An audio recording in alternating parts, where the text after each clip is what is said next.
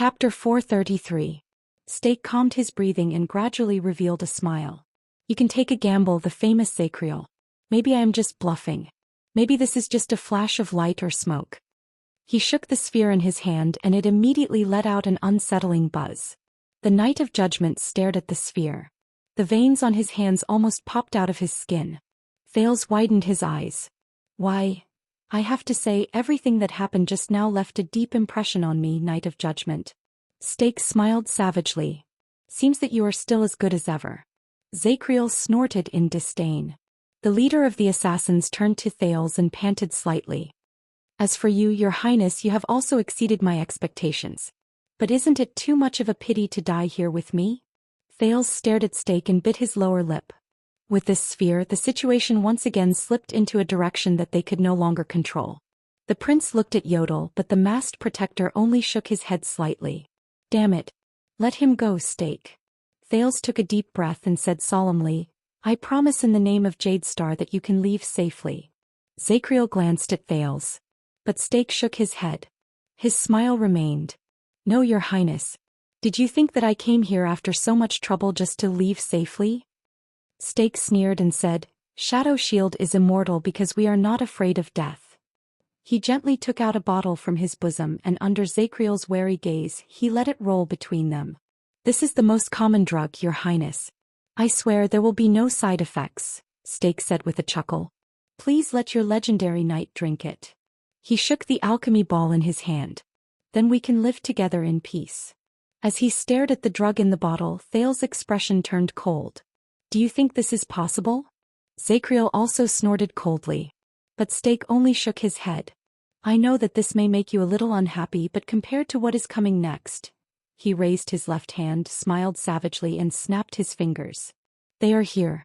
I hate doing this, but footsteps rose. Thales and Zacriel raised their weapons warily. However, the people who walked out of the darkness made the prince pale with fright. There were 3 assassins. They escorted 3 people who were tied up and slowly walked to the firelight.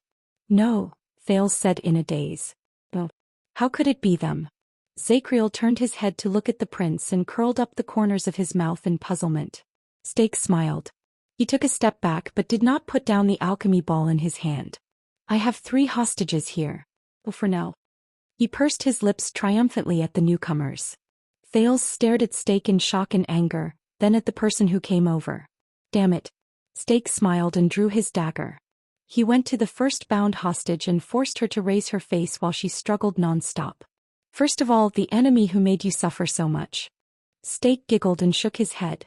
And under his blade was the Disaster Sword's dual-sword mercenary, the girl he stole a kiss from, Madame Marina. She was in a sorry state and she was mentally exhausted. She gritted her teeth and glanced at the astonished Thales with a sense of humiliation. Then she struggled angrily. Bah, cockroach. The assassin behind her hit her hard and Marina instantly went limp. Thales' heart slowly turned cold. Steak went to the next person and spun the dagger in his hand. Next, a stranger I've never met before. The owner of my home, Tampa, obediently accepted the assassin's coercion. He looked defeated and sighed as if he had nothing left to live for. How unlucky. I probably forgot to pay my respects to the desert god today. Thales clenched his fists. Steak went to the last person and with a smile he pressed the dagger against the latter's neck. Next, your loyal subordinates. The rookie mercenary who had been separated for a while, Quick Rope, who had a head full of strange red hair, revealed an honest and innocent smile. He forced himself to twitch his lips awkwardly and raised his eyebrows at Thales in a flattering manner. Hey, your highness, do you remember me? I'm your Waya Casso? Your Waya? Thales exhaled in pain and slammed his long sword against the ground. Asterisk thud. Asterisk CK Waya. In Dragon Cloud City, the attendant of the prince, who was staring at a certain mute-masked man, sneezed. Why are you so stupid? Aren't you still in the hands of the Disaster Swords? You were actually captured by them? Quick Rope still blinked innocently. His grievance and embarrassment could still be seen. But Steak was not done. He raised his dagger and pointed it at Yodel, who was bound by 4 people. He sneered. And the last person, the mysterious guard who follows the prince through life and death. Yodel shook his head again. Zacriel frowned and looked at Thales. The prince knew what he wanted to ask, but the current situation. After seeing your performance just now, Your Highness, I am even more confident in your kindness. Steak used the dagger to flick his hair and his sweat. For example, he narrowed his eyes and pointed the dagger at the hostages one by one. Who do you want to choose to die first? Enemies? Strangers? Subordinates? Or guards? Who will die first? Thales widened his eyes. His gaze swept past these people in disbelief. Marina twitched weakly, Tampa sighed in an obscure manner, and Quick Rope looked like he had a strong desire to live. He struggled desperately to signal Thales with his eyes. Thales clenched his teeth tighter and tighter. How, Alchemy ball and hostages. Yodel. And Quick Rope. Even the other two. Thales struggled. He tried not to look at Zacriel's doubtful expression. The wound on his shoulder throbbed. This is impossible, the prince said with difficulty, but found himself at a loss. Zacriel has his own dignity and choices. I don't think he will be willing to drink your knockout drug. Steak quickly interrupted him. Then we will settle for the next best thing, the assassin leader said with a smile. I am a very easy person to talk to. Steak waved the metal ball in his hand, intentionally or unintentionally. Your Highness, why don't you drink the knockout drug? Then, for the sake of your sleep, let your knight go as far as he can? Thales was first stunned, then indignant. Zacriel snorted softly. A cold smile appeared at the corners of his lips. You really have the guts to say that? Steak blinked politely. He no longer looked as pathetic as when he was forced by the Knight of Judgment to the point where he was at a loss for what to do. Thales was silent. He did not speak. He suddenly felt that the torch behind Steak was very piercing to his eyes. What should I do? Where is the way out? Are you sure? Thales said bitterly, if you let go now, you still have a chance to escape. Steak snickered. Your decision, Your Highness. He completely ignored Thales' words. Instead he shrugged to himself. Or we can have an appetizer first? Let us test to see how far your benevolence can go. Appetizer. Thales frowned. An ominous feeling rose in his heart. Steak held the dagger and walked to Marina's side. The blade was pressed against the blood vessels on her neck, forcing her to raise her head and lean back. Behave yourself, madam. Steak stood behind Marina and grinned viciously. You won't look good if you cut your face. Marina, who was about to struggle, turned pale. Thales' expression became even more unpleasant. Zacriel watched Thales' expression from the side. He seemed to have understood something and he seemed to be deep in thought. How about we start with the enemy? Steak sneered and stared at Thales from afar. I will cut her blood vessels, and it will serve as a clock to remind you of your decision. Then the stranger, the subordinate, and the guard? Every word Steak said made Thales feel more uncomfortable and angrier. Calm down, Thales. Calm down. In his life, which could be said to be rich and colorful, he had only ever had a knife pressed against his neck. Being threatened with someone else's life. This is the first time. Thales pursed his lips and mocked himself sarcastically. He felt incredibly oppressed. Zacriel, he said laboriously. Can you? But Zacriel seemed to know what he wanted to say. He only shook his head. A potentially fatal alchemy ball and 4 hostages. They are in different positions and I can't split my attention to look around. The Knight of Judgment shook his head solemnly. No one can do it. Thales' heart sank. His last hope was dashed. Zacriel looked at the prince and sighed slightly. But I can still get you out, child. The Knight of Judgment cast a glance at Steak from afar and said softly, his words cannot be trusted and your identity is obviously more important than theirs. This choice is not difficult. Thales' arm tightened. He felt that the long sword in his hand was incredibly heavy. Not difficult, but... Thales swept his gaze over each of the hostages, the bad-tempered and distressed Marina, the treacherous but kind Tampa boss and Quick Rope who had a very high status and was at ease. And, the prince stared at the masked protector who looked like he was about to die. Should I choose to sacrifice all of them and escape alone? Or should I sacrifice some of the less important people and hope that Zacriel's sudden attack will turn the situation around? No. Zacriel has more than one bargaining chip. And he had nothing. He was at his wit's end. Thales felt a heavy weight on his shoulders. I don't have the whole day, Your Highness. Steak seemed to be tired of this stalemate. He said coldly, Make it quick. It was very strange. At this moment, Thales suddenly remembered what happened 6 years ago. 6 years ago in Heroic Spirit Palace when he faced the 5 archdukes, he also screamed at the top of his lungs and almost fell into despair. At that time he even wavered and considered whether he should accept Asda's suggestion and use the latter's power to overturn the game. Wait. When he thought of this, Thales shuddered slightly. He gritted his teeth. His right hand, which was on the sword hilt, gradually stiffened. I'm not at my wit's end, am I? At least. Thales raised his head with great difficulty and looked around at everyone. Me, Thales Jadestar. And the last bargaining chip. The last. When he thought of this, Thales almost crushed the sword hilt in his hand. The prince stared straight at Yodel's dark purple mask. The expression in his eyes was difficult to understand.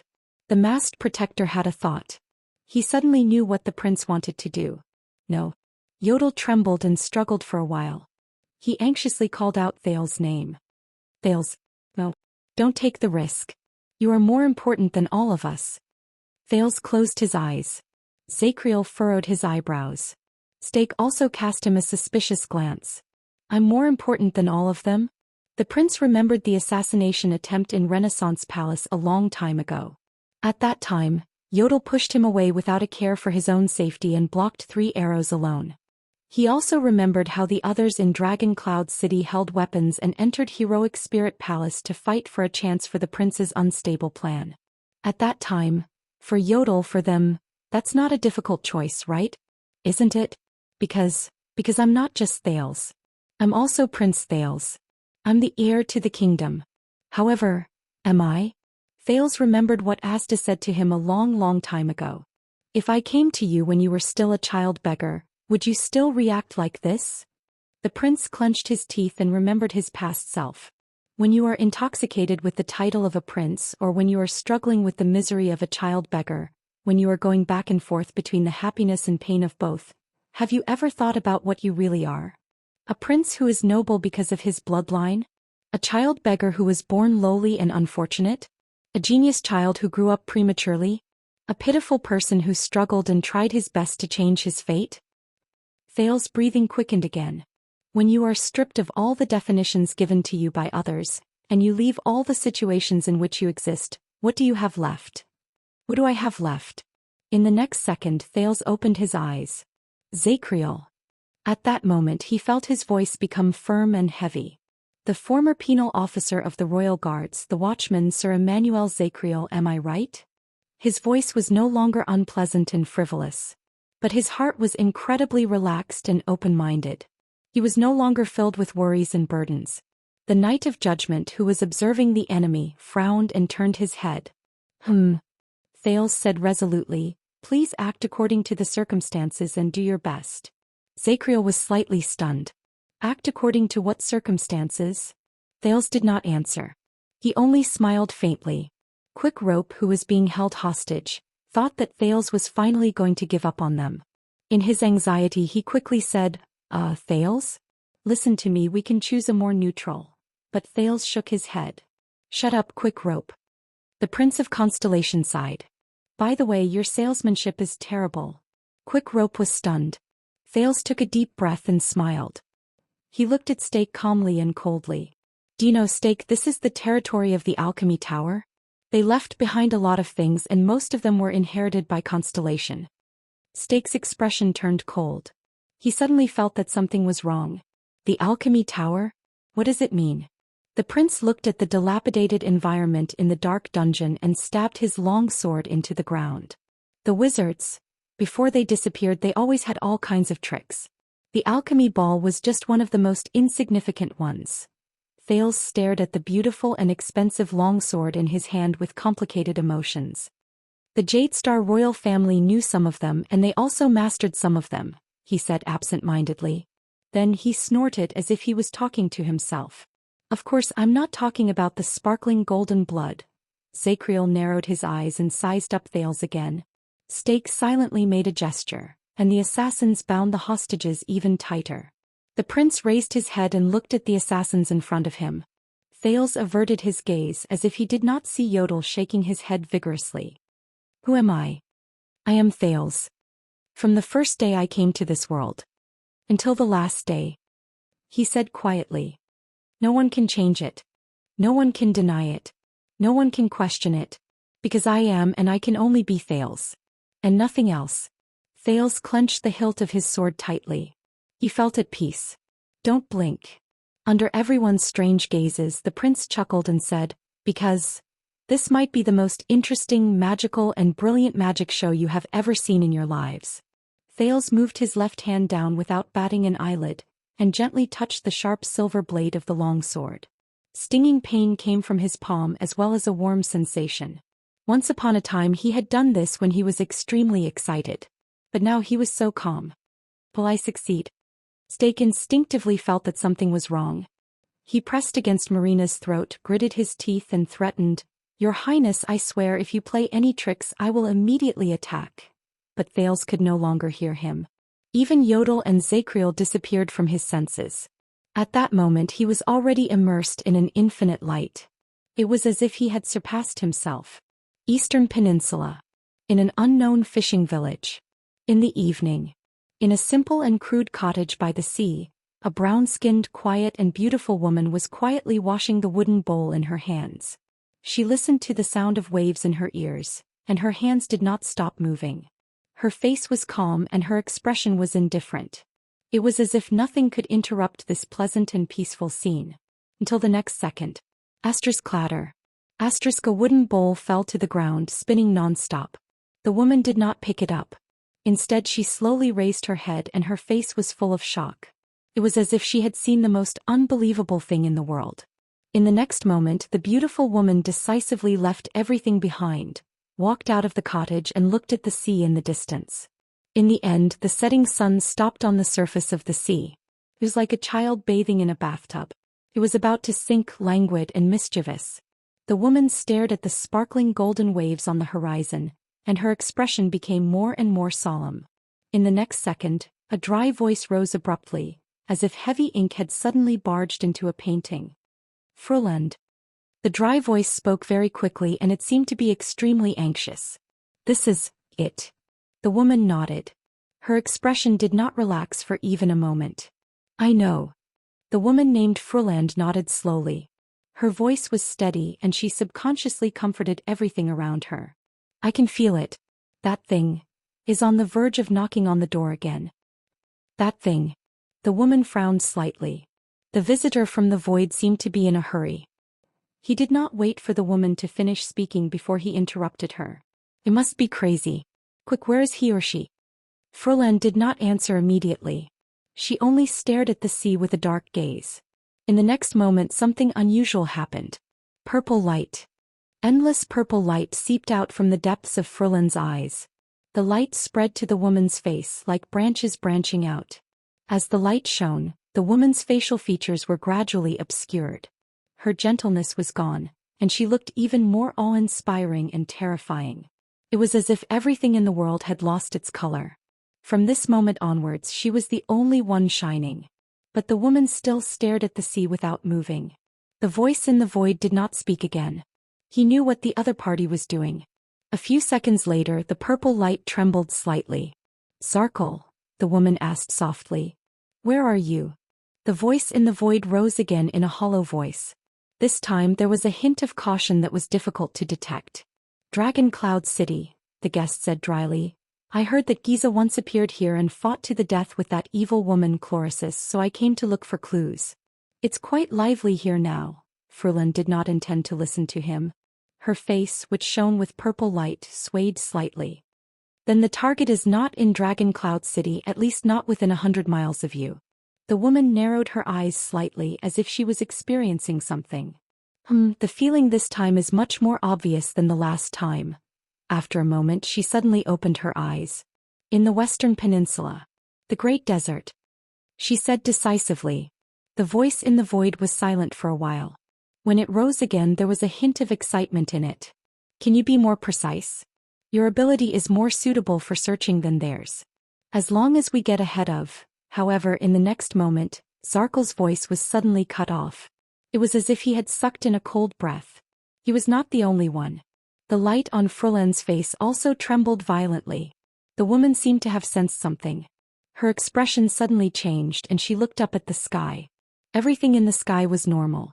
The clouds were silent and the sky was silent. Only a few seagulls flew lazily over the sea at dusk, crossing the waves to return to their nests. But that was not the main point. The purple light in the woman's eyes became more unstable. The voice in the void suddenly became cautious, and there was a slight tremble in it. No, this is... The woman nodded solemnly. Yes. Blood Spike and Helen. Fruland revealed a complicated expression that she had never shown before. They knocked on the door. There was only silence in the void. The silence lasted for a long time. Then the woman sighed deeply.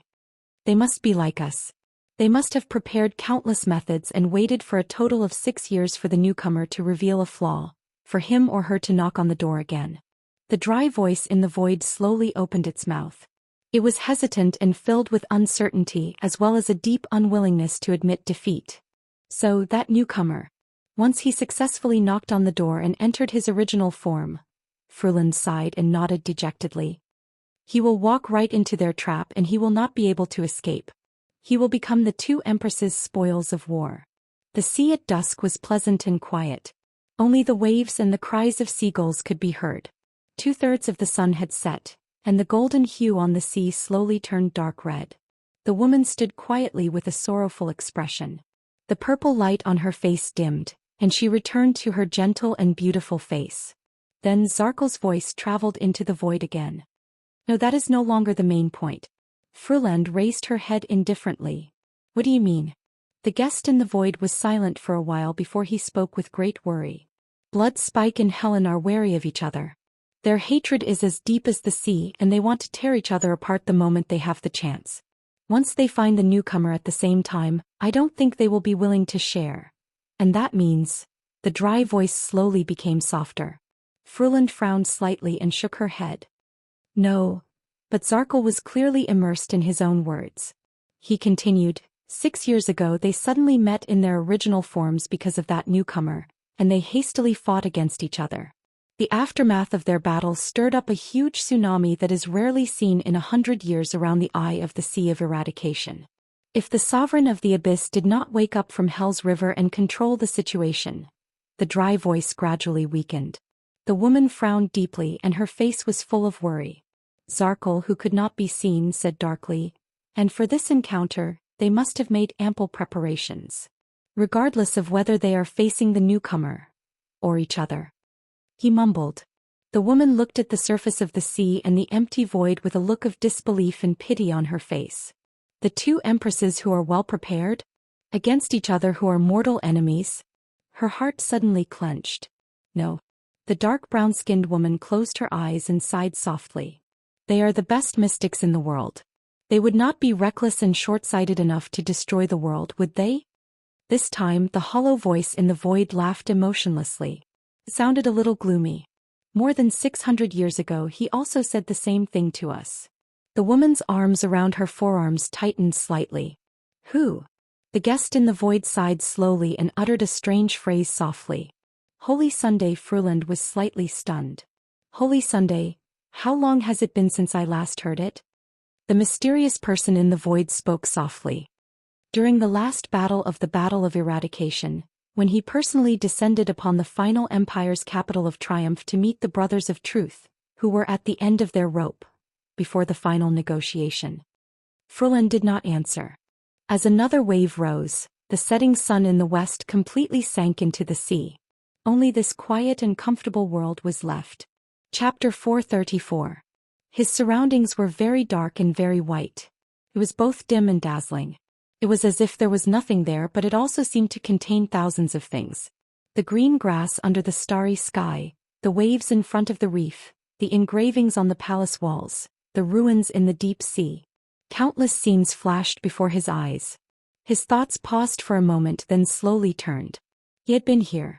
Just like before, he had forgotten some things, but he also remembered some things. Forget about the secondary, the innocuous encumbrances. Remember those magical, real, and important existences. But this was not the most important thing. The most important thing was that he was here. As his thoughts turned, the end of the world, the power of nature, the heat of the sun, the undercurrent, the activity of life, the silence of death, everything was displayed in front of his eyes without reservation. It was very comfortable, very free. It was as if he had let go of all restraints, got rid of all shackles and unloaded all burdens. There was no gravity, no time, nothing else. There was nothing else that could limit his thoughts. Only he existed here like a wild horse galloping freely, a bird soaring in the sky, a fish swimming freely in the deep sea. He wandered in the world. He was everywhere. He had no scruples. Until he became the entire world. The world. A slight discomfort flashed through his heart. But that was not important. Just like facing all other unimportant things, he did not care. Only one feeling still stubbornly accompanied him. Impulse. Not enough. This impulse arose abruptly and couldn't be stopped. Not enough. A faint impatience rose in his heart. Far from enough. He wanted more. He wanted to know more, understand more, and obtain more. As this thought appeared, he began to rise. It was really magical. He was like the rising sun, bringing with him limitless light and heat as he rose into the endless sky. Higher and higher. Faster and faster. And what he saw, heard, saw, and felt. More and more. Faster and faster. Until the edge of his senses, that endless deep space appeared. Darkness, silence, and desolation. It was so beautiful, magical, and indescribable, as if it was the center of all things. It intoxicated him. But that was not what attracted him the most. At that moment he saw a dense fog in the deep space. The fog was dark and misty, but countless dazzling white lights seeped out. The lights flowed like water and flickered faintly. What was that? As soon as this thought popped up in his mind, the fog that was permeated with white light moved slightly. As if they had a life of their own, they spread towards him. This was strange. He looked at the fog in the dark deep space and felt the distance between them slowly shrink. Why did it feel so intimate? It's like he looked at the mists that flowed toward him and suddenly felt a faint thrill. It's like they're calling me. He wanted it. He wanted to pass through that layer of white light and enter that layer of fog to discover what was inside. As soon as this thought appeared in his mind, he immediately felt as if thousands of ants were scratching at his heart. He couldn't help but want to get closer to that place, throw himself into that darkness, enter that fog and enter that white light. It was as if the greatest spoils of war were hidden there. The magical feeling appeared again. As he got closer to the fog, his perception of the world became clearer and his determination became firmer. He lowered his gaze and found that everything in front of him had already sunk, from the sea to the water droplets, from the depths of the forest to the veins of the leaves, from the earth to the soil, from life to existence. He was ordering the world to present itself to him in a new way. The deep space was getting closer and closer, and so was the fog. And he was becoming more and more perfect. He wanted to laugh, but found that laughter was far from being able to describe his feelings. He also wanted to sigh, but he was no longer in the rut of emotions. He still wanted to open his arms, but in this place even his body was no longer important. He wanted it. He wanted it. A few gazes opened from behind the dark deep space and cast on him, who was hurrying along anxiously from afar. But that was not important, was it? At this moment, there was only the fog in the deep space in his eyes. He just wanted to push it aside and enter it. As for everything else, it was no longer important. He was getting closer and closer. The deep space was becoming more and more real, and the fog was becoming more and more intimate. He believed that they were only a short distance apart. Once he obtained it and discovered it, he could become even more perfect. It was only a short distance away. He should have come earlier, shouldn't he? Why did he wait for so long? He should have been here a long time ago, entered the dark deep space, pushed aside the fog in the light, and faced a better version of himself. A stronger, higher, more omnipotent and more perfect version of himself. He was about to reach the deep space. The gazes in the darkness became sharper and sharper, but he did not care. At that moment, the long-lost madness and joy, impulse and pleasure surged at the same time. It was as if his once scattered and confused thoughts had found a center, and the speed at which he approached the deep space kept increasing. It was as if his wishes were constantly being fulfilled, and he was getting closer to the ultimate step that he had hoped for.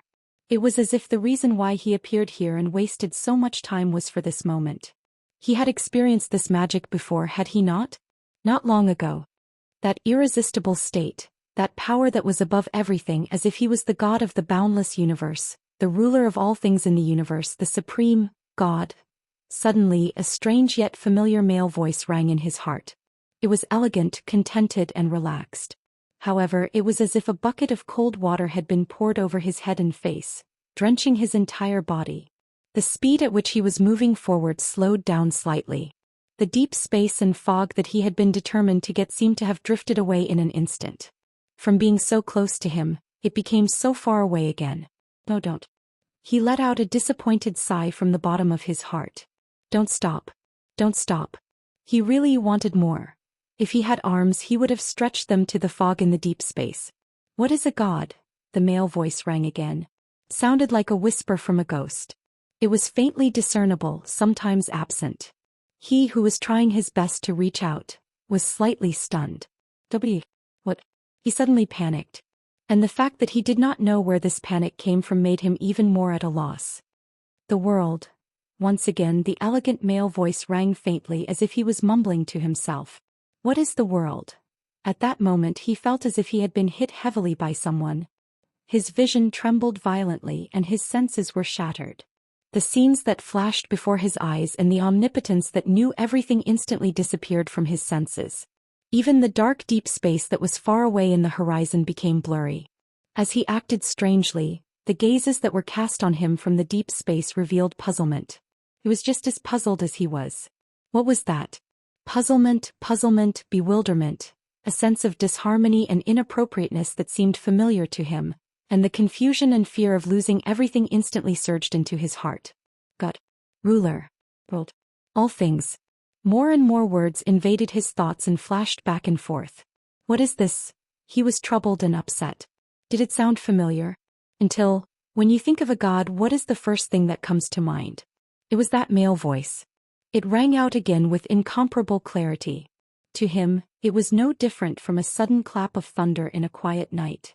At that moment, his surging and unrestrained thoughts were instantly thwarted.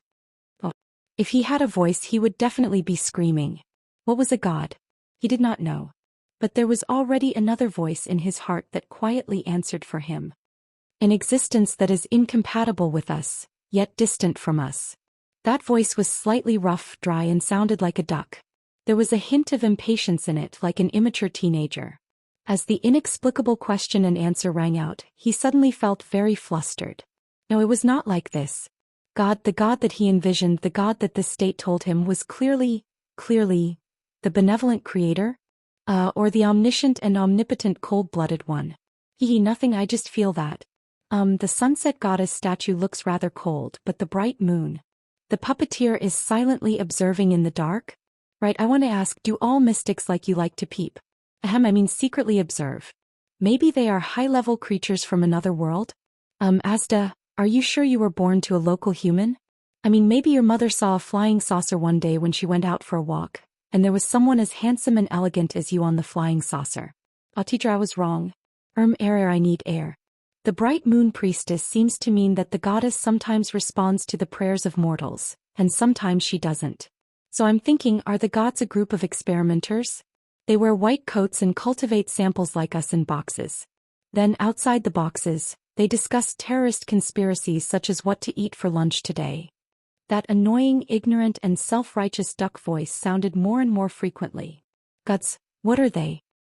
He shuddered slightly and suddenly discovered something to his horror. He did not know.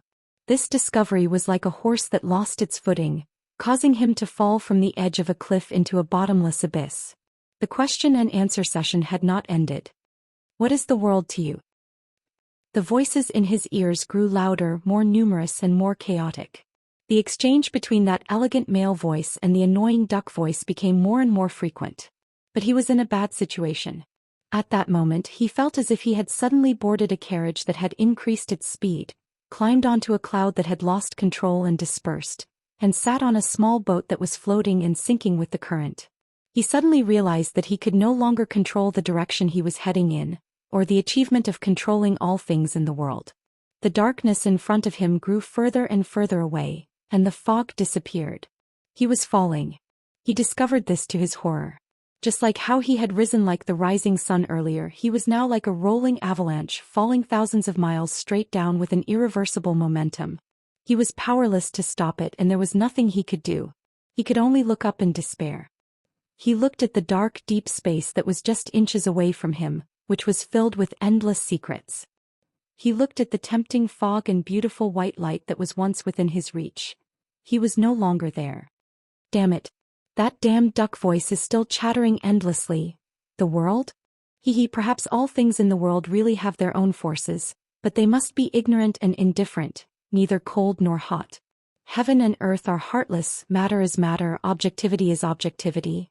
But I suddenly realized, the world we live in, the world we understand, it is not a cold matter, nor is it a gloomy objectivity. It is a picture interwoven by our cognition and the reflection of the outside world. From this perspective, it must have color and temperature. Only then will it be meaningful to us. Ah, so uncomfortable. That duck voice. Why didn't he die earlier? I saw the world, but I don't know how far it is from the truth, if there really is an objective world there. Or should I say the world I saw exists because of me? Hey Asda. Mr. Sakern? What's wrong with you? You're a teacher. Do mystics get distracted too? It's raining, it's time to eat, a beauty is passing by. Come back to your senses, hey. Don't, I didn't do it on purpose. That breathe, give me, for. As he fell, the gazes that were originally fixed on him slowly changed. They were no longer fierce or puzzled. Instead, they were exuding anger. They seemed to be extremely dissatisfied with something. He continued to fall as if he was falling from a high altitude. Weightlessness, dizziness, panic, and suffocation attacked him instantly. It was just like how he fell from the cliff of the sky in Dragon Cloud City with Black Sword. Wait a minute. He was shocked. Who is Black Sword? Where is Dragon Cloud City? Why do I know? Who am I? I am. In the next moment, Thales suddenly woke up from the strange world. It was as if a small breathing hole had been drilled under the cold ice. It made him gasp for air. But, Thales subconsciously looked around. Where am I? But in his eyes, up, down, left and right, there was only a blurry scene as if it was hidden behind a thick curtain of water. From the corner of his eyes, there seemed to be light flowing and a secret hidden. However, when he looked up he could not see anything. Everything was silent. Where was I? He asked himself in confusion. But he could not remember. But Thales was still falling. This was the only thing he could feel. He was falling faster and faster. What should I do? His heartbeat sped up. The fear and puzzlement that had once faded away attacked him one after another. What's going on? Thales became more and more panicked. He did not know where he was. He did not know how he got here. He did not even know what he was doing. He was like a patient who had lost his memory and woke up on an unfamiliar bed in the hospital with injuries all over his body. Damn it. What's a hospital? His surroundings were still a blur. He was very lost. It was just like how he felt when he walked alone in the desert during his arduous journey. Wait a minute. Thales shook his head desperately. Desert? Where is that? At this moment, Thales felt a chill on his forehead. Silver light flowed out of his body inch by inch like fluorescent light. He heard a faint ringing in his ears, followed by a soft murmur that was almost inaudible. Always, never get lost. Thales shuddered. The moment he heard this strange murmur, his downward momentum stopped. It was as if he was suspended in midair. Thales was so shocked that his thoughts froze for a moment. But soon, the silver light scattered like starlight, and a ray of light flickered in the blurry air, leading into the distance. It was like a path. Thales stared at the path formed by the light in a daze. Even though he was still confused and lost his memory, he knew vaguely. This is the right path. How do I get there? As soon as this thought appeared, Thales shuddered. At that moment he felt as if he had returned to the path of shadows. His already blurry vision slowly faded. Damn it, what is the path of shadows? Why do I feel so familiar when I think of it, and why am I so anxious? It turned white. No, it's not that the outside world turned white. Instead, it was a white light that occupied his vision. Thales thought in a daze. This strange white light seeped out of his body and carried Thales towards the path formed by the silver light. He shuttled through the blurry air. Thales widened his eyes. He suddenly remembered that he could not see his own body. He felt that his brain could no longer bear the burden of the strange scene before him. As he was carried by the strange white light and moved forward slowly along the silver light, his head ached a little. When the silver light and the white light disappeared together, Thales finally stopped in a similarly blurry, quiet and colorless void. He did not go up nor down, nor did he go forward nor backward. Thales felt bitter in his heart. What is this place? This is the boundary of the first threshold. An indifferent voice suddenly appeared. One step forward and you will knock on the door and enter your original form. One step backward and you will return to your physical form. Thales jumped in fright. He quickly turned his gaze and found the source of the voice. It was a human figure. It was also a blurry, colorless and strange figure that could only be distinguished from this strange space by its edges. He was like a statue that stood quietly behind Thales and did not move at all. Like a mosaic? Thales' brain ached again. What is a mosaic? Damn it. But the figure with the indifferent voice spoke again. Since ancient times, very few mystics have been able to stay here, he said faintly. Those who come here are like a boat sailing against the current. They either follow mystic energy to search for the name of origin and go straight to their original form to knock on the door, or they hurriedly lower their threshold and leave the boundary to return to their physical form. Thales was stunned. Mystics, these. When he said this, the blurry figure had a hint of seriousness. Thales inexplicably felt that he seemed to be quietly observing him behind the blurry screen. Until you appeared, child. Thales stared at him in confusion. He did not understand. What? He was like a stupid and foolish child as he stared at the figure in front of him in a daze. The figure paused for a moment as if he was carefully observing him. I can see that Asda taught you well. He still spoke in that indifferent voice. The things he gave you were just right to protect you. He pulled you back from the brink of knocking on the door hastily, so that you would not lose yourself and be unable to extricate yourself from it. Asda? Thales felt a throbbing in his heart. It was as if a cocoon in his heart was slowly breaking. The air mystic Asda Sakern. He suddenly realized that his memory was slowly returning. Who are you? Thales looked at the blurry void around him that he could not identify. It seemed to be still, but it also seemed to be filled with flowing lights and colors. He subconsciously blurted out, Are you a mystic? What is your name of origin? Which faction do you belong to? Extremists? Moderates? Obfuscators? Two empresses? The figure did not answer directly. Instead he paused for a moment. It was as if he was thinking about something. Very good. Asda taught you a lot and he is very practical. After a while the figure spoke quietly. Even though this is the first time as far as a guide is concerned, he is quite competent.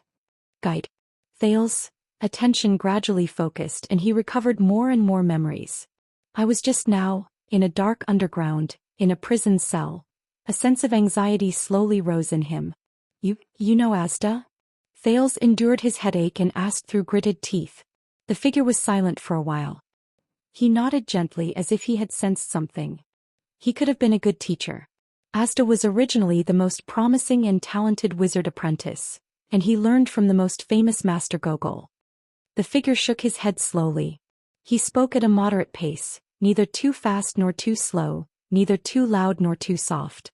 His achievements are not inferior to many official mages. If Asda continues like this, perhaps one day he will become a master. Soul Tower will also be proud of him.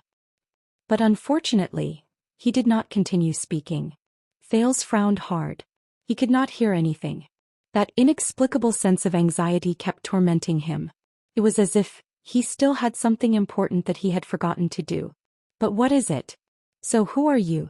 What's wrong with me?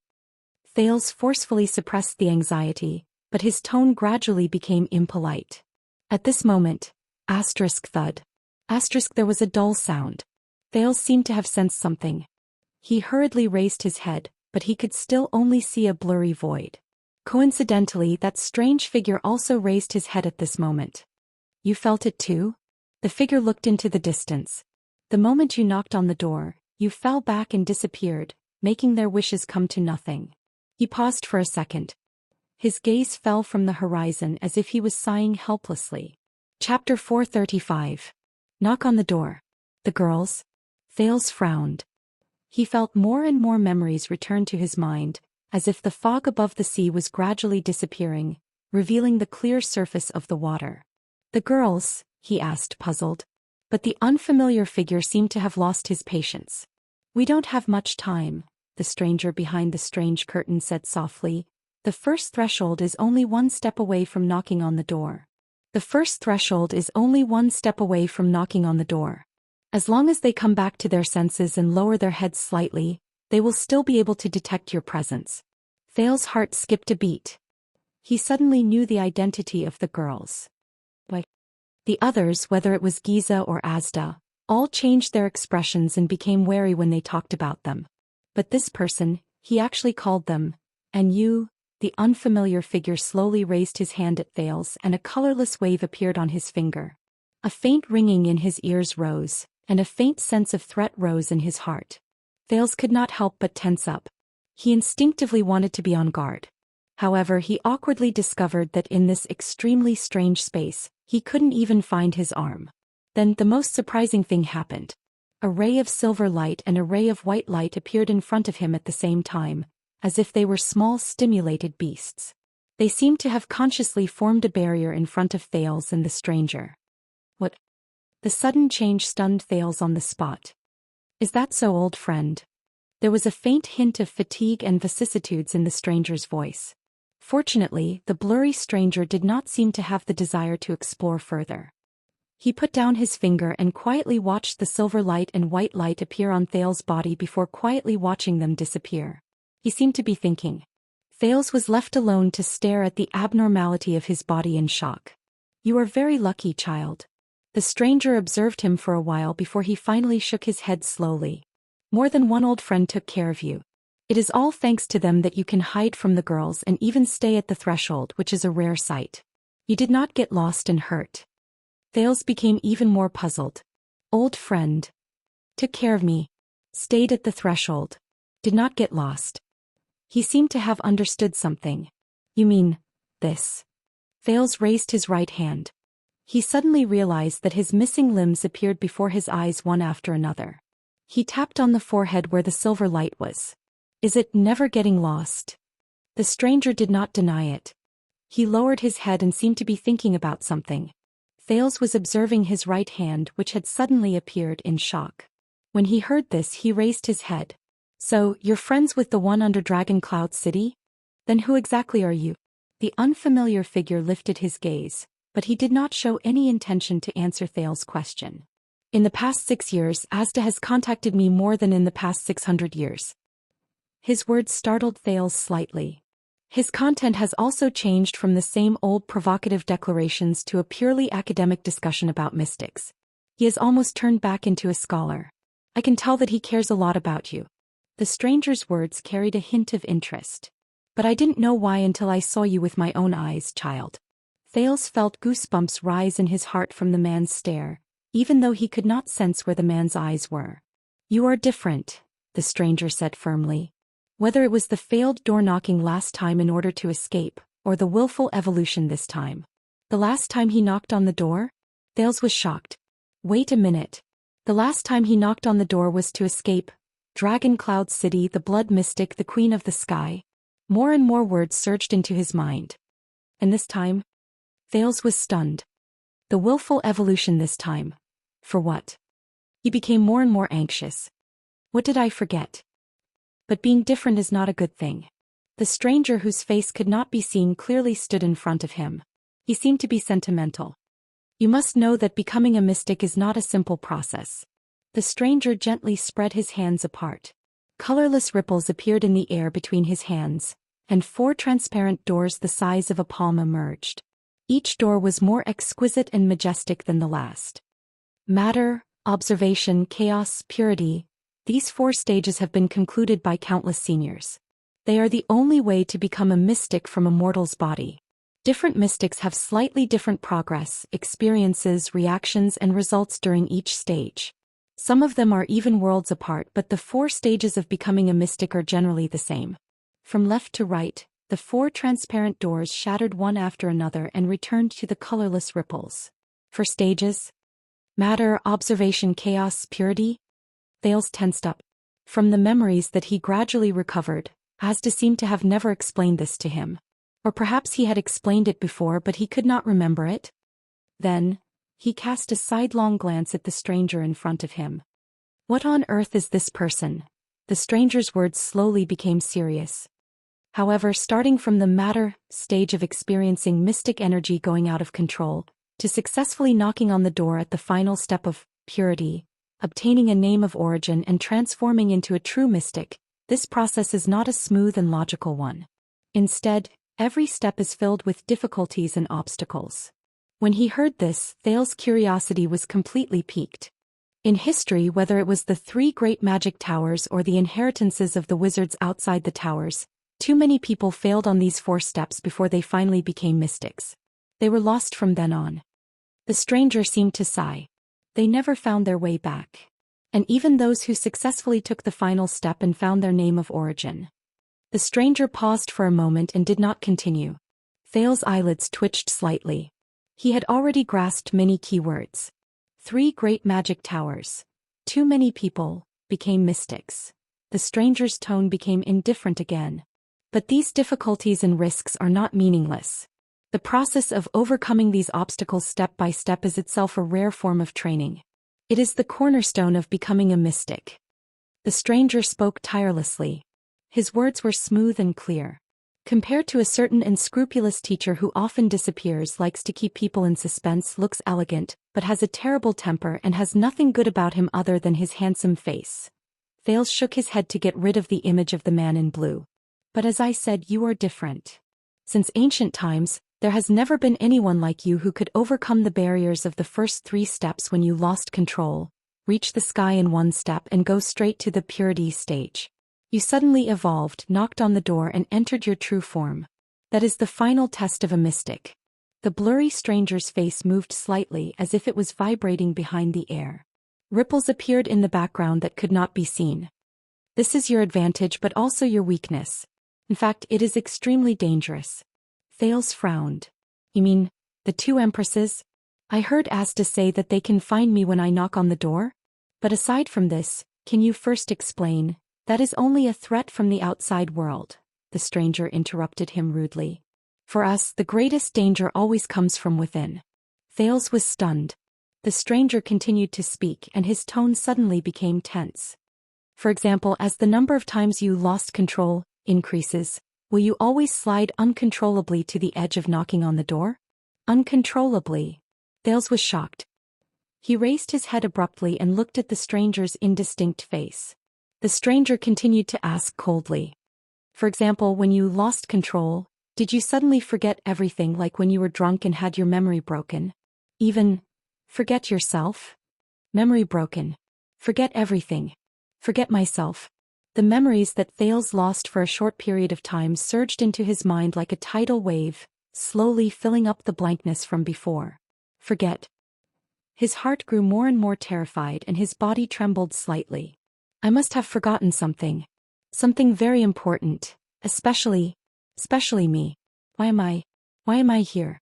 What was I doing just now? Thales only felt cold sweat dripping down his back. He shuddered even though it was not cold. Flustered, he raised his head. His gaze when he looked at the stranger was no longer the same. How did you know? But the figure was still as cold as ever, as if even talking to Thales was just a boring, businesslike task.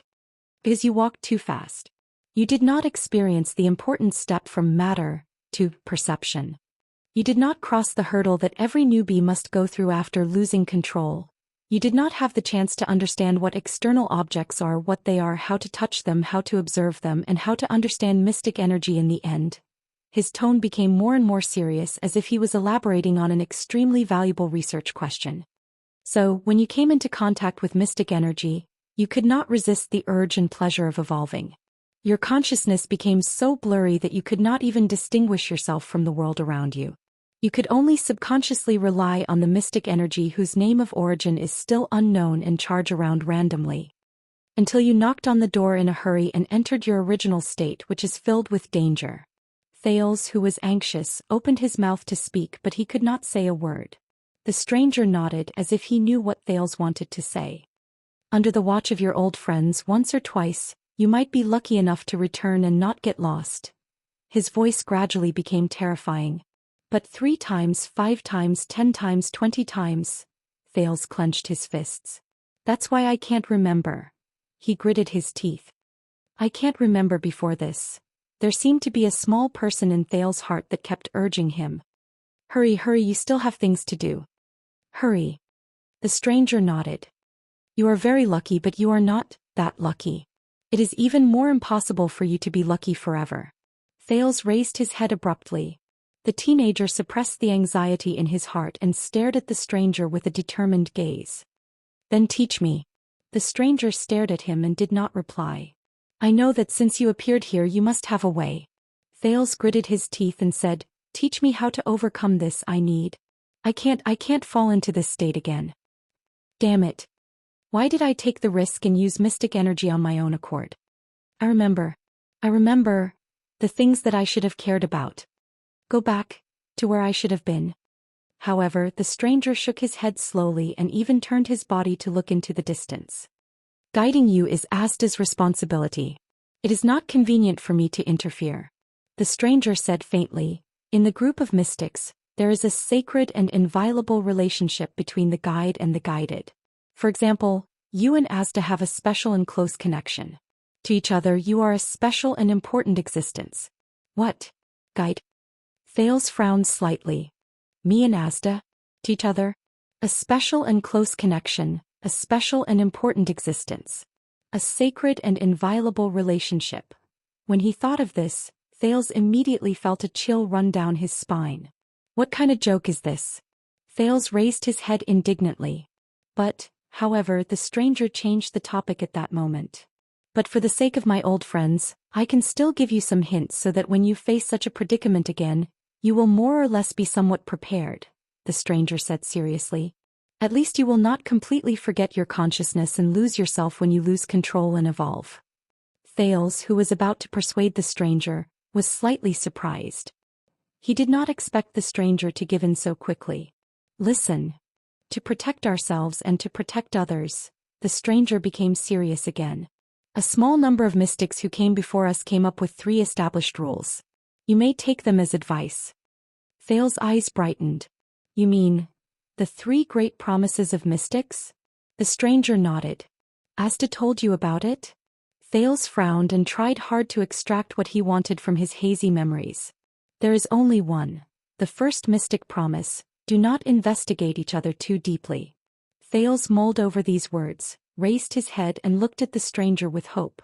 But he was about to be disappointed. This time the stranger was silent for a long time.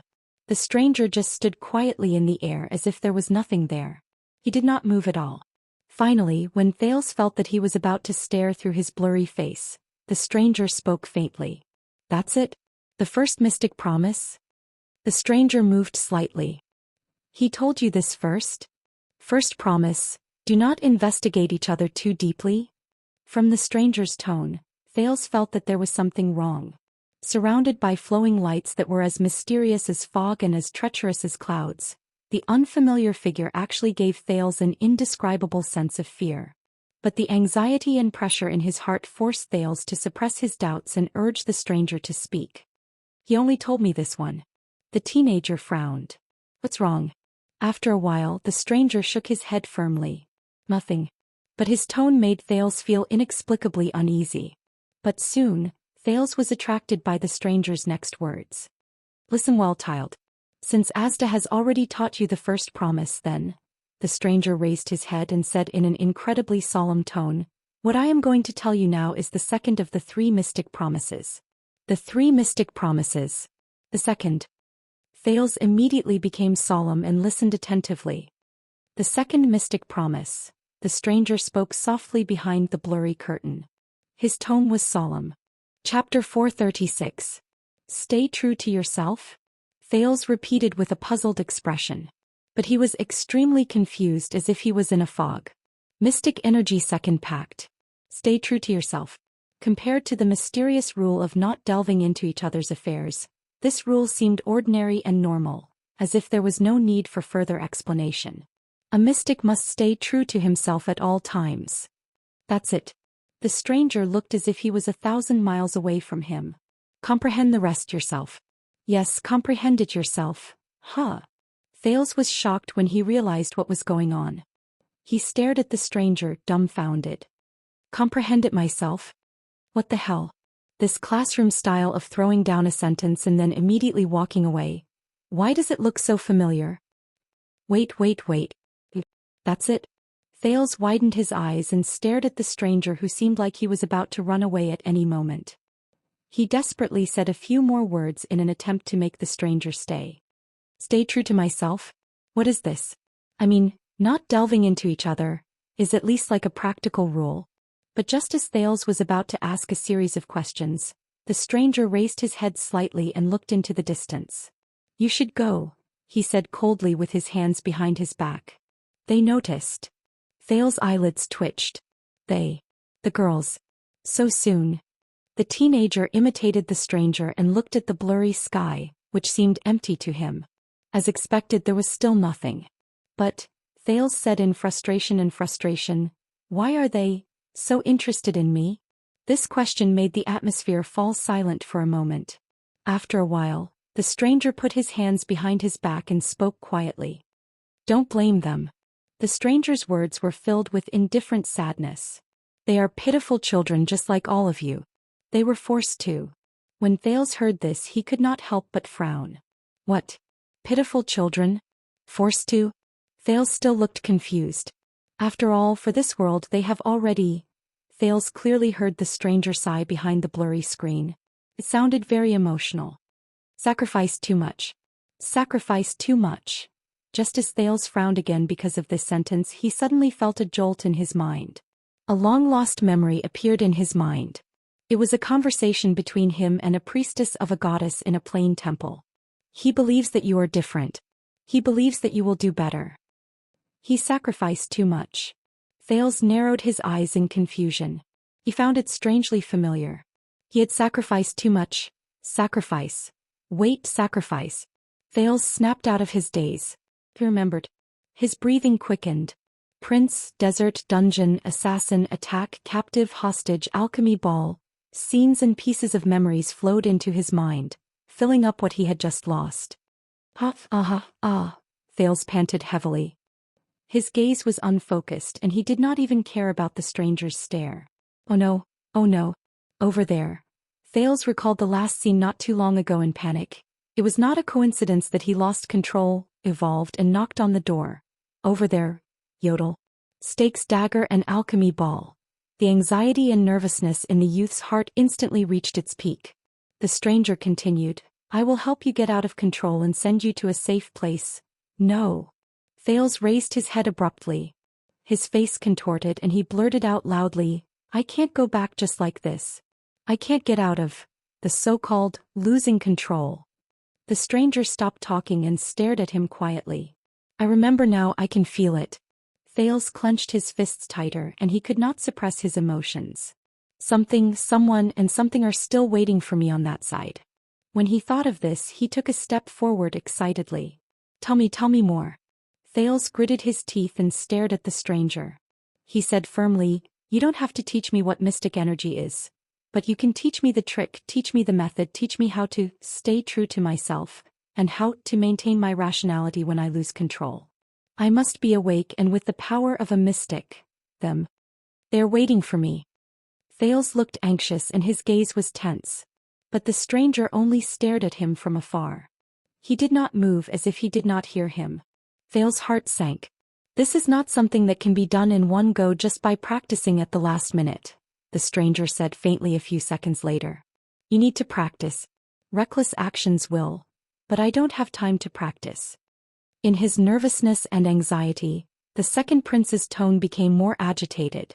Please teach me. I beg you. For the sake of Asda and old friends. This time the stranger stared at him for an exceptionally long time. 1 second, 2 seconds, 5 seconds. But in the next moment before Thales could react, the illusory images on the stranger's body trembled, and his aura became murderous. The stranger took a step forward and his eyes, which were hidden behind the screen, shone with 2 powerful rays of light. They seemed to be able to penetrate all obstacles. They went straight into Thales' eyes and the teenager's vision darkened. In the space known as critical point, The blurry screens around him shattered layer by layer, and turned into thick three-dimensional fog. They pressed down on him from all directions as if they had a life of their own. They pressed down on this part of the world until it was narrow and blocked and dyed everything in front of him black. They were like huge waves in a sea of ink that surged violently. Thales was so shocked that he took a step back, but he felt that the stranger in front of him was becoming more and more domineering. "The girls are very powerful. I can't hide it for too long," the stranger said stiffly. "You can understand as much as you can." Before Thales could express his gratitude, the stranger spoke decisively and without any hesitation. First, the anchor point. In the space shrouded in thick ink, the stranger slowly paced around Thales. His mysterious eyes, which shone with a powerful light, sized him up from different angles. "You have to find a good anchor point for yourself. This is the most direct and also the most way to stay true to yourself." Thales had yet to recover from the shocking change in front of him. He was slightly puzzled. "Anchor point?" The stranger's footsteps stopped behind Thales. "I don't like to use metaphors, but even as a junior you are too far behind. So I can only use this unfair and imprecise method to explain it." Thales thought of something. Behind him, the mysterious mystic in the space said coldly, "When you wander in the sea of mystic energy, you will constantly feel the threshold rise and fall. Your physical body is not the only one affected. You need an anchor that will constantly lock onto you. Even in times of danger, it will pull you back from the path of evolution to the most basic physical form. This is the anchor point." The strange and thick fog around him flowed along with the stranger's words. It emitted a faint light and blocked everything, making Thales feel like he was in a boundless sea. He was at a loss. The stranger did not waste any time.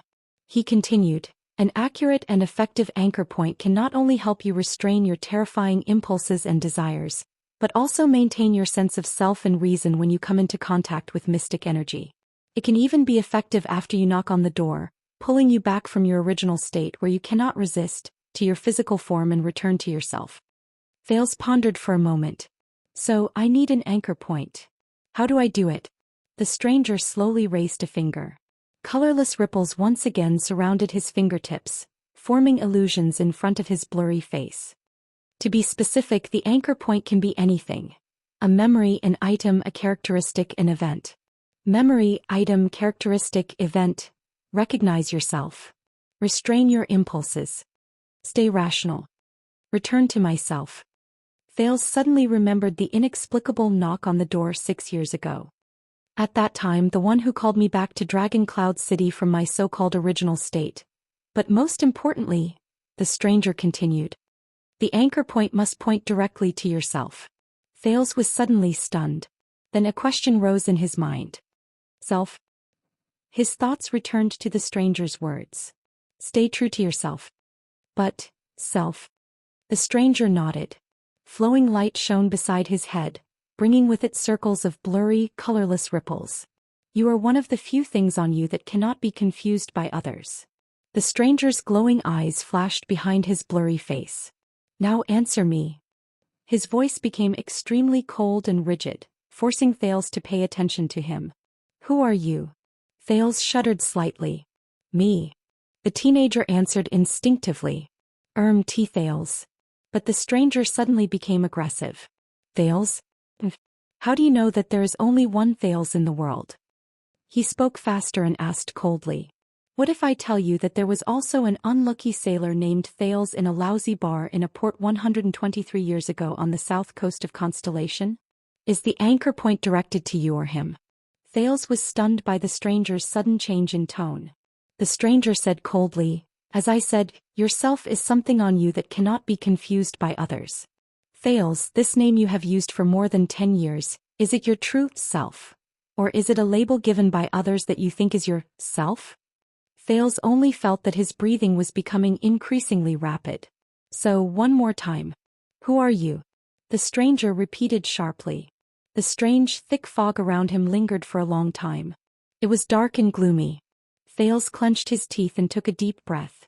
Then. I am Thales Jadestar, born in year 665 of the calendar of eradication, born in Lower City District of Eternal Star, and I was extremely unlucky for the first half of my life? He raised his head and looked at the stranger in a tentative manner. Humph, you increased the content and narrowed the scope of the label to make it easier for the anchor point to point. It seems to be very effective, but the problem is, if this is effective. The stranger pondered for a moment at first as if he sensed something, but in the end he changed the topic and spoke sarcastically. Why don't you just throw a 3-foot-thick scroll of biographies up there? Thales's eyebrows twitched. The stranger's tone was rather disdainful. The longer the string of a kite, the harder it is to control it.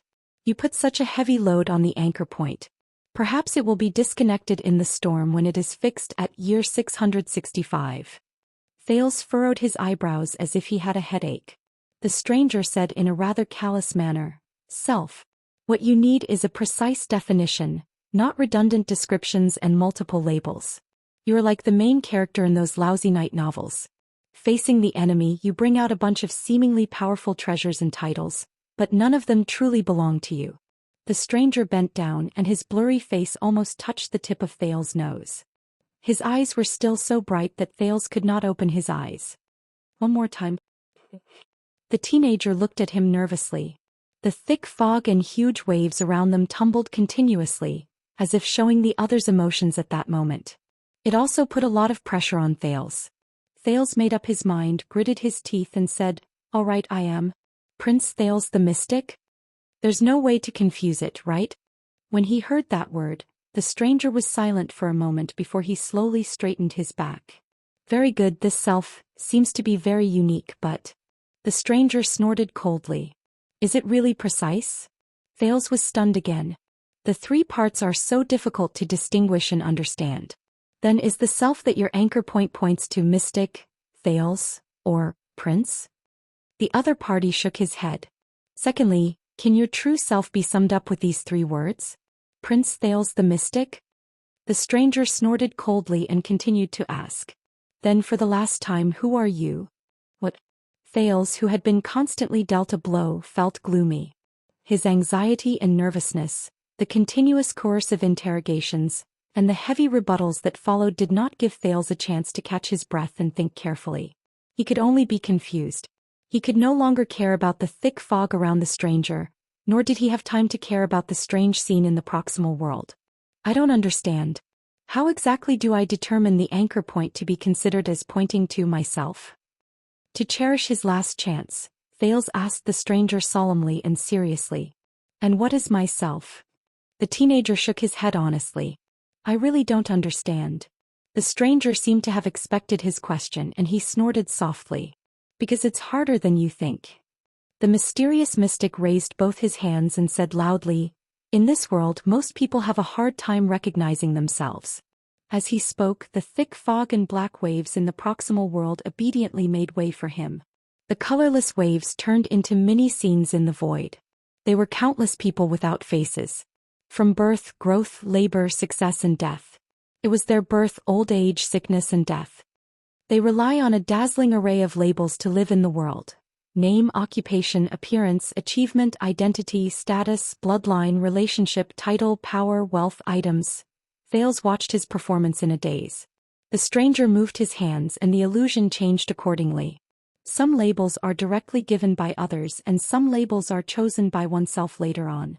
However, regardless of whether they are willing to recognize themselves because of other people's references, convincing themselves based on established habits, or defining themselves based on their position, they are often caught in the trap of external factors. They believe that what the label represents is themselves, but they never know what their real self is. Labels, self. Thales frowned. He could not understand it no matter how hard he thought about it. Guide the anchor point to meaningless labels, think that they are the self and hope that these things will bring you home. The stranger's fingers trembled and the images in the colorless waves shattered. It shocked Thales. The stranger's words carried a faint sense of alienation. In history, many people have been lost in this step, disappeared into nothingness and never returned. We call it wrong anchors. No matter how strong a person's will is, once he takes the wrong path, he will just go in the opposite direction and make mistakes again and again. Wrong anchors. Lost. At that moment, Thales felt that he had grasped something, but when he thought about it carefully, he did not seem to understand anything. He scratched his hair in pain. The self is not a label. The anchor point cannot be set on the label? Then where should I set it? The stranger snorted softly as if he did not care. I don't know. The stranger stared at him coldly, and there seemed to be a cold glint on his blurry face. You tell me. All right. Thales shook his head as he stared at the stranger, feeling a headache coming on. He was obviously not the kind of person who liked to show the answers to his students. In the mysterious critical point, the stranger took a deep look at Thales before he turned around. Stay true to yourself, ends here. He left the teenager with a lonely back. As for how much you can understand, Thales was shocked. Wait. But the stranger did not even turn his head. He was about to disappear into the thick fog. At the same time, Thales also felt that everything around him was dissipating. It was as if he would soon leave. Thales was anxious. Damn it. Anchor point self. What do these mean? He stared at the stranger's slowly disappearing back and thought hard. I have to at least find a way to make him stay. In order not to forget, in order to stay rational. I have to find the anchor point when I lose control or evolve. The anchor point points to myself and can pull me back. So, from the anchor point to myself, for example, it's like when I'm sailing in the sea, I cast down. Wait. For example? When he said this, the teenager suddenly froze. He raised his head and stared blankly at the gradually dissipating thick fog in the critical point. Guide. Thales blurted out subconsciously. At that moment, the thick black fog around him seemed to have a mind of its own and suddenly trembled. The stranger turned around. The thick fog no longer dissipated. He stared at Thales. The latter panted and asked, You are Asda's guide, right? Very good, at least. I made him stay. Thales felt anxious. The stranger seemed unprepared for Thales' sudden question. He moved slightly and his blurry face trembled slightly. A few seconds later, the stranger asked faintly, Why? Thales exhaled slowly and sensed his slowly recovering memories. Asda said that he hated metaphors. Thales said word by word, trying to sound him out. You don't seem to like it either. The stranger did not speak. But Thales felt that this was tacit agreement. Why? Why is it a metaphor? Why do you hate metaphors? Thales suddenly asked before he realized that it was inappropriate. He could not see the stranger's exact expression. He could only feel that the stranger's gaze suddenly moved behind the illusory screen, causing a few ripples. But he did not seem to be offended. Because, the stranger said in a strange tone, in the most serious and equal discussion, using metaphors is a form of laziness and trickery.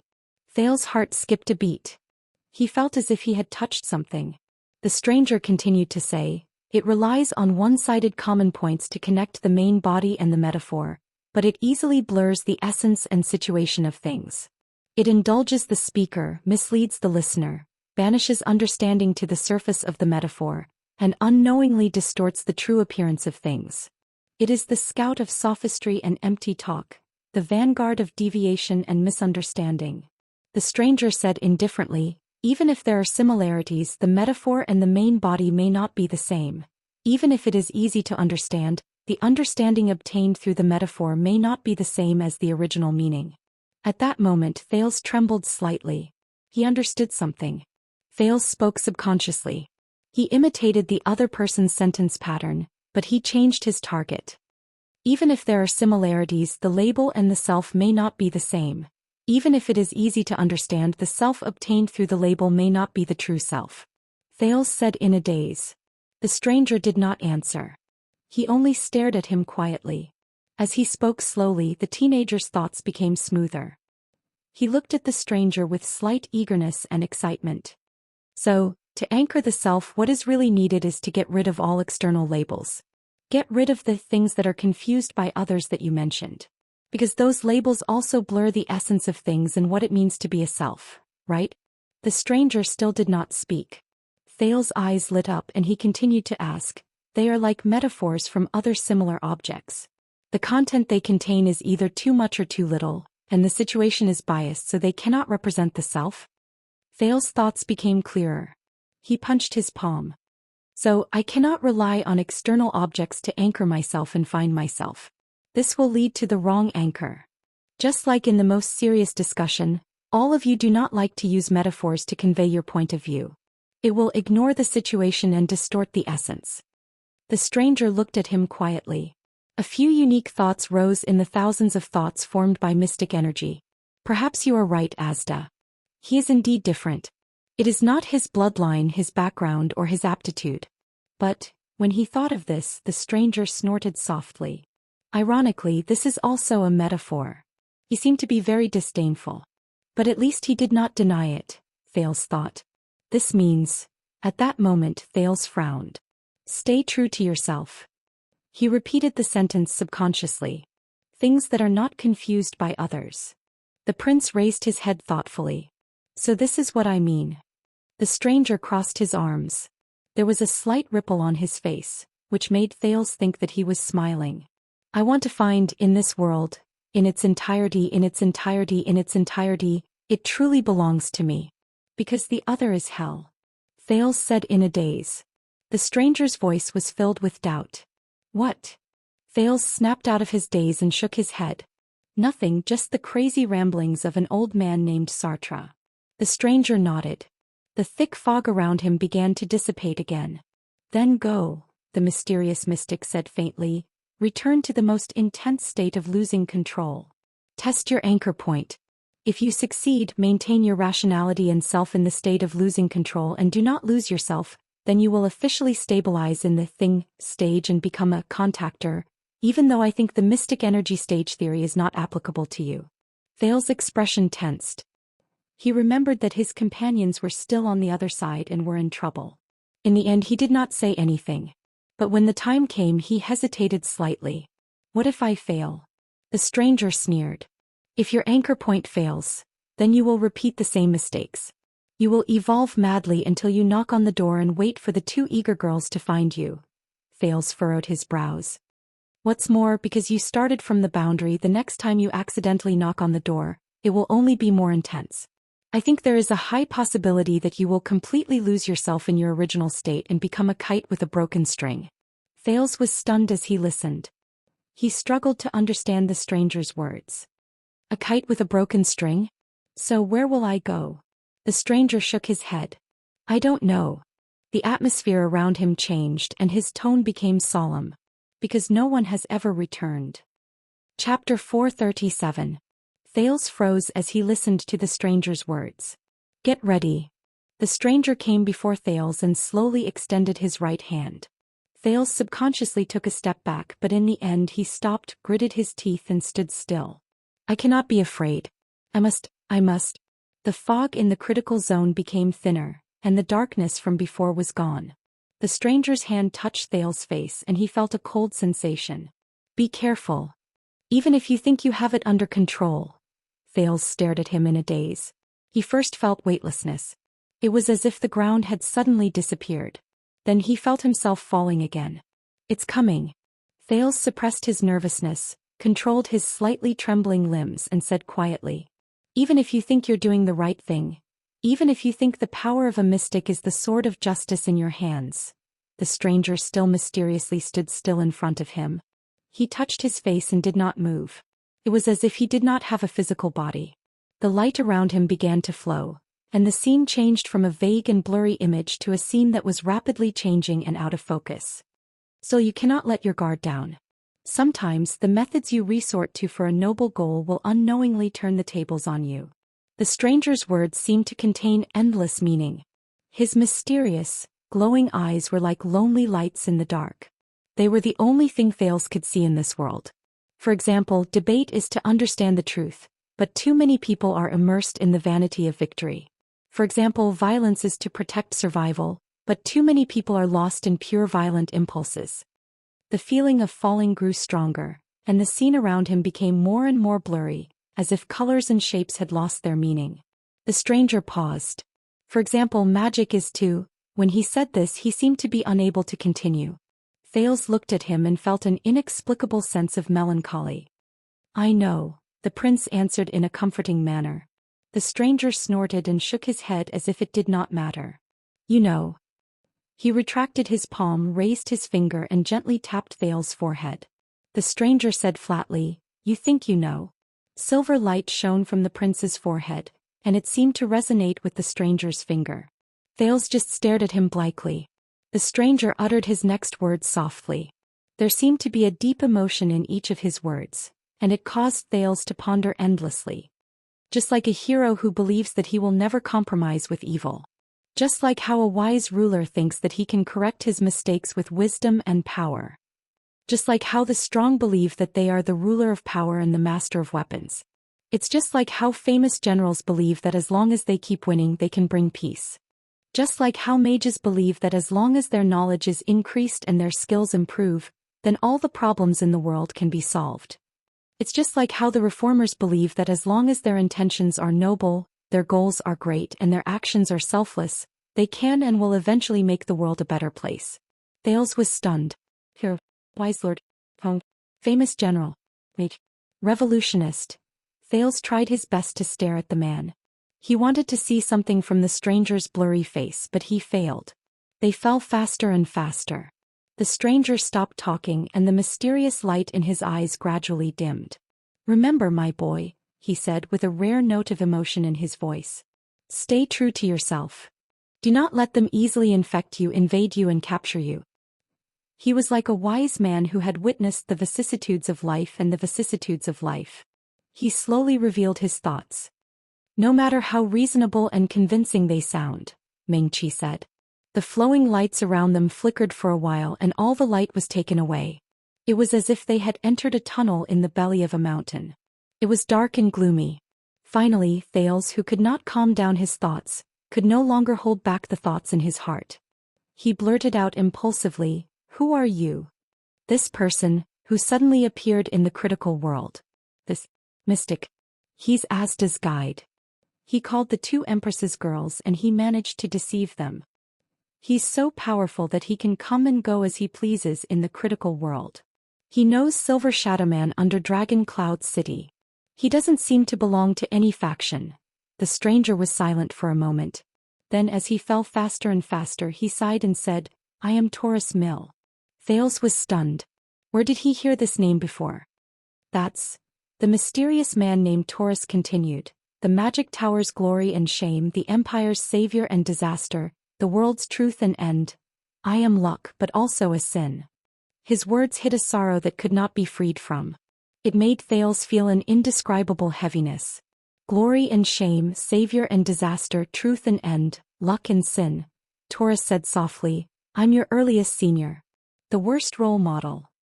He pressed his index finger on Thales' forehead and pushed it forward. And the worst future.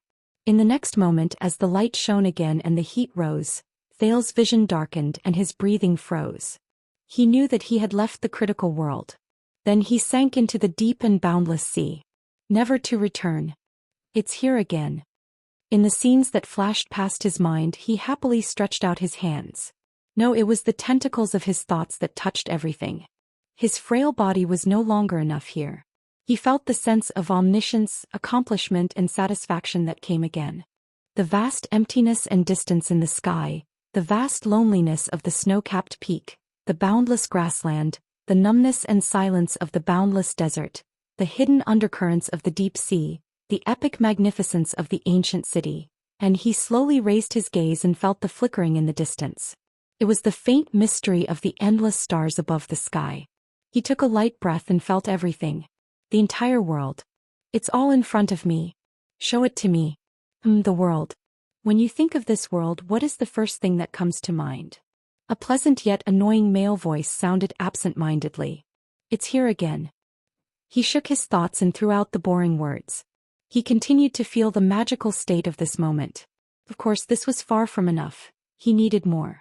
He needed to reach the supreme place in his dream, so he began to rise just like before.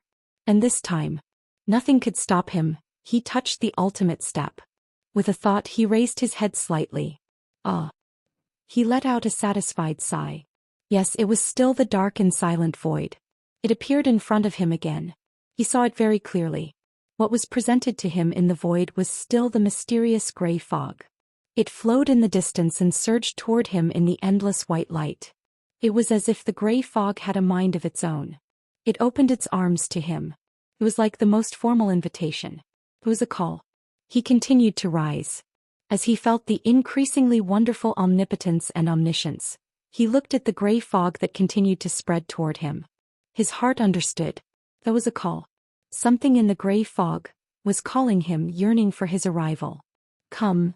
In a trance he could even hear a faint call coming from the fog. Together. Yes. A familiar feeling of longing and impulsiveness spread. He felt it. In the gray fog there was something that he wanted the most intimate and the closest to him. Come on. He rose faster and faster, getting closer and closer to the strange dark void. He was also getting closer and closer to the flowing gray fog that was tainted by the white light. Come on. He almost could not help but roar. Hurry up and let me enter that void. Touch that gray fog. This is the only way.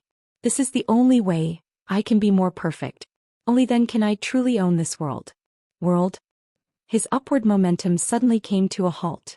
World? It's probably all humans. In your era, the era when the Empire and the Magic Tower still existed, what was the world like? The echo of the past came to him like a whisper. Oh, it's that damn duck voice again.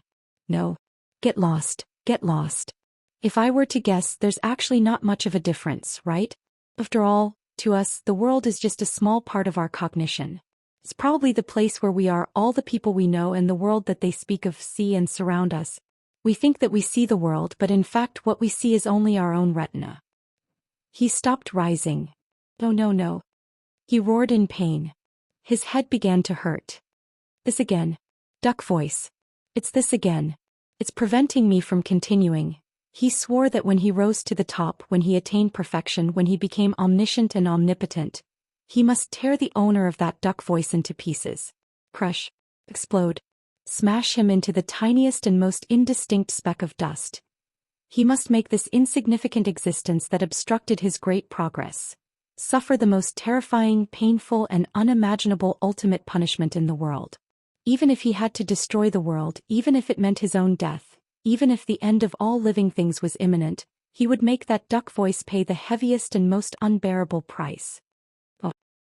Have you left, Asda? Class is over? Asda? Sir? Asda little puppy dog. Little dummy? Phew, it seems that he really left. Damn it, this again. Why don't you change your name to Bruce Wayne? What is the world? You may not know. But in those unfamiliar memories, what I once wanted to do was to look at the world from another angle.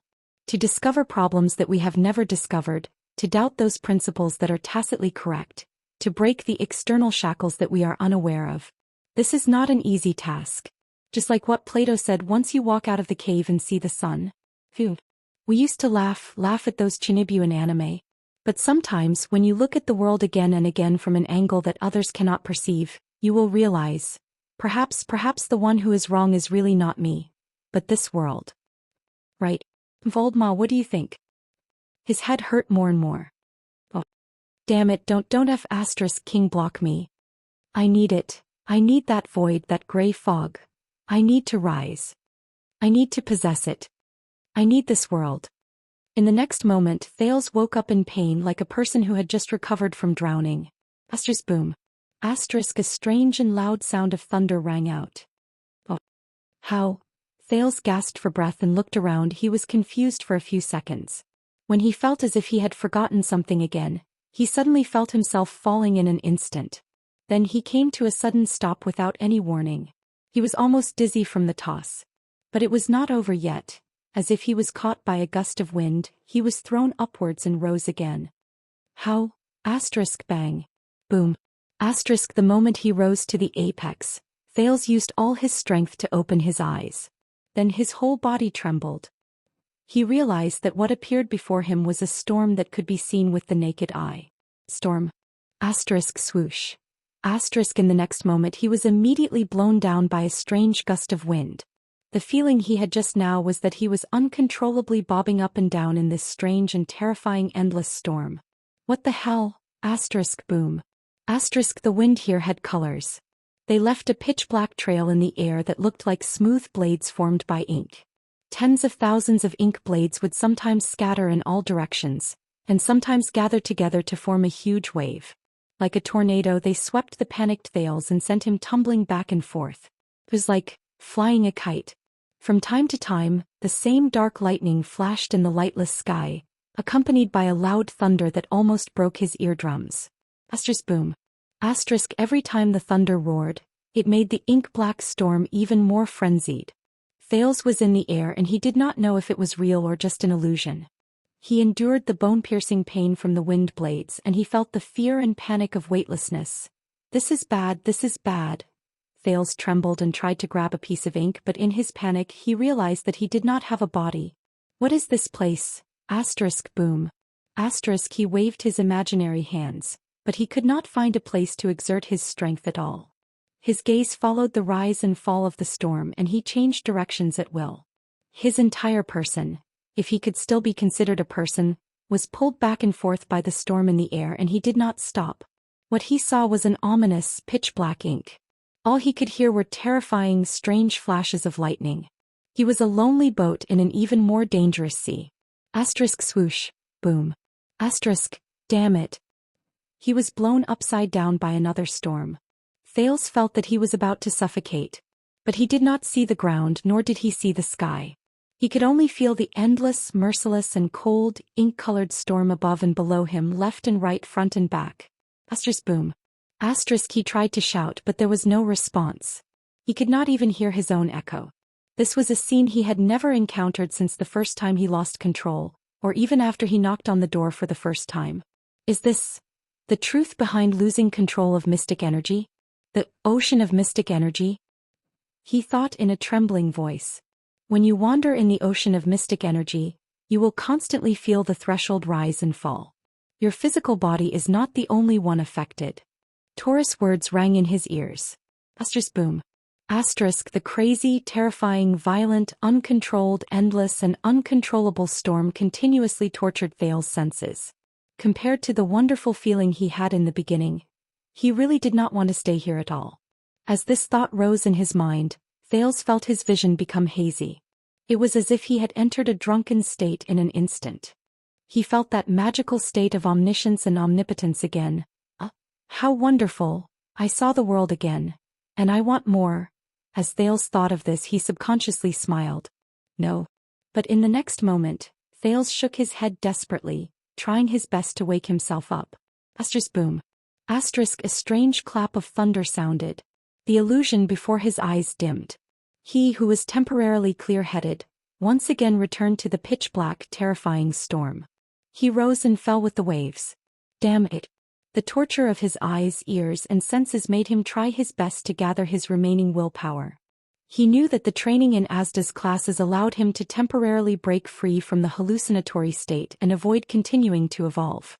But obviously his current state was still far from the thing stage that Taurus mentioned. No.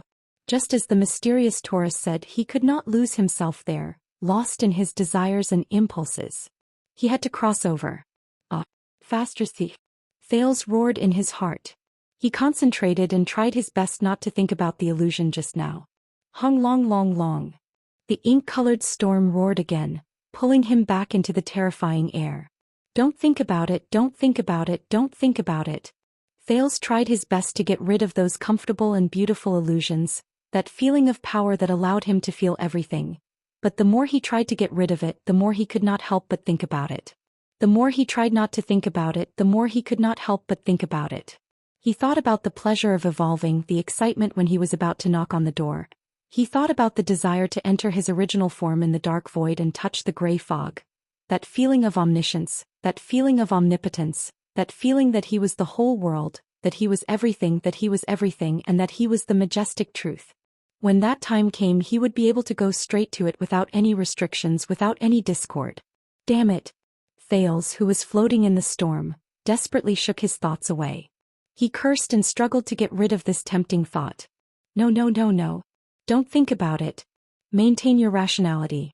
Maintain yourself. At this moment his brain felt as if it had been split into two halves. One half of him was in the perfect world that was like a fairyland, feeling the satisfaction and beauty of being filled with power, feeling the truth and secrets of the world and yearning endlessly. It's happening again.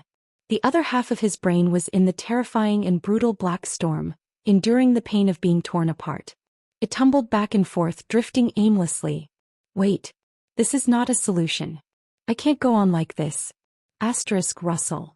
Asterisk a gust of wind accompanied by the hissing sound of the black storm threw him into the air again. That's right, there's a solution. When Thales felt that he could not hold on any longer, he remembered Taurus' words. Mystic energy secondary pact. Stay true to yourself.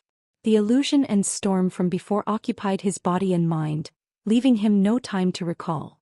When he wanted to recall, he realized that he had lost too many memories while he was out of control. Myself.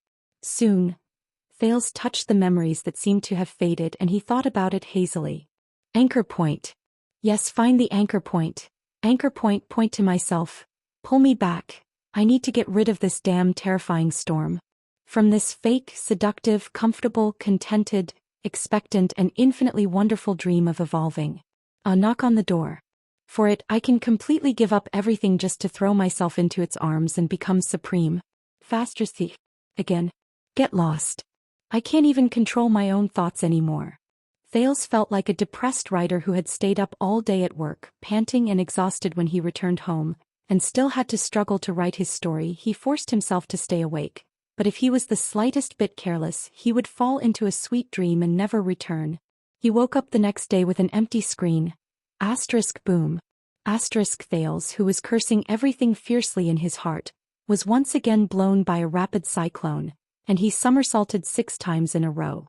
While he was dizzy, he was in unbearable pain from being cut by 3 ink blades. Damn it!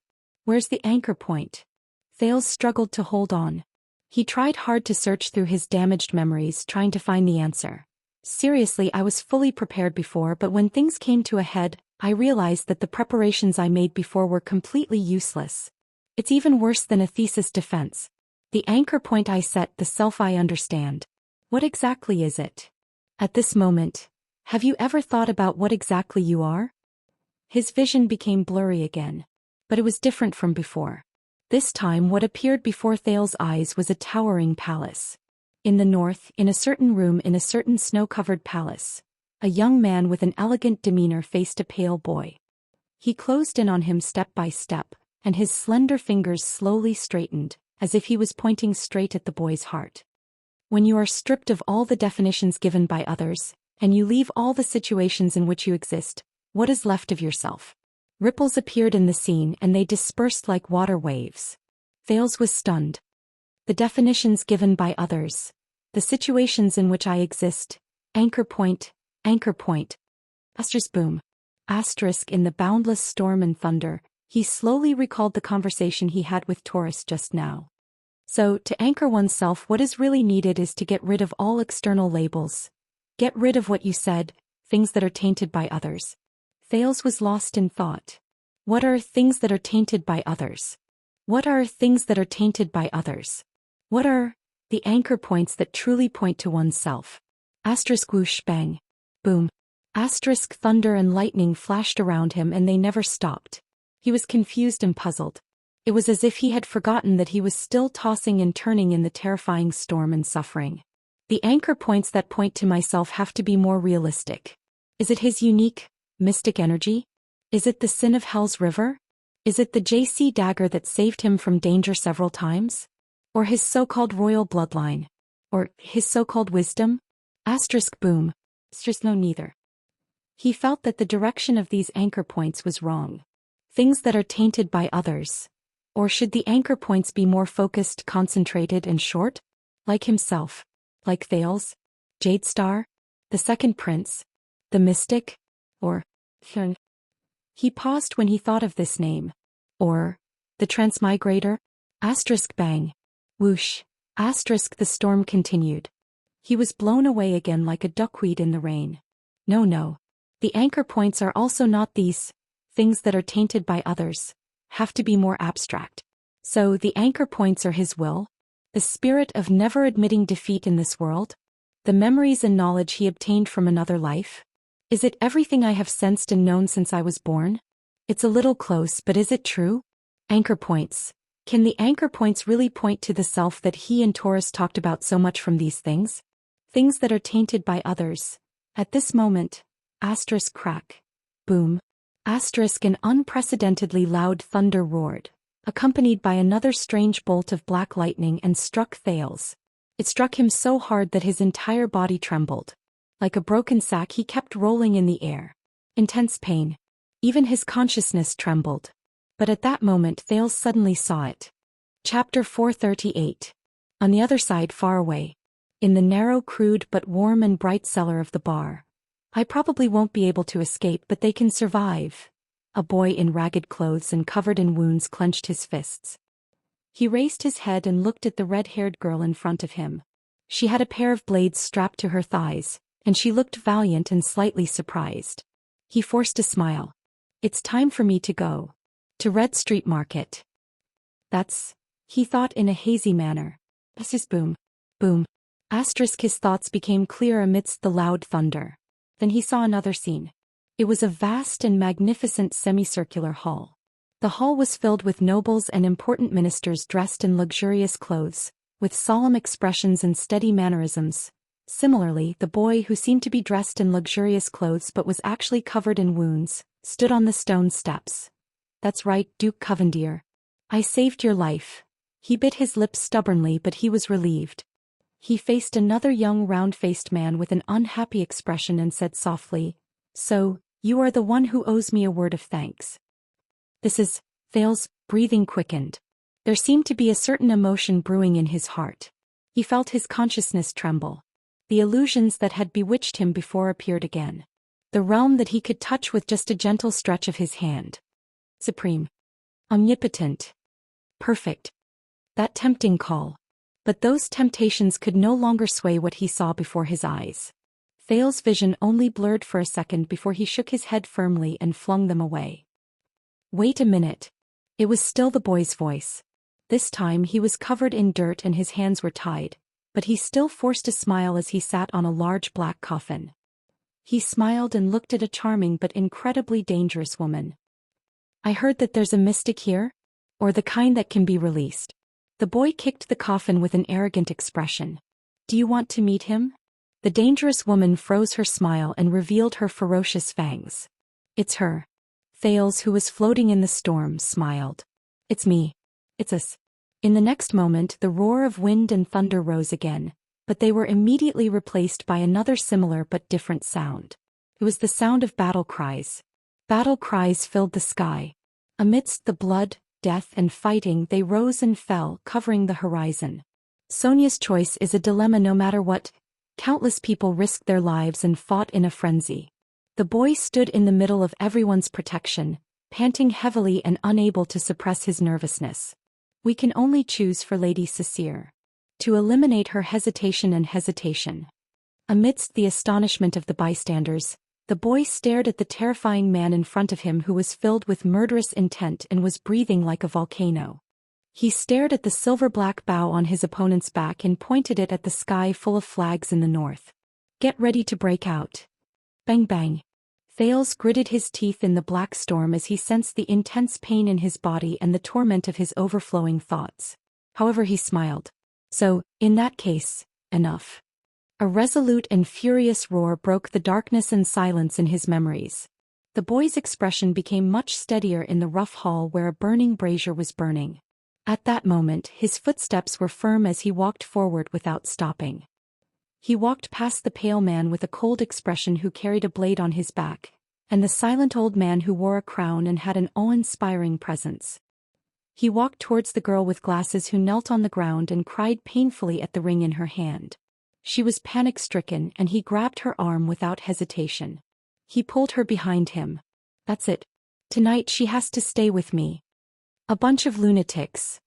As he looked at the past, Thales' smile grew wider. The fire in his heart burned even brighter. This sword is called the Blade of Purification. The boy stood in front of the man with the black sword in the desolate ruins. He stared at the red short sword and sighed softly. When he raised his head he smiled in relief. Let's go and see that cute big sister. Let's try our luck. The scene flashed. In the solemn temple, the boy stared at the girl in front of him with anguish and determination. Little rascal, if we just walk away like this and leave everything behind, that kind of burden will make me feel like I can't breathe. We can't go, we can't escape. The ripples in his memories rose again. In an extremely difficult situation, the boy swayed in a crude carriage. and he smiled cheerfully at the middle-aged man who was smoking a pipe. Whether you believe it or not, Putre, I've thought it through. In that unique battlefield only I can fight against him. Send me to Heroic Spirit Palace to Lampard's hands. Boom. Thales, who could no longer hold on in the black storm, took a deep breath. He knew. He understood. Something that would not be affected by others. So, that's how it is. Is that enough? Amidst the clashing of weapons and the shouting and shoving of people, he was still in that damned hall. In front of a few well-dressed men who were fighting with each other, the boy climbed onto the table, swung his small fist and roared. You Northland barbarians, listen carefully. I have an idea. It's much better than the ending where both sides are heavily injured. As the scenes flashed before his eyes, Thales' consciousness became clearer, and his spirit became stronger. Secret. Boom. Thunder roared. At that moment, Thales, who was silently enduring the black storm and unable to fight back, gritted his teeth. Whoosh. A violent gust of wind blew him high into the sky, and he did not know where he was. The storm was still howling and roaring, and the black blade was still in pain. But at that moment, Thales was firmly at the center of the storm. He no longer moved back and forth with the wind, rising and falling in pain. It was as if this terrifying storm could no longer touch him. But Thales slowly raised his gaze and chuckled in a calm and relieved manner. He lowered his gaze and looked at his empty body. Subconsciously he stretched out his left hand. Boom. Black lightning flashed again. It hit him in the side. As the intense lightning flashed, the black wind gathered together as if it had a life of its own and surged to Thales' left. They broke down into countless particles and gathered together again. They formed the shape of an arm. The storm seemed to have received an order.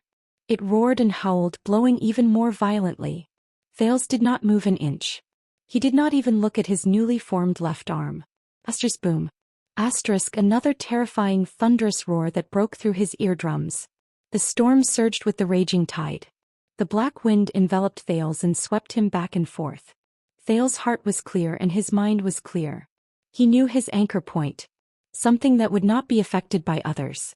Someone else. Bang. The black storm roared, but Thales, who was in the eye of the storm, gently closed his eyes. As an anchor point, the name Thales was merely acquired after birth, and it depended on the label of the situation. The Jadestar surname and the identity of a prince were merely things that arose and did not exist for a while. They were given by others and taken back by others. They could not withstand the ravages of time. Sin of Hell's river, mystic energy? These seemingly unique and powerful powers were, in fact, nothing. According to Black Sword, the strength of these powers was not even determined, much less these so-called powers that were blindly pursued by all living beings. They were merely the icing on the cake of life. Since they could be obtained and used, they could be defeated and abandoned at any time. Not to mention external objects, the JC, the Blade of Purification, and even Little Rascal's glasses. None of these belonged to him. As for his thoughts, his knowledge, his wisdom, those were also not his. They were also things that were instilled into him after birth. As for Wu Qiren, his identity as a transmigrator, what he thought and obtained in the other world. Well, similarly, even in the other world, those were not his. None of these were his anchor points. None of them pointed to his ego. A faintly discernible voice rang in Thales' ears. One day you will face an important choice again. It was still that simple and solemn temple. The veiled female priestess spoke in a leisurely manner. At that time, when you stand at an angle and height that no other existence can imagine, and think with a mind that surpasses that of mortals, you may recall what I said today. Thales remembered her gaze. The priestess of Bright Moon Temple, Joel Holm. An important choice. When he thought of this, Thales laughed heartily. His gaze was extremely firm, unwavering. I see. That's it. Through my entire life, everything, in the end, it truly belongs to Thales Jadestar himself. Truly unaffected by the confusion of others, able to serve as his anchor point and point to himself.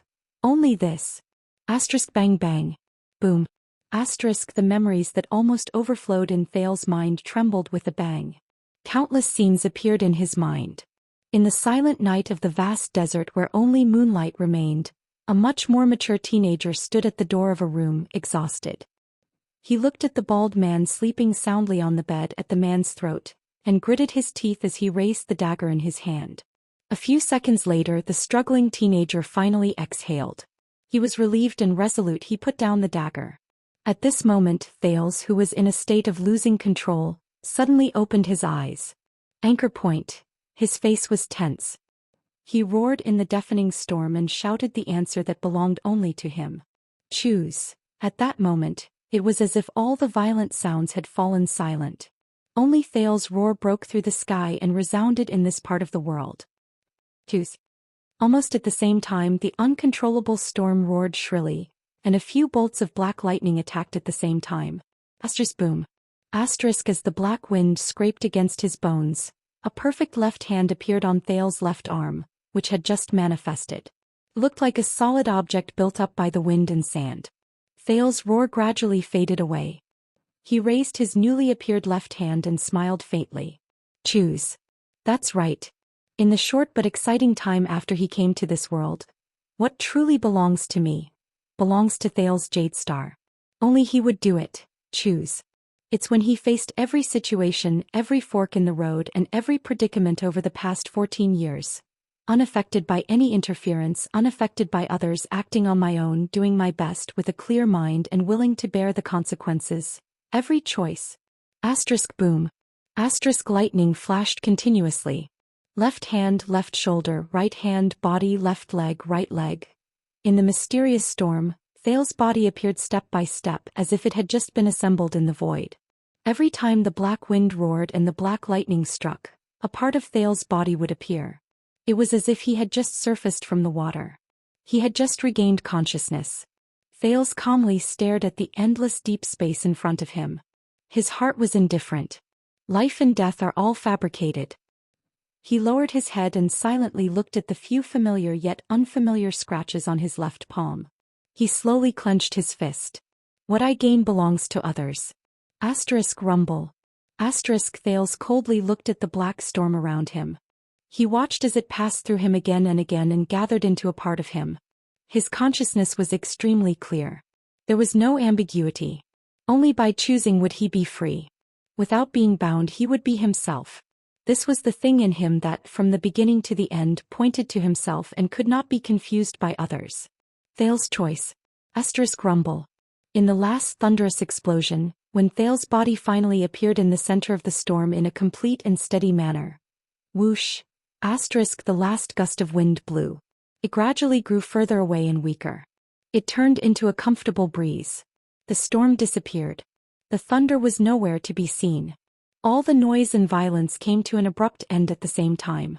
In the air, Thales slowly raised his head, stretched out his hands and felt the changes in himself. So, is this losing control? The teenager smiled. At this moment he was extremely clear-headed. All he could see was a clear sky. It was bright, clean and clear. I see. In the next moment Thales closed his eyes gently. Just like that. And when he opened his eyes again, stay calm. Guard the hostages. In the dark dungeon, Stake lost his composure and pressed a dagger against Marina's throat. He roared fiercely and madly at the people in front of him. Step back, Knight of Judgment. The hostages are in my hands. No matter what game you and that disappearing brat are going to play. On the other side, the masked protector was still restrained by the 4 Shadow Shield assassins. Quick Rope and Tampa were also threatened by the assassins and they trembled. He understood now. In the chaotic situation, Zacriel, who stood on the other side, could not hide his anger. He raised the saber in his left hand and swept his gaze over the assassins in front of him. The prince is no longer here. Do you think I care? In the chaotic situation, the breathing of the assassins, the pained cries of the hostages, the struggle of the chains, the friction of the weapons in their hands, and the argument between both sides mixed together. Stake gritted his teeth and said angrily, "Then try." But at this moment Stake's words suddenly stopped. He was not the only one. Everyone was stunned. Asterisk thud, thud, thud. Asterisk light footsteps traveled into their ears. Everyone's gazes were focused on one spot. All of them were cast on the teenager who suddenly appeared. The dungeon returned to dead silence for a moment, but it was immediately broken by someone. "Prince, how did you just disappeared, now you." Stake stared at Thales in shock. He stuttered and could not even form a complete sentence. His gaze moved back and forth between Thales and the silver-edged sword stuck in the ground. His expression made it seem as if Thales had just crawled out of the ground. So, did I just disappear? The prince thought faintly. Did I scare them to death? How did you do it, child? Behind him, Zacriel was also in disbelief. He was dumbfounded. Is it the magic of the Alchemy Tower? In the distance, Marina was still struggling with all her might. Quick Rope blinked curiously. The dejected Tampa did not seem to notice them at all. Yodel, who was bound tightly, did not move. His emotions behind the mask did not reveal a single bit. Thales nodded slightly at him and smiled. He suddenly remembered the conversation between the two of them. No. You will be better than him. I know that you have something he doesn't have. Thales sighed and stretched out his right hand. He pulled out the long sword he took from Ricky from the ground and swung it in the air. The silver blade shone and the tip of the sword was awe-inspiring. But the prince's gaze was no longer on the sword. He felt that it was amazing. Right now he felt a lot of things. The dust in the dungeon, the dirt, the wastewood, the tunnels. The positions of the enemy and himself, their breathing and their secrets. But right now Thales was completely different from when he fought against Giza in Dragon Cloud City. He was exhausted, panicked and mentally unstable. Instead he was absolutely indifferent and calm. It was as if all impulsiveness and recklessness had faded away. Only rationality remained. That was not all. Thales looked at each person in front of him gently. He was different. He felt it. Now he could do a lot of things. There were a lot of things. But the most important thing was, he was very clear-headed now. Let them go, Stake. Are you there?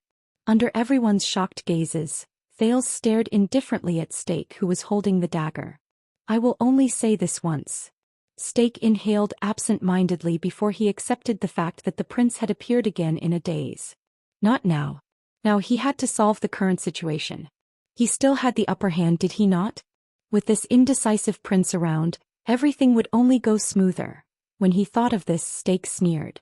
Watch carefully, Your Highness. Stake pressed the dagger against Marina's throat again, and there was a threatening look in his eyes. I will only do it once, Thales chuckled as well. He sensed this rare state of mind. Then let's continue. Stake furrowed his eyebrows. What's going on?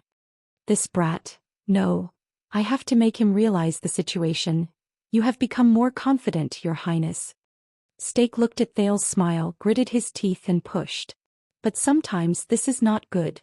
In the next second, Stake, who was about to attack, was suddenly stunned. What? He realized that something was wrong. The leader of Shadow Shield lowered his head swiftly. The moment he saw what was in front of him clearly, his pupils suddenly widened. Are you looking for this? Thales smiled calmly. With his left hand, he gently raised a dagger that Stake seemed familiar with. Looks like your hand slipped, Stake. Clang. Thales loosened his grip and let Stake's dagger fall to the ground. A warm smile appeared on his face. He liked this state of mind. This feeling of being in control of everything. At that moment, Zacriel frowned and Stake's expression froze. The leader of the assassins stared at his empty hand with a dumbfounded expression, then at the dagger by Thales' feet.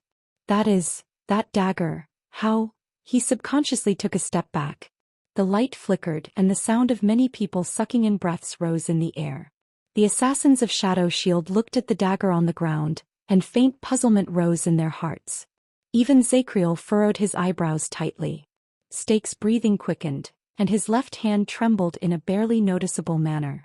The leader of the assassins raised his head abruptly, gritted his teeth and said, What is that? What trick? Psionic ability? Magic? He glared at the prince. In the dark dungeon, the light from the fire shone on the prince's face, highlighting his indifferent expression. Thales blinked, shook his head and said sincerely, I told you your hand slipped. It's your hand that slipped. Stake suddenly turned around and gave a decisive order to another subordinate. Do it. Kill the one called Wuxia. Clang. Stake's words froze in the air again. He stared at Thales in a daze. The prince smiled as usual and gently let go of his left hand. Clang. At least 3 daggers slipped from his hand and fell to the ground with a thud. Behind Quick Rope, the assassin stared in disbelief at his hands. which were no longer armed at some point in time. I think their hands slipped. Thales smiled and raised his left hand, then threw the last dagger on the ground. Stake widened his eyes. No, this is impossible. At that moment, be it Quick Rope, the hostage-taker behind Tampa, or the assassins around them, they suddenly became unarmed. Losing their weapons was always a bad feeling. In a short second, the assassins burst into an uproar in confusion and panic, and they subconsciously wanted to retreat. Zachriel, who had been observing the situation, raised his eyebrows in surprise. He instinctively raised his saber and faced the weakened enemy. What is this? Steady. Stake gritted his teeth and roared in anger as the situation suddenly spiraled out of control. He pushed Marina backwards. The leader of the assassins resolutely raised the alchemy ball in his left hand and tried to force the aggressive Knight of Judgment back. Damn it, if you dare to take a step forward I will. But in the next moment Thales' laughter drowned out his words. Are you talking about this trinket? The noise stopped abruptly. 1 second, 2 seconds. The sound of people sucking in breaths rose. In the absolute silence, the prince held his sword and walked forward with ease. Under everyone's gazes he calmly raised his left hand. No. Stake stared at the prince's left hand in a daze. He then retracted his arm numbly. No. As expected. In my palm, nothing. I don't like it. AB** he once used it to kidnap me. Thales pursed his lips and carefully observed the ball in his hand. He looked at the strange inscriptions carved on its metal shell, and suddenly felt a sense of familiarity. Stake stared at the scene in front of him in a daze. He looked at the prince holding the alchemy ball. He looked at the Knight of Judgment who narrowed his eyes and raised his saber. He looked at the daggers lying quietly on the ground. No. He suddenly felt his arm start to tremble. But the feeling of holding it in my hand. The Prince of Constellation raised his head and grinned. He looked at the assassins whose faces were ashen and grinned, something he had not seen in a long time. It's still pretty good? No. At that moment as he looked at Thales' smile, Stake was dazed. He felt cold all over. In a strange space unknown to anyone, a person with a blurry face and shrouded in thick fog moved slightly. He looked away. That boy actually managed to do it with that method? He muttered to himself. Looks like anchor point. This dangerous method only exists in theory and no one has ever succeeded in it. But there's still a hint of it. It's feasible. He smiled in relief and shook his head. Then he turned around and disappeared from the blurry world. Only 2 vigilant and fierce gazes were left behind as they looked at him from afar. Chapter 439. For a moment, Thales felt as if he had returned to 6 years ago. He returned to Dragon Cloud City's Shield District, where he had his final confrontation with Giza in the Hydra Kilika's body. They were both calm and rational, isolating themselves from their emotions. It was the same feeling of wonder and his thoughts were indistinct. The Sin of Hell's river was incredibly quiet. Another kind of power surged up from nowhere. The Prince of Constellations stared at the alchemy ball in his hand and sensed the magic within it. He could see the internal structure of the alchemy ball. A strange energy was wrapped in countless metal discs, gently and steadily rotating like a sleeping animal. He even knew that as long as he lightly fished out one of the lock plates, the tame energy would turn into a surging wave and rush out, releasing its vicious nature and devouring everything in its surroundings. It was clear now. It was so simple. Thales raised his head in satisfaction and slowly swept his gaze over the assassins in front of him. The young prince strode merrily forward. Wherever he looked, wherever the alchemy ball pointed, the enemies retreated in panic. Zachriel frowned as he watched Thales move forward. Hey you, don't worry, Thales said faintly. It will be over soon. You're in charge of picking up the scraps. Zachriel stopped talking. Pick up scraps? What does that mean? He scratched his head in confusion. A new term in the kingdom? Step back, Your Highness. Stake suppressed his nervousness and hissed, If you try to threaten us with the alchemy ball. But Thales merely chuckled and stuffed the alchemy ball into his bosom. Then he raised his longsword. Alchemy ball? Do I look like such a tasteless person? Stake was stunned. In the next second the prince extended his left hand and his expression turned cold. First, Thales released and retracted his palm as if he was scooping something out of the air. Watch your step. His expression was cold, and the assassins in front of him immediately prepared for battle. Unexpectedly, nothing happened to the enemies in front of Thales. The ones who were in trouble were the ones on the other side. Thump. With a dull thud, an assassin who was holding a chain tightly around Yodel's right leg staggered and fell on his back. Careful. Steak's gaze froze and he shouted. That mask. But it was too late. The assassins locked onto Yodel lost one of their corners and the balance was broken. The masked protector did not let go of this opportunity. In the next second he kicked his right leg. The chain that was originally binding him sprang up like an agile snake and firmly wrapped around the neck of the fallen assassin. Then it instantly tightened. Thales curled his lips into a cold smile. He extended his hand again and aimed at the chain that controlled Yodel's right arm. But in the next moment, Thales furrowed his brows tightly, and a puzzled look appeared on his face. His left hand tightened twice in the air. But nothing happened. Yodel was still fighting against the remaining 3 assassins, and Steak was still retreating step by step. Looks like, Thales sighed. He still needed to practice this ability. Zacriel. The prince calmed down and waved in Yodel's direction. He tightened his grip on his longsword again. Give him a hand. Zacriel snorted in dissatisfaction. I think you're talking about picking up scraps? Thales snorted. Exactly. In the next second, Zacriel charged into Yodel's side like a ferocious beast. His saber struck an assassin. Bang. When they met, the assassin who could not dodge in time covered his neck and fell under the Knight of Judgment's saber. The weapon in his hand could only leave a slight scratch on Zacriel's saber.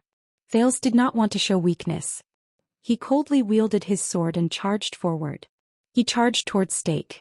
The situation instantly became chaotic. Wait. Steak took a step forward in anger and shock.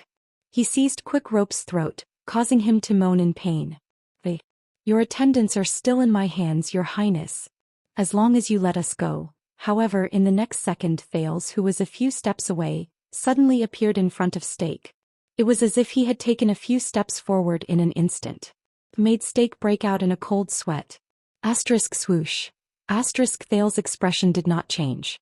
He swung his sword with both hands, drew an arc in the air and went straight for Quick Rope and Steak's heads. The leader of the assassins who held Quick Rope hostage was shocked and furious. He could not dodge in time, so he had no choice but to push Quick Rope forward to face Thales' sword. Quick Rope instantly felt his soul leave his body. No, wait, my good highness, my obedient highness. As he watched the sword gust draw closer, Quick Rope began to speak incoherently. I am your faithful and dear. But Thales did not care. He just continued to swing his sword with a cold expression. Who? The sword wind mercilessly attacked. Steak rolled on the ground in a disheveled manner and barely avoided the tip of the sword. When Quick Rope saw that he could not avoid the fatal strike, he felt a chill in his heart. He subconsciously closed his eyes, but he did not forget to shout. Why Acaso? Oh. Who? The tip of the sword cut through Quick Rope's neck. Chi. Fresh blood spurted out. A head flew into the air. Thales. Quick Rope cried out in pain and despair. His face was covered in tears as he felt the pain of his neck being cut open. I hate you for my entire life. At this moment. Pa. There was a crisp sound. Quick Rope's words were stuck in his mouth. He only felt a burning pain on his face. Wake up. Thales' cold voice rang out. Pa. After another slap, Quick Rope finally opened his eyes while trembling. He stared in shock at Thales, who had his palm raised high. Quick Rope was stunned. Didn't you behead me? He turned his head, drenched in cold sweat. Then, to his surprise, he realized that his head was still on his shoulder. Oh my God. He's still alive. Quick Rope's expression changed from mourning to ecstasy. This is great. Then just now. Pa. Another slap. Thales frowned and said, Wake up.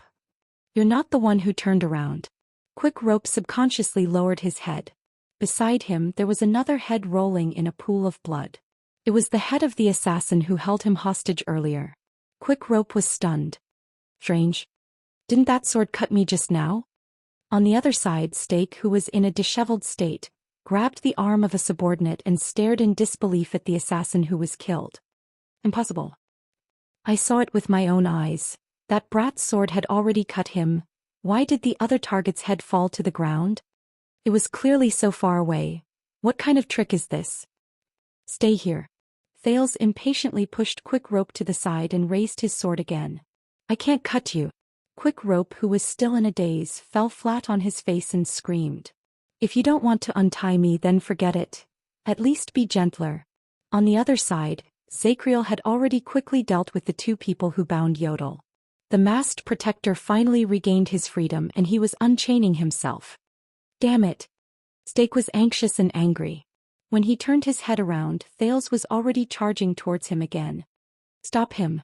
Stake ordered in a hoarse voice. Asterisk whoosh. Asterisk behind him, an assassin immediately hurled out a hand axe. It was aimed straight at Thales, who was right in front of him. Thales twitched the corners of his mouth, but he only said one word. I missed. They don't know, Thales thought. I don't know what I can do right now. In this amazing state he was incredibly calm and rational. It was as if he would never panic or act on impulse. He could even feel that everything around him was in his palm. It was as if he could touch it if he stretched out his hand. For example, the enemy's weapon. Thales silently watched the hand axe fly towards him in the air. In the next second the hand axe strangely disappeared in the air. The hand axe appeared out of thin air again by Thales' side and flew into the distance. Asterisk clang. Asterisk the hand axe fell to the ground powerlessly, and it let out a helpless clang. Just as Thales said, it missed. Stake's pupils trembled again. At the moment he attacked, he saw very clearly that the hand axe could not miss. So this time, when they saw the strangeness in front of them, the assassins burst into an uproar again. Not a bad trick. Zacriel's hand froze for a moment. He watched Thales' performance with a contemplative expression.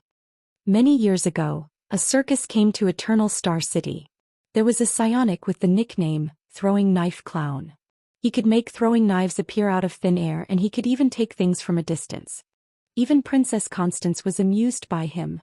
Until that circus provoked a powerful person and Blood Bottle Gang destroyed it completely. Asterisk clang. Asterisk Thales resolutely turned his long sword and clashed with the other assassin in front of him. He blocked the weapon in his hand. No, it's different. He knew that this was not some throwing knife clown. It was not a simple shift either. In the next second, Thales' long sword suddenly disappeared, and suddenly appeared in front of the assassin's chest. Asterisk under the assassin's shocked gaze, Thales did not even need to use his power of eradication. He just gave the assassin a light push and he ended his life. So convenient. Thales grinned. This is a battle where I will never miss. So convenient. Asterisk swoosh. Swoosh. Asterisk the sound of something slicing through the air came. Thales waved his hand gently. The 3 darts that were aimed at him disappeared before his eyes and crashed into the wall on the other side. He raised his left hand again and 2 daggers shot out in a crooked manner, returning the favor to the assassin who shot the darts. The prince did not stop moving. In just a few steps he arrived in front of Tampa. The assassin behind the tavern owner was still looking for his dagger, which had disappeared into thin air in surprise, when Thales easily pierced his throat. Before the assassin died, the assassin swore that he should have avoided the trajectory of the sword. Against Thales' expectations, Tampa, who had been dispirited and listless, suddenly had a fierce look in his eyes. While the other assassin was panicking, he fiercely knocked the back of his head against the assassin's nose. Tampa gritted his teeth and threw himself backwards. His back crashed right into the assassin's chest. The last time someone did this to me was an orc. Its skull is still hanging in my bedroom. Tampa, who had been a hostage just a moment ago, stood up while cursing. With a fierce look on his face he kicked the assassin's neck. Asterisk crack. Asterisk Thales furrowed his eyebrows slightly as he watched the terrifying sound of bones breaking. Tampa spat out a mouthful of blood and shook his head at him. Don't daydream, do what you have to do. It was only then that Thales raised his eyebrows and turned around. On the other side, Zacriel broke through the encirclement head-on. No matter how many people stood in front of him, they could not fight against him. Yodel disappeared into the air after he was unchained. Only the occasional assassin's corpse that fell down strangely proved the existence of the masked protector in the shadows. Stake watched as the situation in the field turned around completely, and he felt his heart grow colder. Thales moved forward steadily. He might seem to be alone, but he was unstoppable. None of the hidden weapons that were shot at him hit their target. The blades that were aimed at him would be strangely deflected, and the swords that stabbed into his body would not exert any force. In fact, some assassins only noticed that the weapons in their hands had strangely disappeared when they arrived in front of Thales. In comparison, Thales' long sword was like an unstoppable force of fate. Every time he swung it, he would definitely break through all defenses, ignore all evasions, and hit his target. The strangeness he displayed caused the assassins to tremble in fear. In a moment there were less than 10 assassins left. Stake struggled and gritted his teeth. He knew that he had to make a decision. Thales did not see Stake's increasingly unpleasant expression, nor did he care about Zacriel's complicated gaze. He only focused on sensing his new ability. He could easily take away the dagger from the hands of the enemies in front of him, as if he was picking up a teacup from a study table. It was as if distance no longer existed for him. He could even change the position of himself and his longsword. He could make it appear where it should be. He could also make the hidden weapons that were shot at him from afar, such as the hand axe just now, change their positions. It was like pulling the fishing line on a fishing pole. As his movements became more and more skillful, Thales slowly came to a realization. He could take things out of the air and move. These were nothing to him. However, there were more or less some restrictions.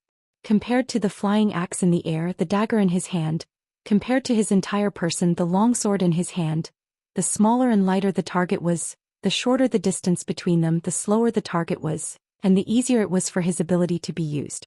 Very well. Retreat. The sudden shout interrupted Thales' train of thought.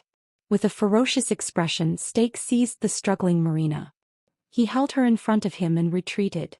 When he looked at Thales, his gaze was filled with wariness and fear.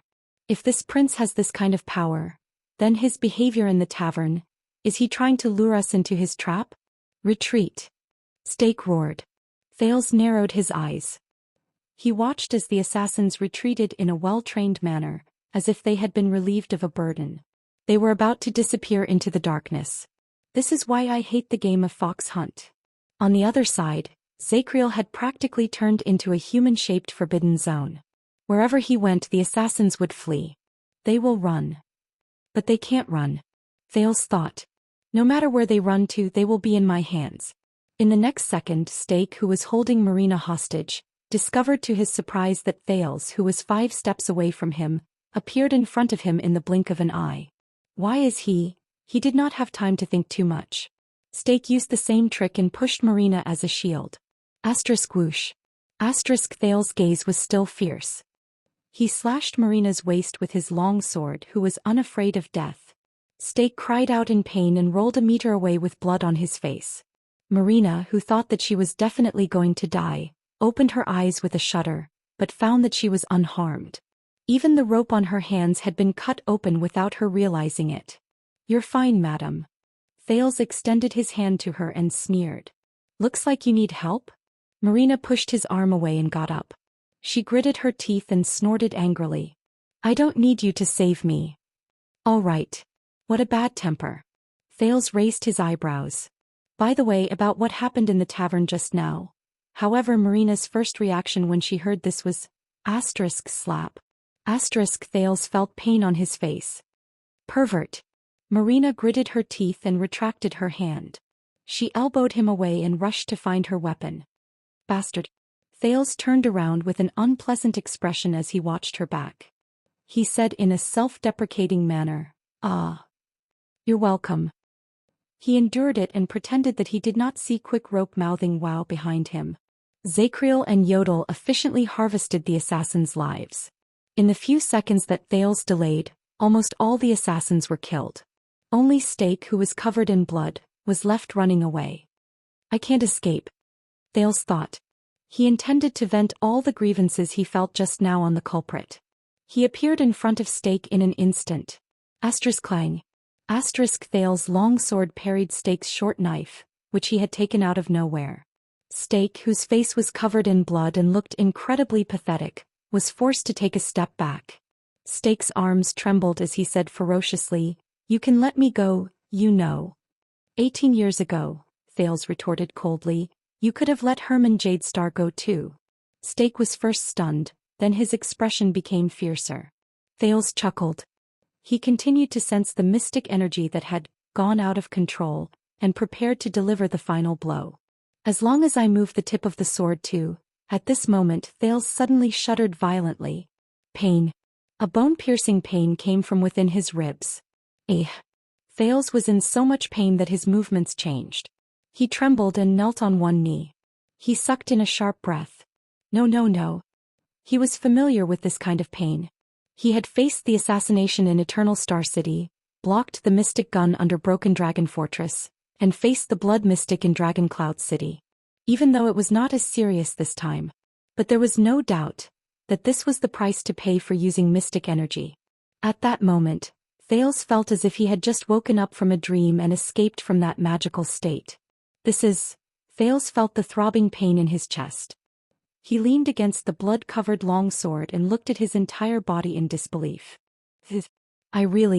It was as if in the span of a breath the emotions of panic, fear and hesitation returned to his mind. At the same time, the rational state of calmness, fearlessness and decisiveness was no longer a matter of course. Along with the pain, the smell of dust, the smell of blood, the sounds of battle, the noise, the dim tunnel and all sorts of other things instantly entered his eyes, ears, throat and nose, reminding him of his situation. He wiped the blood off his face and only then did he realize that he was covered in blood and was sticky and wet. Not far away the heads he had cut off, the enemies he had cut down, and the severed limbs were all over the ground. There were nearly 8 or 9 people. Thales suddenly shuddered. This is what I did. That's right. His memories were still clear. However, when he looked at the battle just now, it was as if he was looking at another person. Another calm version of Thales. Thales. An anxious shout traveled into his ears. Thales finally snapped out of his daze. Whoosh. The sound of wind came at him. Thales instinctively wanted to use his mystic energy, but the pain in his chest deepened and his expression cringed. He fell down powerlessly. T. Bang. At the critical moment, Quick Rope rammed into him from the other side and pushed Thales away from Steak's blade. Quick Rope hugged him and rolled a few steps away. He got up and gave Thales a slap. What's wrong with you?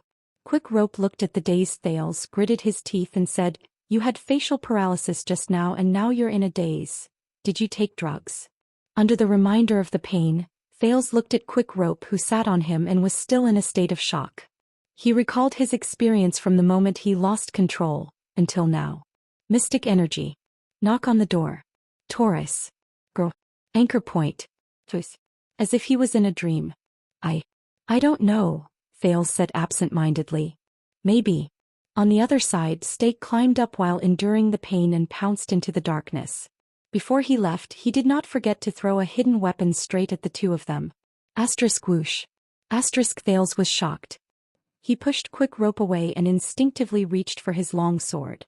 But half a second later, the masked figure suddenly appeared in front of him. Ding. Ding. The gray short sword danced in the air, and with a few metallic clangs, it blocked all the hidden weapons. Thales breathed a sigh of relief. His grip on the long sword was no longer tense. But Steak's figure had already disappeared into the darkness without a trace. On the other side, as Zacriel dealt with the last assassin, the latter's torch fell to the ground. The area around them instantly darkened. Thales only realized then that the battle was over. The pain in his chest caused by the mystic energy slowly faded away. He then snapped out of his daze resentfully. The corridor was silent.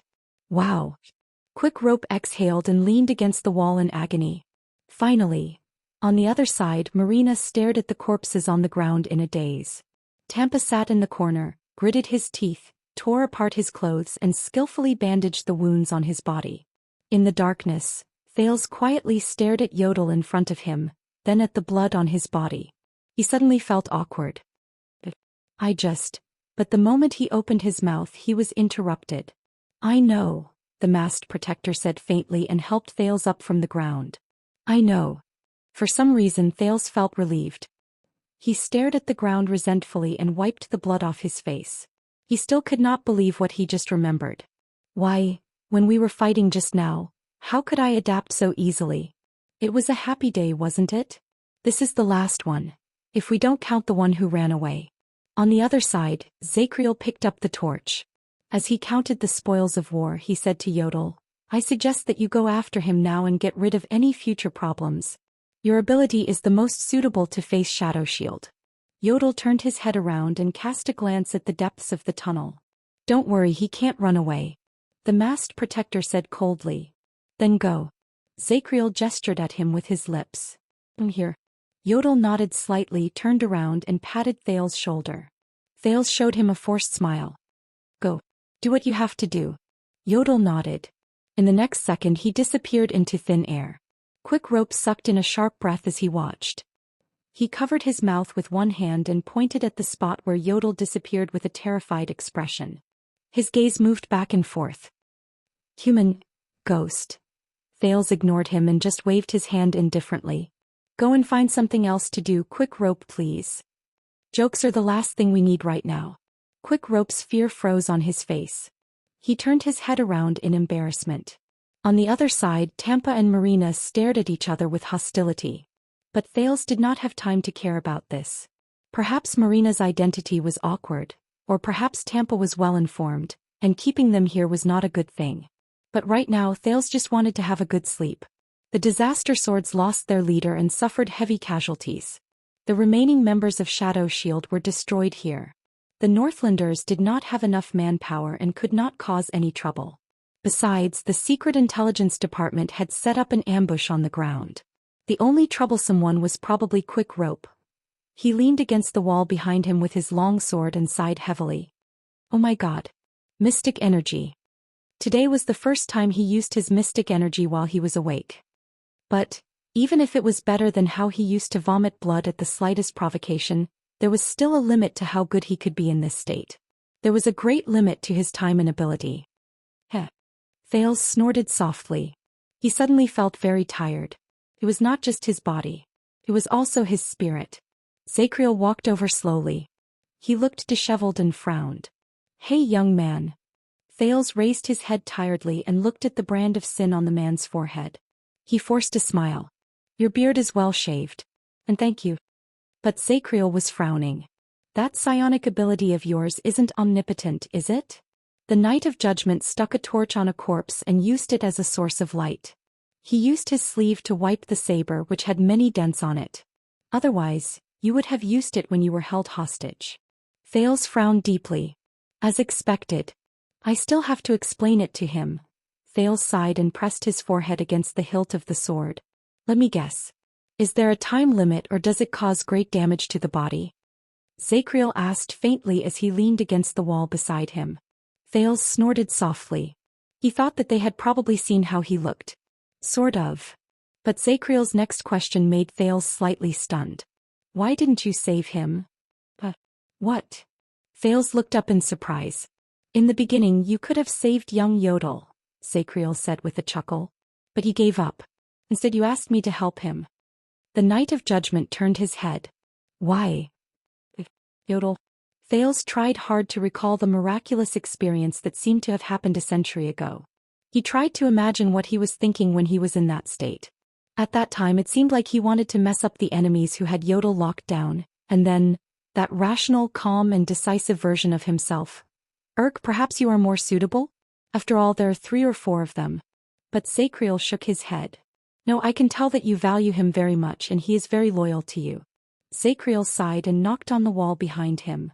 If you could save him you would not have given up so easily. Thales frowned. Wait. It's not that you don't want to save him, Zacriel said profoundly as he stared at the firelight. It's that you can't save him. Thales' eyelids twitched. What do you mean? I can't save him? Wait. Just now, I seem to have tried to deal with the second chain-wielding enemy, but... Zacriel turned his head and grinned at the prince.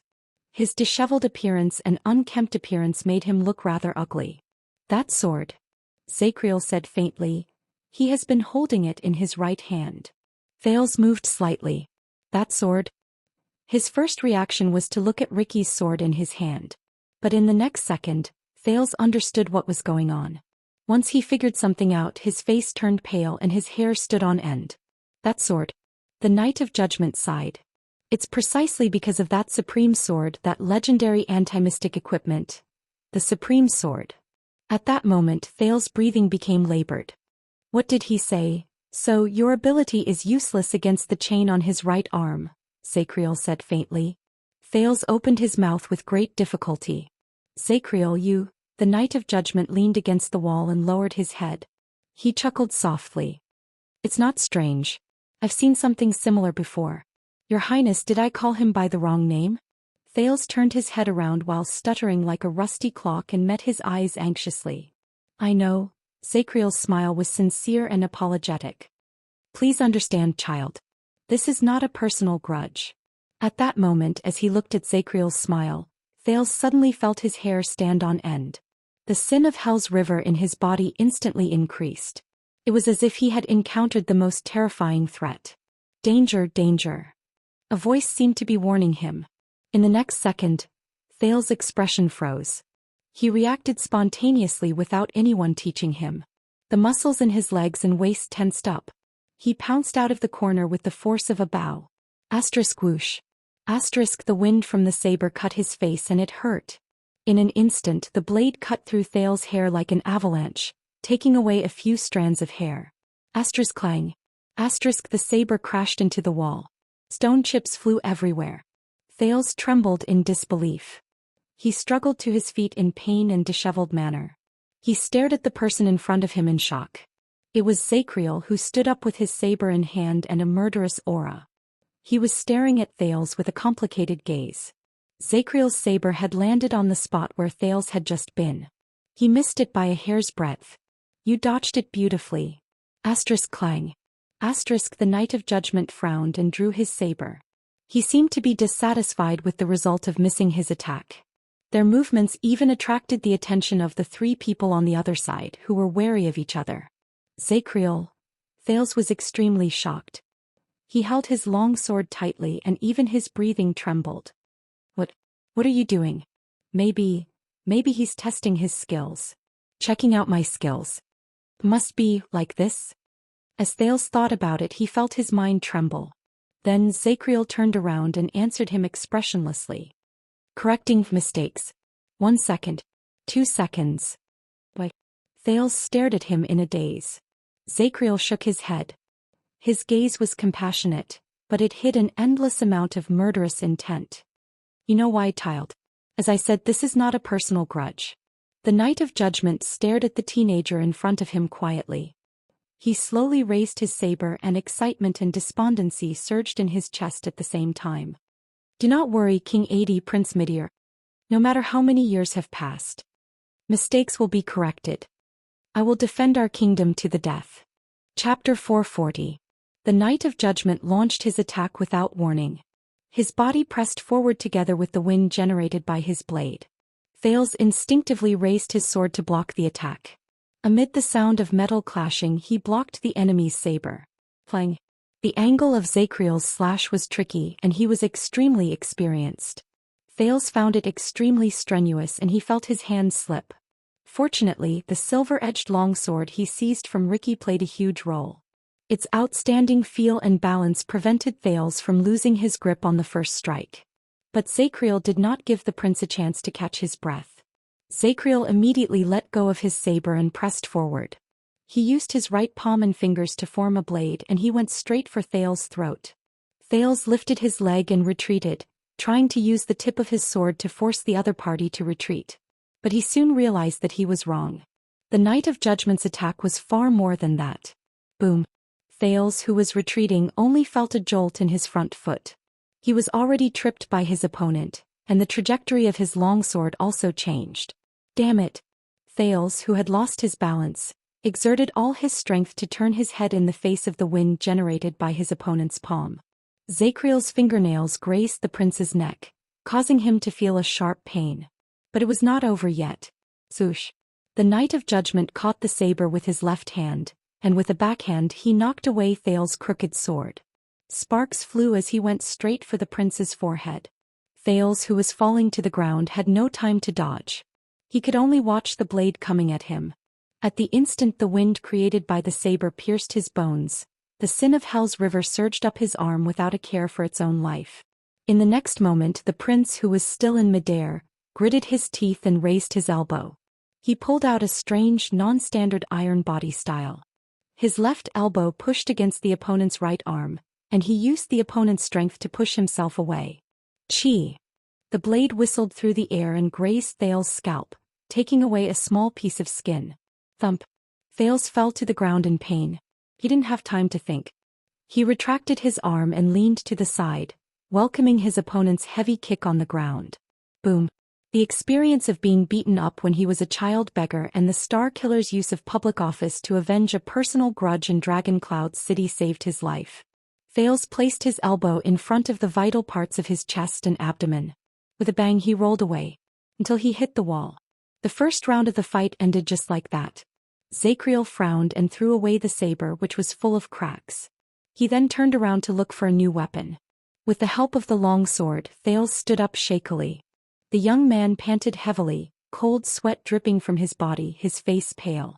Damn it! He grimaced in pain. His left arm was in so much pain that it was momentarily numb and trembling incessantly.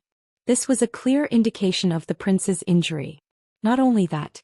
Thales touched the bloodstain on his neck and the missing scalp on his forehead. It hurt. Throat, forehead, abdomen. Just now, for a total of 3 times, he almost... Thales stared at the man and gritted his teeth. He was filled with lingering fear. In that 1 second his opponent had executed a chop, a stab, a trip, a reverse slash and a kick. Saber, palm, leg. Front, back, up, down.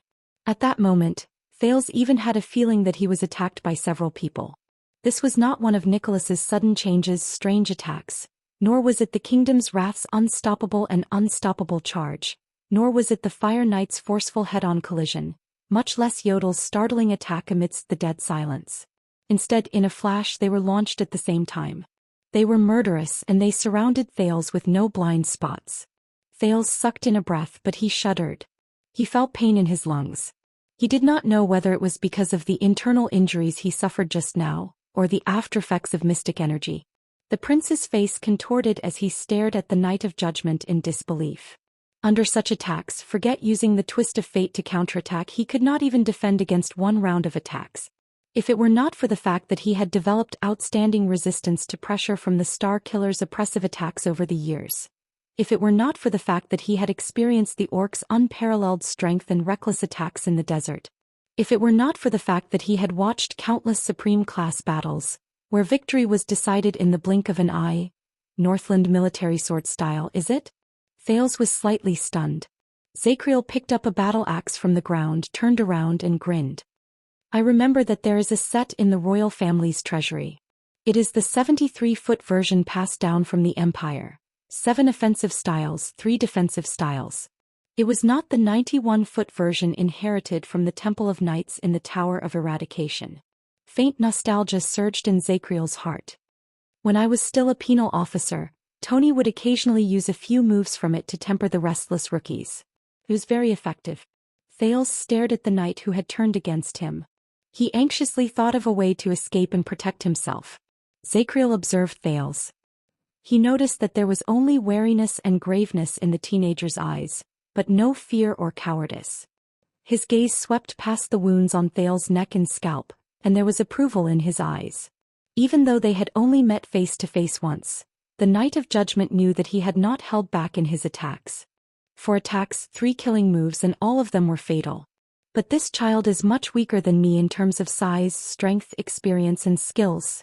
Zacriel stared at Thales' eyes. Even though it was done in a hurry and in a pathetic state, but the child still found a way to withstand the attacks and miraculously survived. And he stood up again. This is not as simple as luck. The Knight of Judgment thought as he tested the battle axe in his hand. Judging by his movements and reactions, it's like he is used to facing powerful enemies and fighting fiercely when he is at a disadvantage. He is used to searching for a chance of survival in a duel where he is bound to lose. He is used to fighting with his sword while under great pressure. He is used to struggling against the current and fighting desperately to survive. On the other side, Thales' hands were stained with blood.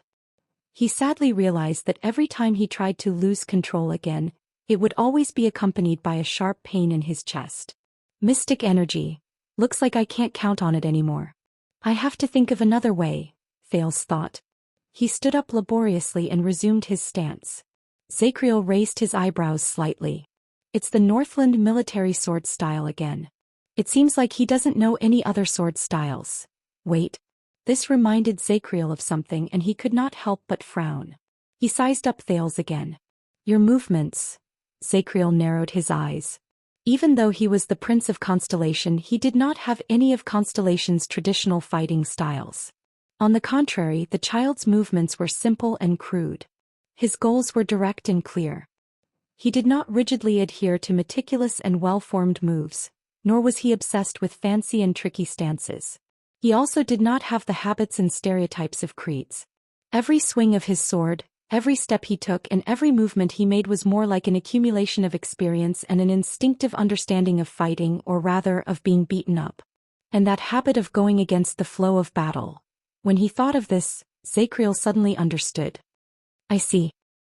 Extet, the knight said faintly. Thales raised his eyebrows. The Knight of Judgment showed a complicated expression. Your fighting style is the style of the Northlanders. He was a group of boorish and boorish men who believed in actual combat as their creed, looked down on training and moves, and believed that good warriors are made by beating them up. So, the child's outstanding ability to resist pressure and survive in battle originated from this. No one knew what Zacriel thought of, but he chuckled. No wonder you're so tanky. Thales' expression darkened. Northlander, tanky. He thought of the Star Killer. That damn annoying dead face of his that said, "You owe me a girlfriend." Tanky? Thales snorted coldly in his heart when he remembered the endless bullying and abuse the other party carried out in the name of training. Forget it. On the training field, that dead face would only beat him up again and again. He never corrected him and rarely explained. If mockery and sarcasm could be counted as explanations, let alone teaching him. When Thales argued and questioned him, the Star Killer would always look at him with an ugly expression that said, "What do you know, you weakling?" Then he would continue to use his position to take revenge. He would beat him up even harder than the last time. What a pity. Countless thoughts flashed through his mind in just a few seconds. The Knight of Judgment looked at the teenager and shook his head slightly. He's already initiated. If he grows up a little more, becomes more skilled, experiences more and improves further, he would be reborn, and begin to learn how to turn the slim chance of survival between life and death into a chance for victory. When he thought of this, a shadow appeared on Zacriel's face. What a pity. This is the end of his life. I must die here. This is the only way. In the next moment, the Knight of Judgment raised his weapon again. Was it you? Thales hissed. The traitor of the royal guards? Zacriel's axe froze. He looked at Thales and a cold look appeared in his eyes. Thales gritted his teeth and raised his sword. So, when you swung your sword at me, you showed no remorse and you did not hesitate. Thales gritted his teeth and raised his sword. Because the oath you swore to Samuel was bullsh*t? At that moment, Zacriel's body swayed in the air. Even Thales was taken aback. The Knight of Judgment took a step back and covered his forehead with his hand. He closed his eyes in pain. Shut up. Zacriel growled with his eyes closed. At that moment, Thales did not know whether he was talking to himself, or to someone in another world. Zacriel shuddered. Everything will end soon. It will end. There will be no more nightmares. He panted in pain. A few seconds later, Zacriel regained his composure. He slowly let go of his sword and looked at Thales coldly. Please be at ease, Your Highness. The knight took a step forward again and it made Thales nervous again. After your misfortune, I will take full responsibility for the crime, as a form of apology for the injustice you have suffered here. His dull voice became sorrowful and angry. And your secret will be buried, and it will not damage your reputation. A form of apology for the injustice I have suffered? My reputation? So it was indeed you, wasn't it? When he saw the sorrowful and generous expression on the knight's face, as if it was for his own good, Thales sneered. Zacriel, the noble descendant of a famous family of knights from the age of the Empire? But Zacriel did not answer. He took a step forward. Thales, who had failed to communicate with him, exhaled in frustration and executed the iron body style again. Hey! Stay away from that boy. A sudden shout broke the standoff between the two. Zacriel and Thales turned their heads.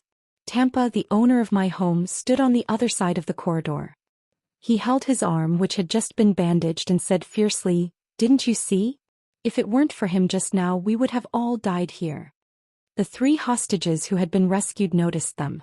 Not far away, Marina retrieved her swords and stared at the 2 people who were confronting each other suspiciously. Quick Rope blinked in confusion and pointed at Zacriel. He mouthed and moved his hands to match his mouth movements, asking Thales without a sound, "I thought he's on your side?" Thales smiled laboriously. "He used to be. Now he's probably more willing to kill me." Zacriel snorted coldly and turned to the owner of the tavern. His eyes shone with a cold glare. "Wait." Thales thought of something. He remembered what the man said just now. "And your secret will be buried, and your reputation will not be tarnished." Buried. That means, in the desert it's best for you to be more respectful to your savior, Tampa continued.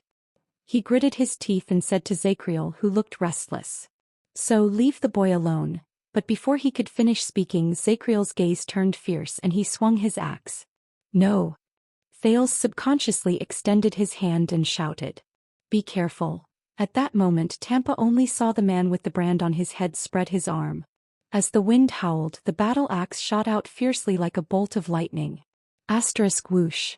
Asterisk the wind howled fiercely and it went straight for Tampa. "No, no, no."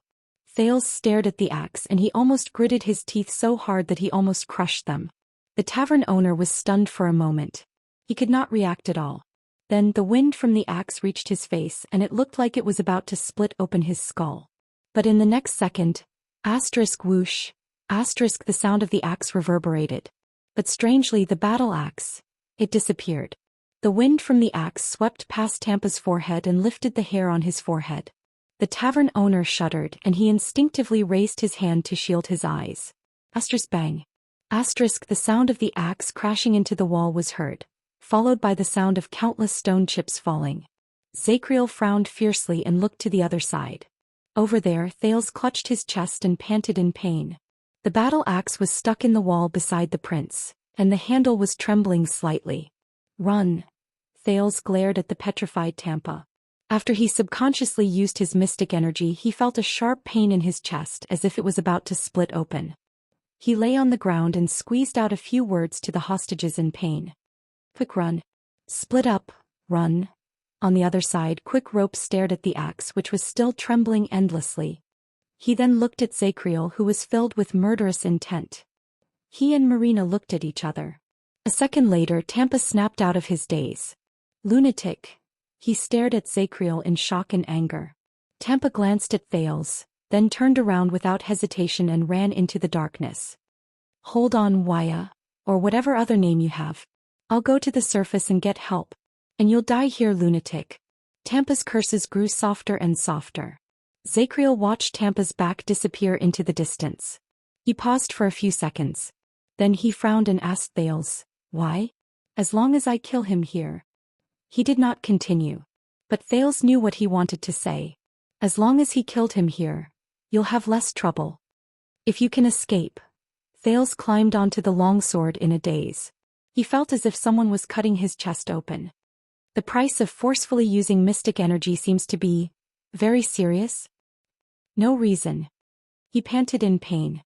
Every breath he took was like torture. From Steak to Ricky and then to you, I just had enough of you people who kill people at every turn." Thales raised his head and said laboriously, "Scum." Zacriel furrowed his eyebrows. Thales turned his head around and looked at the bloody scene he left behind when he lost control. He remembered the Disaster Sword's enjoyment of killing, and the Shadow Shield's indifference toward killing. He suppressed the discomfort in his heart. "If you don't agree with me, I'll kill you." Thales swayed as he stood up. He waved his trembling hand and gestured for Quick Rope to flee. "If you offend me in the slightest, I'll kill you. If you have a conflict of interest, I'll kill you. If you want to keep secrets, I'll kill you." Thales sneered in a mocking manner. "Including you, Zacriel. If you want to correct your mistakes, I'll kill you." The Knight of Judgment's expression became a little ferocious. The brand of sin on his forehead reappeared. "Kill, kill, kill. Seems like killing is the only way to solve problems."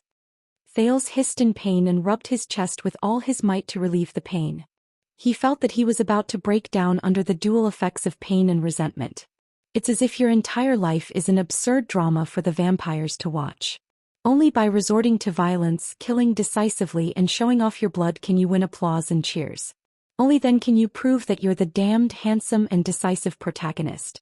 Only then can you win a longer and more popular stage career under the vampire's adoring gazes. Zachriel did not speak. He only clenched his fists. Thales tried his best to endure the pain and spoke falteringly through gritted teeth. He enunciated his words falteringly. Don't you know that taking away lives and killing your own kind is the last choice you make when you have no other choice? Is it the most cowardly, evasive and irresponsible answer after you completely admit defeat to all the possibilities in this world when you run into an ultimate conundrum that you cannot solve? Quick Rope did not leave. He stared at the Prince of Constellation with a profound gaze. Marina originally wanted to escape, but in the end she stopped and stared at Thales in a daze. He suddenly remembered that day. That day she hid in the crowd in the distance, trembling as she watched her grandfather, grandmother, father and mother on the stage. And her brother stared at the thick rope around his neck in despair. Until the messenger gave the order, Marina closed her eyes. Thales took a deep breath. He felt the pain in his chest lessen a little. He wiped his sweat gently and smiled sadly. Even those who live in the desert know that a bloody thorn lizard devouring its own kind is the most terrifying thing in the world. At that moment, Zachriel seemed to have remembered something. His face was filled with pain. Thales sneered. Those who choose this path of their own accord and are not ashamed of it are mostly cowards who have failed, unless they were forced to do so by their circumstances. Because all of you are already helpless against this society, and are struggling to cope with the relationships between people. Because in the game of chess that is life, all of you have failed to the point where you have no other choice but to overturn the chessboard and be driven into a corner. Thales took a step forward with difficulty. Are you a coward? He raised his long sword and pointed it at his opponent. Zachriel. Zachriel took a deep breath. There was a conflicted look on his face. But a few seconds later he regained his composure. This made Thales extremely wary. I'm sorry, Your Highness. The Knight of Judgment's voice trembled slightly. But you must die here. As soon as he finished speaking. Boom. Thales felt a chill in his heart. He saw Zachriel instantly kick up a hand-and-a-half sword, grab it in his hand and rush towards him at high speed. The prince roared angrily and forced himself to endure the pain and perform the iron body style. He was about to engage in close combat with Zachriel again. If no one intervened. Clang. It was the loud sound of steel clashing against each other. Thales only saw a flash from the corner of his eye. Quick Rope's figure appeared beside him, and he struck the Knight of Judgment with a hammer. Zachriel only froze for a moment. He quickly flipped his right hand, which was holding the sledgehammer. At the same time he despised the man in his heart. His strength was not bad. It seemed like he had been trained. He stared coldly at Quick Rope, who had a ferocious expression and seemed to be using all his strength to stop him. He was just too stupid. He recklessly rushed over from this angle. He only needed to make a slight adjustment and he could... In the next second, Thales was surprised to see Quick Rope's expression suddenly change, and he raised his left hand. He threw a lot of dust? Thales was dumbfounded.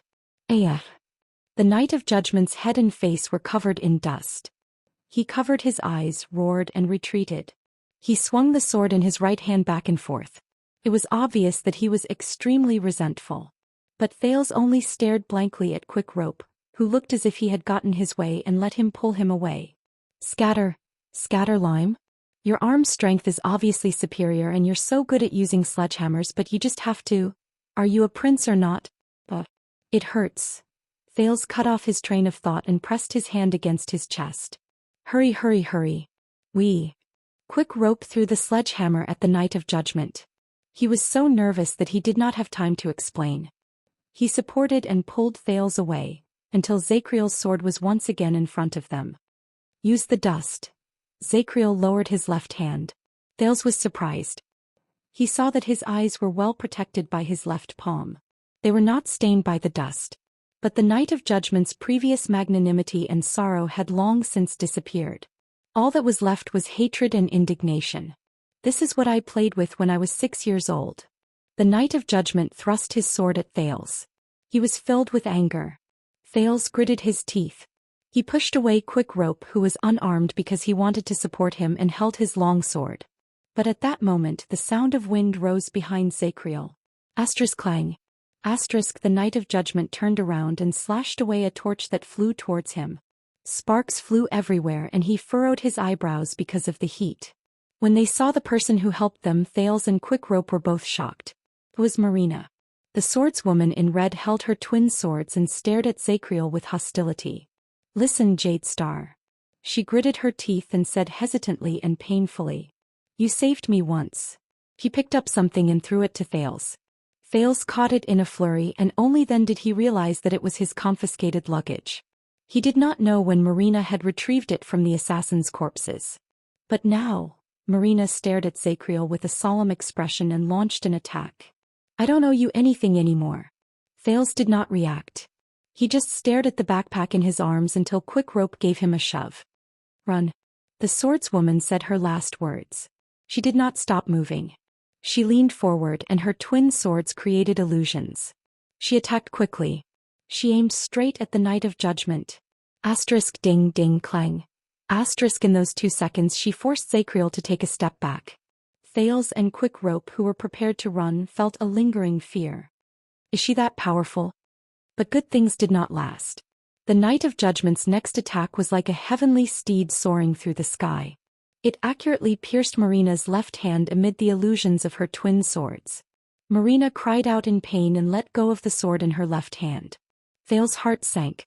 After Heart in the Rain passed away, dual swords were no longer popular. In the next second, Zacriel extended his left hand and grabbed Marina's right hand. He threw her last sword to the ground. I was fortunate enough to meet her once, and I wanted to challenge the legendary Storm Swift sword, which can break through all defenses. Marina gritted her teeth and wanted to kick her opponent, but Zacriel did not move or dodge. He acted as if nothing had happened and used his right elbow to block her kick. Zacriel looked at the twin swords on the ground, clicked his tongue and shook his head. But unfortunately she was already in pain at that time. She was so weak that she couldn't even lift a cup. Zacriel seized Marina's neck and lifted the struggling swordswoman into the air. Thales panicked when he saw that. Now.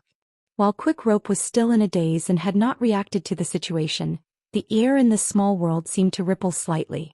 In the next moment, a gray sword pierced through the air mercilessly. Rip. It went straight into Zacriel's back. As Zacriel let out a furious roar that shook the heavens and earth, Marina was flung away violently and fell beside Thales. The Knight of Judgment was like a cheetah that had gone berserk. He quickly turned around and swung his sword. But all he could do was draw an arc in the air. The gray sword had already disappeared. Only the bleeding wound on Zacriel's back proved its existence. Then another figure appeared in front of the knight. He kicked Zacriel's chest with his right leg. Thud. The Knight of Judgment cried out in pain and was sent flying backward. He fell on the ground in a disheveled manner. He fell into a bloody and ruined area, stirring up a lot of dust. Thales breathed a sigh of relief. He quickly extended his hand and helped the heavily injured and weary Marina up with Quick Rope. He flashed a smile at the figure who appeared. Zacriel groaned softly in the dust. Thales did not know whether he was enduring the pain or because he was angry. The knight lay on the ground and said in a disheveled manner, I've aged over the years and I've regressed. Or have you become stronger?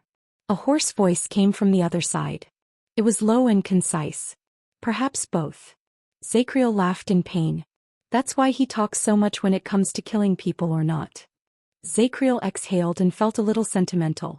Just so he could find you a chance? What tacit understanding. He took 2 deep breaths. His muscles tensed up and he slowly sat up. He stared straight at the masked figure in front of him. You shouldn't have come back so early, Zacriel said coldly. Across from him, Yodel, who had left and returned, shook off the blood on the supreme sword and said hoarsely, I shouldn't have let you out. The Knight of Judgment and the masked protector stared at each other silently for a full 3 seconds. Zacriel smiled. Why can't you be a little smarter, brat? The knight sighed and stood up. You only left the child's side once. You came back after he ended his life in a dignified manner. The wound on his back was no longer bleeding. As Zacriel spoke, he looked at Thales, who was not in a good state, and narrowed his eyes. Thales smiled coldly at him, then nodded at Yodel. Yodel also cast a glance at the prince in the distance and nodded slightly. I left him once.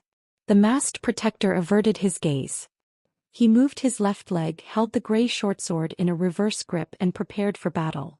His words were incredibly firm. That was the last time. His figure gradually disappeared. His voice spread out like waves and echoed faintly in the air. Zacriel watched the dark purple mask disappear into the air. His gaze was gloomy and no one knew what he was thinking about. For the sake of the past, I don't want to hurt you, young Yodel. Don't force me. Yodel's answer, which was short on words, echoed in the air. I feel the same. Zacriel pursed his lips. Thales watched as Yodel disappeared and his lips curled into a smile. Yodel did not leave. Just like what he said. He was always there. Zacriel was silent for a few seconds. You didn't ask me why I did it. Zacriel glanced at Thales, then raised his head to look at his surroundings. His expression was gloomy. So, you also know, right? You already knew. Already knew. There was no answer in the air. Quick Rope gave Thales a hard look, telling them to hurry up and leave, but Thales only covered his chest and shook his head resolutely. No. Wait a little longer. As long as, a little while later. But does King Kessel know? The Knight of Judgment's voice suddenly rose, and it was filled with a ghastly chill. Does Lord Hanson know? Does Master Vitano know? Do the 6 Guardian Dukes know? Does Constellation know? Yodel still did not speak. Zacriel picked up an axe and pointed it at Thales angrily. Do they know that the evil flower from many years ago has already borne its evil fruit? Thales' heart froze. Evil flower. Evil fruit. What are you waiting for? Marina pushed Thales' arm away and glared at him fiercely. Why aren't you leaving? Are you waiting for death? Thales still shook his head. His frown deepened and his hand over his chest tightened. Just a little while more. That's good. No, sir. Yodel's hoarse and simple response came from the air. The only evil flower and evil fruit here. Only you. In the next moment, Zacriel roared again and charged at Thales. Quick Rope and Marina were both shocked. Almost at the same time, Yodel's figure appeared beside him. Go. This was the masked protector's brief hint. Thales clenched his teeth. Before his eyes, Zacriel's unstoppable figure was getting closer and closer. Yodel's grey shortsword moved forward at high speed. He let go of the hand he pressed against his chest to stop the pain. He knew what to do. In the next second, Thales raised his arms without warning. Under the latter two's surprised gazes, he went around Quick Rope and Marina's necks and placed them on their shoulders. He closed his eyes. Come on. Make your choice. Asterisk bang.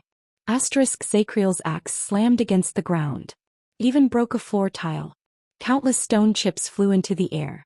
Yodel came after him and stabbed his left arm with his sword. But Zacriel no longer had time to care about the masked protector, who was both an old friend and an enemy. He widened his eyes and clenched his teeth. He did not know when it started, before his eyes. Thales, Quick Rope and Marina. The 3 of them were cornered. Already. Chapter 441. Farther away. Thales calmly watched the Knight of Judgment's axe blade disappear before his eyes along with the dim corridor. He was slowly rising again. It was as if he had lost gravity. But this time the prince managed to maintain his rationality in the void where time was unknown. He tried his best to recall the anchor point and follow the teachings to stay true to himself. I just need to go further away. I don't need to knock on the door. He tried his best to remain calm and thought in his heart. Countless scenes flashed through his consciousness. The dilapidated walls of the abandoned house, the simple and crude back kitchen of Sunset Pub, the magnificent balcony of the Hall of Stars, the fluttering snowflakes in the birch forest, the fires in Heroic Spirit Palace. Leave the prison of bones, leave Blade Fang's camp and get as far away from Zacriel as possible. Go further. But just as he thought that, a strange burning sensation surged from his back. It was as if someone had lit a fire on his back. Thales' expression changed. No. At that moment he instantly escaped from the state of losing control. It was as if he had woken up from a dream. His indifferent attitude disappeared and astonishment filled his mind. No. In a fraction of a second, the burning sensation grew stronger. It spread from his back to his entire body, and slowly evolved into a tearing and cutting sensation. In that second, Thales could not help but grimace and cry out in pain. This long-lost but familiar feeling, could it be T? He remembered something and his heart turned cold. Thales, who was still suffering from the burning and tearing sensation, only felt his body become heavy. In the next second he crashed violently against the ground. Bang. With a muffled thud, Thales could not care about his aching knees and forehead. He turned over like a madman and flung the backpack on his back with great effort. Damn it. It was as if it was a piece of burning charcoal. Damn it. Marina's angry voice rose in his ears, as if she had just come into close contact with the ground. What happened? The axe, Audiobook. In the darkness, Quick Rope's panicked shouts came from beside him. There was a panting sound. Sounded like Quick Rope got up from the ground. Is this Hell's River? Thales exhaled laboriously and felt the burning sensation on his back slowly disappear. But another feeling spread to his nerves. Pain. The Prince of Constellation gritted his teeth as he gasped for breath. Yes, this is Hell's River, and I am your ferryman. He touched the ground and sighed in his heart. Therefore, they were not out of danger yet. Thales. When Quick Rope heard his voice, he was delighted, but then he became even more puzzled. But why can't we see? In his panic, he heard a soft scraping sound, and a sudden flash of light appeared in front of him, causing Quick Rope to instinctively shield his eyes. In the darkness, Marina lit a small torch and cursed as she got up from the ground. She wiped the dust off her face and said, "Damn it. What the hell are we?" But she did not continue. The strange smell in her nose and the surroundings allowed her to identify their location. The swordswoman in red relaxed her neck, which was strangled by the Night of Judgment. She frowned. "We are still in the prison of bones?" Thales did not reply. At that moment his face was pale and he was trembling slightly. Quick Rope, who had regained his vision, put down his hand gently. He glanced at Marina, who was holding the torch with a dazed expression. Then he turned to the teenager beside him who was panting on the ground. His expression darkened. What happened just now? His confusion faded away. He helped Thales, who was obviously not in a good state, up from the ground and made the latter lean against the wall. "Where's that uncle? And that masked friend of yours?" Thales panted hard. He endured the increasingly intense pain and squeezed out a sentence. "This is the Alchemy Tower's little magic. You can think of it as a mechanism in the prison of bones. It can transfer you to different places." Marina was slightly shocked. Thales tried to force a smile. But Quick Rope's expression was no longer as playful as before. The rookie mercenary squatted in front of Thales and looked at him quietly. His gaze was profound and he seemed to be deep in thought. "Little magic?" Quick Rope's expression made Thales remember the man's true identity. "Yes, that's why I used it." But Thales could not continue. The increasing pain in his chest made him break out in cold sweat and his lips trembled. T. Even though he lacked references from other mystics, whether it was the assassination in the carriage on King's Avenue 6 years ago, the mystic gun attack at Broken Dragon Fortress, the unexpected knocking on the door at Giza in Dragon Cloud City, or Asda's warning before they parted, all these experiences made Thales learn one thing. In the face of danger, unless it was absolutely necessary, one should not easily resort to using mysterious mystic abilities. The burden and damage to one's body caused by losing control should not be underestimated. It would also gradually increase as the amount of mystic energy involved increased. Once it reached the point of knocking on the door, the price that followed would be fatal. That was why Thales was very grateful to Taurus. This was the most mysterious mystic he had ever met. He was also the mystic who treated him the best. It was thanks to his generous help and patient teachings that he managed to find the anchor point. He was able to maintain his rationality while he was losing control, perhaps too much of it, and he was able to get rid of the dangerous predicament of having to knock on the door when his mystic energy was activated. But even if Thales successfully avoided knocking on the door and avoided the heart-wrenching and excruciating pain of using mystic energy in the past, the price of losing control was still not to be underestimated. Based on his experience with stake, he would not be able to stay in this amazing state of losing control for more than a few minutes. He would be awakened by the sudden pain, and his strange ability would be interrupted. But Thales knew that when he escaped from Zacriel's axe just now, it was not the pain from using mystic energy that interrupted him. It was... Thales clutched his chest and stared in disbelief at the other side. The backpack Marina returned to him lay quietly on the ground, revealing a small crossbow arm. Crossbow of Time. Legendary anti-mystic equipment. Damn it. I found the reason why they are still in the prison of bones and could not escape. Looks like next time I definitely can't go into losing control when I have this thing in my hands. When he thought of this, Thales felt a throbbing pain in his chest again. His expression twisted. You look very bad? Marina noticed the prince's unusual pain. She walked towards him with a torch in her hand. Were you hurt by that lunatic? No, it's just the after-effects of forcefully using mystic energy and the rejection from the crossbow. Thales wiped off his sweat. He trembled and forced himself to curl up the corners of his mouth. Yes. He was very heavy-handed. Quick Rope still did not say a word. Marina bent down and picked up a silver longsword from the ground. This is Ricky's sword. Marina's eyebrows slowly furrowed under the light of the torch. Thales' heart clenched again. Marina stared at him and her gaze became colder. I saw the brand on that lunatic's face. It's the same as Samuel's. What happened to Ricky and the others? Thales pursed his lips. While enduring the pain, he also had to deal with the person in front of him.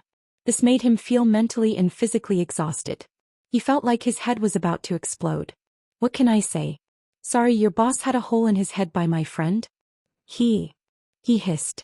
At this moment, Quick Rope cried out in surprise. No. The rookie mercenary widened his eyes and looked at Marina. He pointed at Thales on the wall and said in horror, Your nose is bleeding. Thales subconsciously touched his nose. As expected, his hand was wet. Oh no. It happened again. Feeling dizzy, he leaned against the wall, trembling as he slid to the ground. Marina frowned. Quick Rope turned pale with fright. He took 2 steps forward and supported Thales. What's wrong with you? About that. The prince smiled weakly. The Jade Star royal family is more or less different from the rest. Jade Star royal family. When Marina heard this phrase, her face became gloomy again. No, we have to do something. He doesn't look good. Quick Rope looked worried. He turned to Marina. This lady? Please keep an eye on this side, I'll go look for his luggage. Marina looked at Thales with a complicated gaze, then looked at the sword in her hand. In the end, she sighed and walked forward with the torch. A prince whose surname is Jade Star. Marina whispered as she looked at the pained Thales. Just now you saved my life. Why? Thales tried his best to curl up the corners of his lips. He was drenched in cold sweat as he squeezed out a few teasing words. Maybe because I don't like killing people? Perhaps because you are a woman and very beautiful? So, according to the night novels, I was destined to get weak in the knees. Then I'll take you into my harem. Thales felt pain in his heart again. It was so piercing that he scrunched up his facial features again. He bit down on the joke that he was tired of living. But Marina did not care about his teasing. The girl who had a bad temper before was not angry either. She just looked at him quietly. You know, we have a grudge, whether it's the past during the bloody year or the conflict in the tavern. Thales snorted coldly. He was tortured by the pain and did not care about his tone. So I have to kill you? Or would they stand by and watch you get killed? Marina paused for a moment. She looked conflicted. But your father will. The swordswoman in red hesitated and said, just like 18 years ago when he ordered my family to be hanged. This time it was Thales' turn to be speechless. But in the next moment, Marina seemed to have made up her mind. She suddenly raised her head and looked at the prince with a burning gaze. Cyber Norfolk, the girl said softly. He is my uncle and a member of the Starlight Brigade. He was the personal guard of the late Duke of Star Lake John, and the person who murdered him. Thales was instantly stunned. Cyber Norfolk. And the Duke of Star Lake. What does she mean? Thales stared at her in a daze. With his attention diverted, the pain in his body did not seem so unbearable anymore. You, listen. Marina stared at him. Her eyes were eager as if she was staring at a life-saving straw. If you return to Eternal Star City, Prince Thales, if you are really different from your bastard father, if you really care about the blood of the innocent, Then please investigate this matter and find out the truth. Marina's eyes slowly turned red, and Thales was so shocked that he was at a loss. Find out the truth about Duke John's assassination in Zodra during the Bloody Year. Duke John, Thales frowned.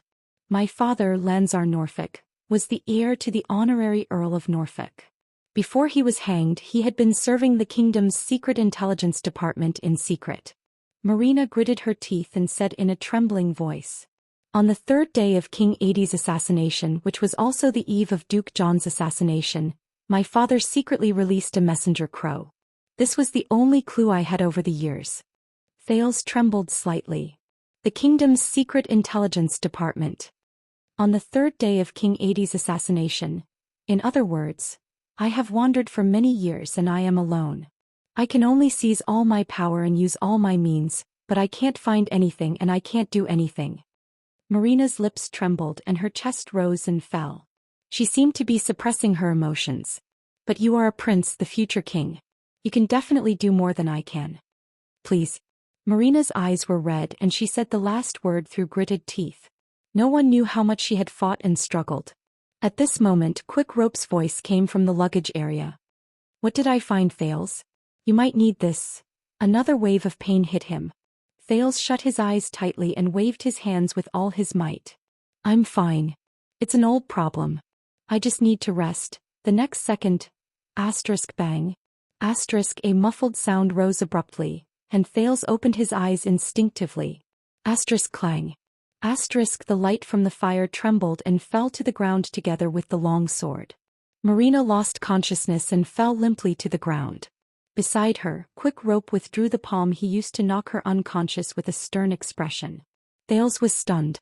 At that moment the torch shone on the ground, making Quick Rope's expression look so cold and profound. Quick Rope did not answer. He only bent down quietly and picked up the unconscious Marina. Can you hold on? Quick Rope asked faintly and dragged Marina to the side. Or are you going to die in the next second? Thales stared at him in a daze. Why? The prince only managed to finish his question halfway. He saw the thing in Quick Rope's hand. It was a special black crossbow. It was nocked and ready to be fired. You're asking why? Quick Rope picked up the torch with one hand and walked forward coldly. So, are you going to tell me the truth? Thales Jadestar? Thales gritted his teeth. The truth. Quick Rope held the torch alone, shook the crossbow in his hand and stared at him coldly. What exactly is that ability of yours? At that moment, Thales felt his body stiffen and his tongue become heavy. In a daze, even the aftereffects of losing control were no longer as uncomfortable. He only stared quietly at the solemn Quick Rope. Quick Rope also stared back at him quietly. After a while, Thales sighed under the light from the fire. He turned his head away and spoke laboriously under the double pressure of the pain in his body and the stare of his companion. I told you this is a rare type of magic. After Constellation occupied this place. Quick Rope sneered. Magic? Magic, my foot. As far as I know, there is no magic that can suddenly move us from one place to another. Not even 600 years ago.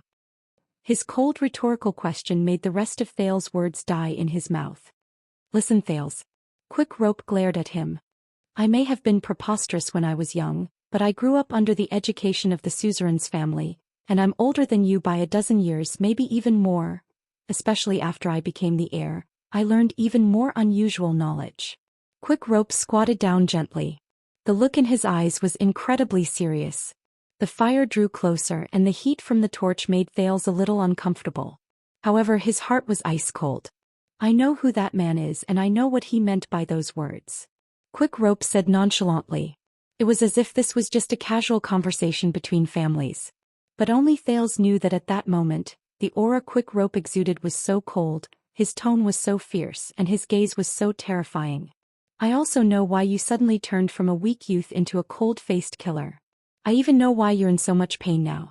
At that moment, Thales felt as if he no longer knew the person in front of him. It was as if the optimistic, open-minded and slightly humorous mercenary Quick Rope had turned back into the merciful, decisive prince of the enemy kingdom who abandoned everything. The returned Mariah Walton. More than 600 years ago, there was an incredibly terrifying calamity in the Battle of Eradication. As long as it was on the battlefield, our ancestors would definitely lose every battle they fought, and there was no hope. Because that calamity could foresee the future, and it knew the unknown. Mariah sneered. From the weather on the next day to the angle at which the sun would rise, to the enemy's every move, to the future of the world, everything was in its grasp. Foresee the future. Thales breathed in a daze. There's such an existence among mystics? Mariah shook his head. How can you defeat an immortal monster who has all the futures and possibilities in its hands? At that moment Thales' breathing froze. Until the birth of this weapon. Mariah sized up the black crossbow in his hand. The emotions in his eyes were unclear. Its user was a Northlander. After the war he pledged his loyalty to Extet and King Raikuru. Hence many years later, this crossbow passed through Nuvan I's hands. As a witness to Raikuru's oath, he gifted it to the city of faraway prayers, which was the most remote and the most difficult of the 10 great territories. Even though I just recognized that this dragon spear is the most unique legendary anti-mystic weapon in the family's ancient records. Crossbow of time. In the next second Mariah stood up coldly. He held the trigger, raised his slightly trembling arm, and aimed the arrow at the teenager in front of him. Thales' face was ashen. He could only press his hand against his chest. You're a mystic, Thales. Mariah's eyes sparkled and he spoke coldly. A calamity. Just like the calamity who destroyed everything 600 years ago. Thales closed his eyes gently. Finally. This day still came. Just like 6 years ago. Mariah's voice trembled slightly. The one who destroyed Dragon Cloud City and killed my father. Chapter 442. When I was young, when Count Lisban told me about it, I always thought it was just a legend. It can't be more real than the Queen of the Sky or the statues of the gods in the temple.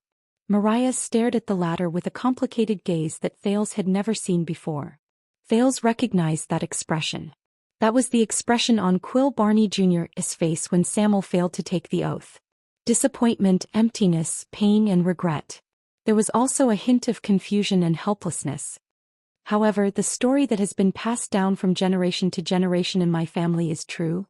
He stared at the youth, his head shaking slightly, his chest heaving up and down. It was as if he no longer knew this companion who had gone through thick and thin with him for a short period of time. The foreign prince who shared the same fate as him. In the face of Mariah's arrow, Thales could only bite his lower lip. At that moment, it was as if even the pain in his chest was no longer important. What could he say? What should he say? Calamities are humans or monsters that look like humans. Mariah's gaze never left the target. The crossbow in his hand could not help but tremble slightly. They breathe, eat, walk and live in every corner of the sector just like us. Their every move is exactly the same. He subconsciously murmured, his tone ethereal. It was as if he was retelling an old story from long ago. But they are not us. In the end, they will tear off their masks and reveal their true selves to begin destruction and slaughter. Thales subconsciously tightened his fist over his chest. Mariah's eyebrows slowly furrowed. He took a step back as if he could not believe what he was facing. He gritted his teeth and took a few deep breaths. The scene from earlier flashed through his mind. Aren't you? Like just now. Thales was silent for a while as he leaned against the wall. His face was ashen and did not look any better under the bright red light of the fire. In the end, they are not us. They would eventually tear off their masks. Thales vaguely remembered every time he lost control and knocked on the door. He remembered the Thales who seemed to know everything in his dreams, and the consequences he faced every time he snapped out of it. I don't know. After a long time, Thales spoke in a tone that made him sound as if he was in a dream. Even for me, this question is full of mystery. Mariah also remained silent for a while. In the deep and serene dungeon for a moment, only their breathing could be heard. Then Mariah's cold laughter echoed in the air. So, among the calamities that King Raikuru fought with, which one are you? Thales was a little absent-minded. Mariah enunciated each of his words with the most solemn and wary tone. King disaster? Nightmare? Blood catastrophe? Secret disaster? Calamity before? With each word he said, Mariah's expression became sterner. These words only appeared in the legends of the Walton family, but he had never taken them seriously. Calamity. As he listened to these unfamiliar and strange terms, Thales frowned slightly. Then Mariah raised his crossbow with one hand and said his next sentence. Or are you the leader of all calamities, the bane of the gods? The bane of the gods. When he heard this familiar nickname, Thales felt another pain in his chest. The teenager no longer looked at Mariah. He lowered his head and said in a tone that was half relieved and half lonely, "Neither. I'm a newbie." Mariah paused for a moment. Huh. His shoulders swayed slightly and his laughter was a little mournful. Even the fire and the crossbow trembled. So you are like the White Blade Guards. There are newbies. There was a faint mocking tone in his words. Thales tried his best to curl up the corners of his lips while he did not know what to feel. Yes. Mystics, calamities. As he thought about it, his mind wandered a little and his tone was dejected. Everything is like a nightmare. No matter how much you force a smile or how much courage you muster. But in the dead of night, when you wake up from your dreams at midnight, it will always return to you. Mariah's crossbow trembled slightly. Enough. Calamity. He interrupted Thales and stared at the latter. His gaze was unfamiliar, his lips were cold and the veins on his hands bulged. Do you know that no matter which temple it is, no matter how dilapidated or how weak the church is, they all warn every king of Extet that the calamity that destroys the world will return and destroy us like how it destroyed the final empire? Thales did not look at him. He just closed his eyes. But Mariah was not prepared to let him answer.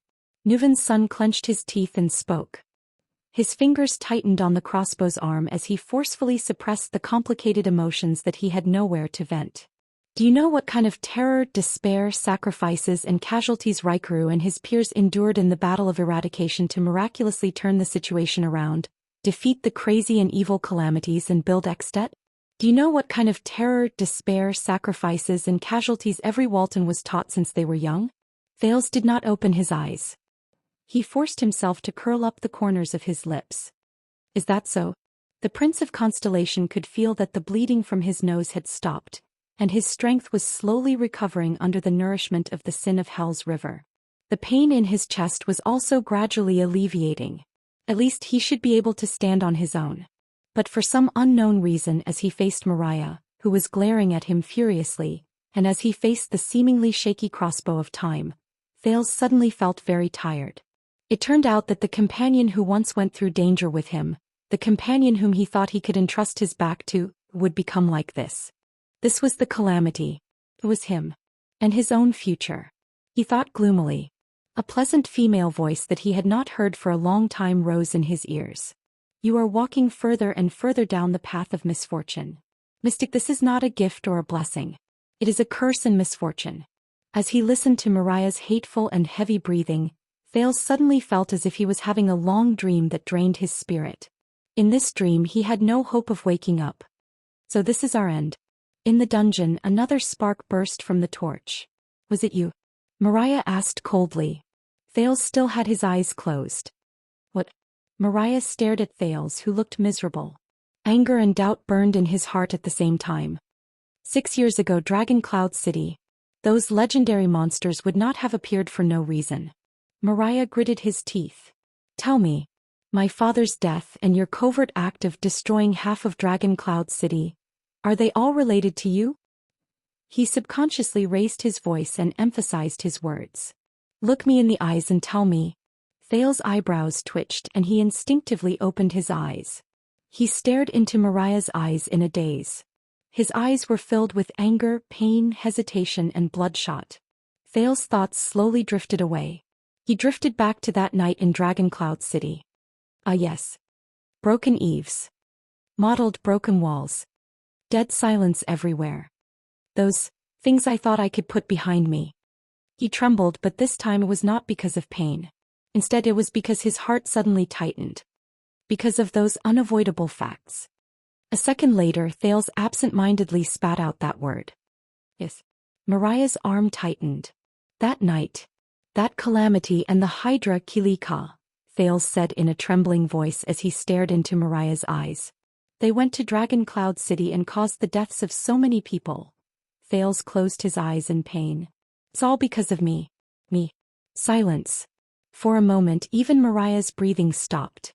Asterisk clatter. Asterisk the sound of the torch falling to the ground. In the next second Thales felt his collar tighten. He was lifted by the furious Mariah with one arm and pressed against the wall. Bang. The teenager grunted as he endured the sluggish feeling in his chest.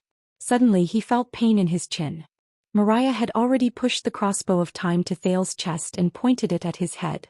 The protruding tip of the arrow pressed against Thales' skin, bringing him waves of pain. Thales had never seen Mariah like this. The latter's expression was ferocious. His breathing was heavy and he gritted his teeth. The muscles on his arms and the veins on his neck were extremely obvious. He was like a raging lion. Just like the former Northland king. How dare you? Mariah growled in a low voice. Thales could feel the former's muscles trembling. He grabbed the teenager's collar with his left hand and held the crossbow with his right hand and right shoulder. The string on the crossbow of time was extremely tight. It was ready to be fired. It was about to devour someone. Mariah suppressed the hatred and anger in him that were like a volcano. You damn. Do you know what kind of sin you bear and what kind of disaster you will bring? But Thales' eyes were still and he allowed Mariah to threaten his life with a blank expression. How dare you get close to them? How dare you get close to Dragon Cloud City, ex-father and Alex? Mariah gritted his teeth so hard that they chattered. His eyes were bloodshot. Get close to her country and her people. My people. Mariah's entire body trembled and he almost lost control. You brought misfortune and inauspiciousness to them, and you brought misfortune like the bloody year to them. Do you know that your existence is the source of all disasters? Thales felt another sharp pain in his chin. He could feel the tip of the arrow piercing his skin as it trembled. Alex. This name was one step faster than an arrow, piercing into his dazed brain. No. He's talking about her. Little rascal. In his illusory memory, the beautiful girl with the pince-nez turned around and covered her mouth. She looked at him with faint surprise and an indescribable gaze. You want to take me away? Take me back to Constellation? At that moment his almost scattered thoughts became clear. Thales sucked in a breath through his teeth. He ignored the pain in his chin and said forcefully, I know. Mariah's nerves were still tense. He glared at Thales as if he was going to pull the trigger the next moment and pierce through Thales' head. The teenager said bitterly, I know it better than you. In fact, I know it better than everyone else. From that day onwards, I know everything that happened around me. Every single pair of eyes in Shield District that wanted to breathe but could not. Every single person under the Hydra who cried and ran for their lives. Every single corpse in Dragon Cloud City that was cold and still. And he could only kneel in the middle of the road and hug the only warm life in his arms. His face was covered in tears as he trembled. I'm sorry. Thales shut his eyes tightly. With a heart full of loneliness and sorrow he said softly, I'm sorry, Mariah. He clenched his fists. All those things happened around me. Blood debt. It's the consequence of him. It's something he had to face. It's not something he can calmly forget and avoid with a simple sentence like, it wasn't my intention, I had no choice, or even it's not my fault, or an even more disgusting sentence like, it's a pity, but it's a necessary sacrifice. At least he could not. For everything that happened, Mariah's breathing became heavier. Thales' collar was pulled even tighter. He could even feel a drop of blood trickling down his neck under the threat of the arrow. A long time ago, Thales had imagined a similar scene. But in his imagination he faced a large group of people and an entire world. Regardless of whether they were acquaintances or strangers, their faces were blurred and they pointed at him, a monster who brought countless disasters. Now I'm already very lucky, I think. Am I not?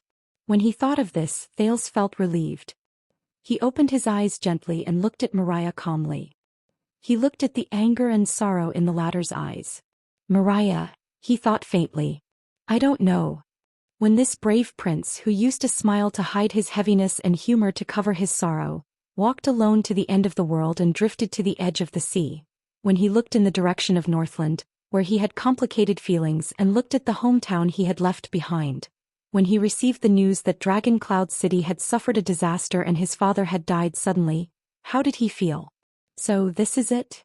Thales completely calmed down and a smile appeared on his lips. This is our end? The man's eyes were still red and he stared at Thales. The anger in his eyes did not diminish. This reminded Thales of the moment he opened his eyes in the desert. At that time, it was this red-haired quick rope who blinked his curious and excited eyes. When he thought of this, Thales sighed softly. Right, while there's still a chance. Thank you, quick rope. Thank you for saving my life in the desert, he said softly. At that moment, Mariah trembled slightly. He tightened his left arm and pressed Thales against the wall with greater strength. His right hand trembled as he pulled the trigger of the black crossbow. Thales closed his eyes. He waited for the man's decision. The next moment, thud. Thales only felt the right side of his face tremble. Before he could figure it out, he felt the world spin and he flew sideways against the wall. He fell hard on the ground. Cough, cough. Thales groaned in pain and his entire head buzzed. He first felt a numbness that spread to half of his face. A few seconds later, it turned into a burning pain that made him grimace. Thales trembled as he climbed to his feet, trying to see what was in front of him even though he was surrounded by stars. How? In the next second, something hard was stuffed into his left hand. Thales was first shocked, then he realized that it was a sword hilt. Soon his right arm was tightened and he was pulled up. A thick and broad shoulder was placed on him. An arm was placed on his waist and he was forcibly lifted up. In his shock, Thales shook his head vigorously to get rid of the stars that filled the sky. It was only then that he saw something in shock. He was leaning against Quick Rope's shoulder. Sometimes his head was high and sometimes it was low. From the teenager's angle, he could only see the side of Quick Rope's face. He could not see his expression clearly. The arrow in Quick Rope's hand had long since disappeared. It had been replaced by the torch that fell to the ground. He only managed to say one word before his cheek, which had been punched by Quick Rope, started to hurt. Shut up, Quick Rope interrupted him mercilessly. As he gritted his teeth, his unstable and hesitant emotions could be vaguely seen. The enemy is still here. He raised the torch and shone it in front of him. His entire body trembled. We have to go to a safe place. Thales was stunned. But, shut up. Quick Rope turned his head around. His eyes were red as he glared at Thales fiercely. His tone was filled with the boorishness and roughness unique to Northlanders. Don't force me to hit you again. I still remember those 2 slaps. After he finished speaking, he did not even look at Thales. He turned his head away and his breathing betrayed his complicated emotions. Thales stared at the side of his face in a daze. The torch swayed and the air was quiet. An indescribable feeling rose in his heart. The prince lowered his head and gritted his teeth. He dragged his weak body, leaned against Quick Rope's shoulder and caught up with Quick Rope. The two of them left the unconscious Marina behind. Their breathing alternated between fast and slow, rapid and slow. They were not fast, but they were steady. The two of them moved forward in silence for a distance. They stepped over a few corpses and finally arrived at the stone stairs that spiraled upwards. They began to climb up. The scene was immersed in this strange atmosphere for a moment. In the silence, Thales suddenly chuckled, and it seemed especially abrupt. Quick Rope's footsteps came to a halt. Thales continued to chuckle. "Shut up," Quick Rope retorted rudely. His tone was heavy and his attitude was malicious. It gave Thales the illusion that he had returned to Northland. "What's so funny?" Quick Rope raised the torch high, turned a corner and gritted his teeth. "It's nothing." The exhausted Thales shook his head. "I'm just very happy." He paused for a moment and with a heart full of grief he punched Quick Rope's chest. "I'm very happy that you're still the same." Chapter 443. Same old. Quick Rope snorted angrily and turned his head away. He seemed to be very dissatisfied with the teenager's words. "You still care." Thales' tone fluctuated slightly. Quick Rope's eyebrows froze. "What?" "Your father, Dragon Cloud City, Exdet, and even your niece." Thales took a few deep breaths in a direction he could not see.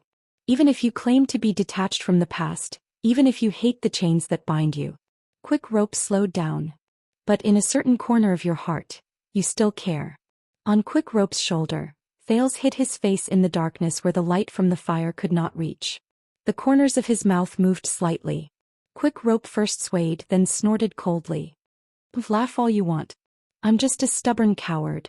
In the end, I still can't walk out of my past." He quickened his pace unhappily, causing Thales, who was leaning on his shoulder, to stagger. However, the young man did not get angry or lose his head. He only smiled lightly. No quick rope. There was a bitterness in Thale's smile that could not be wiped away. What I mean is, this is good. Quick rope shuddered slightly. The youth lowered his gaze and looked at the darkness beneath his feet. Compared to Mariah, who abandoned everything for freedom, this is the real quick rope. Quick rope did not answer. He only snorted again. But at that moment, Thales suddenly felt that the fatigue he felt just now was gone. Leave her. Thales came back to his senses. The panting quick rope gritted his teeth and said, leave her, leave Alex. Alex. Thales' mood, which had lightened up a little, became heavy again. After we get out, you filthy, disgusting bastard who likes to take advantage of girls. Quick rope said in disgust. He tapped Thales' chest with his left arm in a show of force and warning. I don't care what happened between the two of you in the past, but from now on, you are not allowed to approach her, think about her, or covet her. Stay away from Alex. Quick rope said resolutely. In that second, Thales' expression darkened. What a joke. Not long ago, this person had sincerely wished them a happy ending. Perhaps this was the reality. Thales suddenly laughed, and this made Quick rope's expression turn hostile. Drowning, the Prince of Constellation suddenly said. What? Thales took a deep breath. His gaze was profound. Sometimes I feel that I'm like a drowning man who is struggling to catch his last breath in the water. Instinctively, I grab all the available support and tools around me, trying not to sink. As he spoke, Thales' voice fell silent. His tone became lonely. But in my heart I know what it means. Quick rope's expression slowly relaxed, but he did not speak. Don't worry, Quick rope. I'm different from you. Thales looked ahead. In the corner where the torch could not reach, there was only darkness. With such a fate, Thales stared at the darkness and felt as if he could see the girl's tear-filled face. Yes, Thales. I believe in you. I trust you with my life. He flashed a bitter smile. My shoulders have long been unable to bear heavier things. For example, the future of another person. Quick rope fell silent. He resisted the desire to turn his head and look at the person beside him. He just moved forward. Step by step, they searched for their way forward in the darkness, which was barely illuminated by the torch. They moved closer to the stone steps. It was as if nothing could stop their footsteps. However, in the next second, Thales' ears twitched. Even though it was very soft, with the help of Hell's senses, he still heard it. Thales frowned slightly. Someone's coming. Quick rope moved slightly and glanced to his side. The two of them turned around tacitly, left the stone steps, and entered the dark corridor on this floor. They crouched behind a collapsed stone pillar. Quick rope put down the torch and skillfully extinguished it with 2 or 3 stomps. Darkness covered the two of them again. Soon the rotating stone steps in front of them lit up. Multiple footsteps could be heard from above. "It's here. There's no mistake." This voice made Quick rope and Thales tremble at the same time. This is... The steady and familiar male voice rose amid the footsteps. It's definitely that prince. He must be here nearby. What? In the darkness, Thales and Quick rope's breathing grew heavier. How did they find out? How did they confirm that the person nearby is Thales? The second male voice hummed not too far away. How can you be sure? We've already searched the second floor. The first voice rose again. When we were in the tavern, I did something to them, so I can be sure. Thales and Quick rope looked at each other in the darkness. They could sense each other's surprise. The second voice, Sean, snorted coldly. Raise your torches. Just like before, search every corner. Be careful of the cockroaches from Shadow Shield, or as they say, the lunatic who was released from the lowest floor. As this order was given, multiple footsteps left the stone steps and slowly spread out to enter this floor. Thales' heart instantly turned cold. It's Dean. In the corner, he said solemnly and softly, and Sean, the remaining people from Disaster Sword? Quick rope turned his head around as if he was still feeling awkward. I don't need you to remind me. The footsteps drew closer and became more scattered. The light also drew closer. The rising and falling sounds of people reporting to each other grew louder. The two people hiding in the corner of the corridor became nervous. I remember, Thales said softly. Dean was supposed to be with you? Quick rope shook his head in the darkness. Dean is very smart. He was prepared. The moment we were attacked, he thought of a way to escape. Quick Rope lowered his voice and whispered in Thale's ear. He wanted to get me out with him, but stakes people. He did not continue. Soon, Xian the mercenary's voice rose again from the other end of the corridor. Hey, secret room, I'll say it again. You know, the Prince of Constellation is ours. This is the condition of our cooperation. Thales frowned. It seems like even though the people from Disaster Sword lost their leader, they still have the numbers, and they're still the most difficult party to deal with in Black Prison. And Dean's voice rose again. Yes, I know. But according to the agreement, I want revenge. He sounded like he was gritting his teeth. That man, the so-called Waya, the person who defeated me, Dean said coldly. He must pay the price. And I want him alive. Quick Rope sighed in a barely noticeable manner. Is that so? In the distance, Xian snorted coldly. You're really not a magnanimous person, are you? Dean did not answer him. He only continued searching. Thales took a deep breath, but when he heard the enemy bend down to check under the stone table, he was immediately shocked. H*T. They didn't even spare a single corner. Are they certain that their target is on this floor? The light from the fire was getting closer and reflected on the stone pillar where they were. Under the dim light, Quick Rope and Thales saw each other's faces at the same time. It was the same solemnity and tension. In shock. The situation is bad. As he listened to the approaching footsteps, Thales gritted his teeth and whispered, they've made up their mind to turn this place upside down. There was no need for him to remind him. Quick Rope had already seen the current situation clearly. They hid behind the collapsed stone pillar, and the footsteps and light from the fire in the distance were getting closer. Quick Rope's frown grew deeper. The struggle in his eyes grew stronger. Thales did not notice his companion's expression. He gritted his teeth and exhaled. He tightened his grip on the sword in his hand. He had just recovered from the extreme discomfort and pain after he lost control. He was far from being in his best condition. Besides, he had to face so many people. As for mystic energy, I can try. Damn it. Thales' face was pale. He stopped trying under the intense pain. Quick Rope stared at Thales with a complicated gaze. We can't hide here. We'll be discovered. Thales gritted his teeth and looked at the fire that was getting closer to him and the walls that were getting brighter. Quick Rope did not say a word. He only pursed his lips and stared at his feet. Yes, we'll be discovered. He turned his head and stared at Thales. But you won't. Thales was stunned. What? In the next moment, before he could react, Quick Rope placed the backpack on his back into Thales' bosom. While Thales was still in shock, Quick Rope had already moved.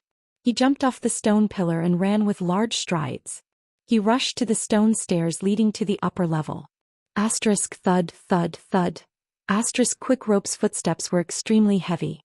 His figure cast a shadow in the light from the fire, and he immediately attracted the enemy's attention. Over there. After him. Footsteps rose in unison and they went towards Quick Rope. Thales was left alone by the stone pillar. He hugged the backpack in his bosom and stared at Quick Rope's back in a daze. He also subconsciously stretched out his hand.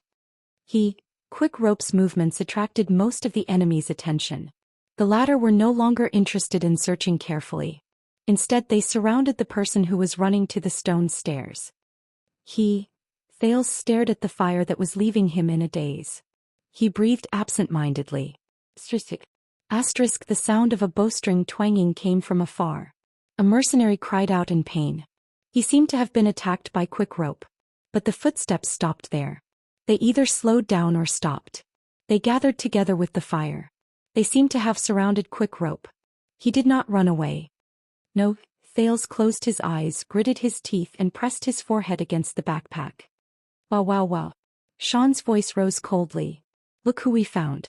The young prince's attendant? Thales tightened his grip on the sword in his hand and exhaled in pain. No. Yes, we'll be discovered. But you won't. Is that what you mean? Damn it.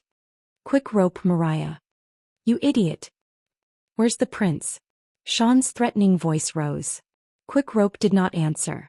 He only snorted coldly. Dead. Killed by that madman named Zacriel.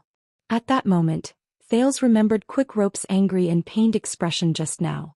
The first time he saw Quick Rope's liveliness and humor in the desert, they were completely two different people.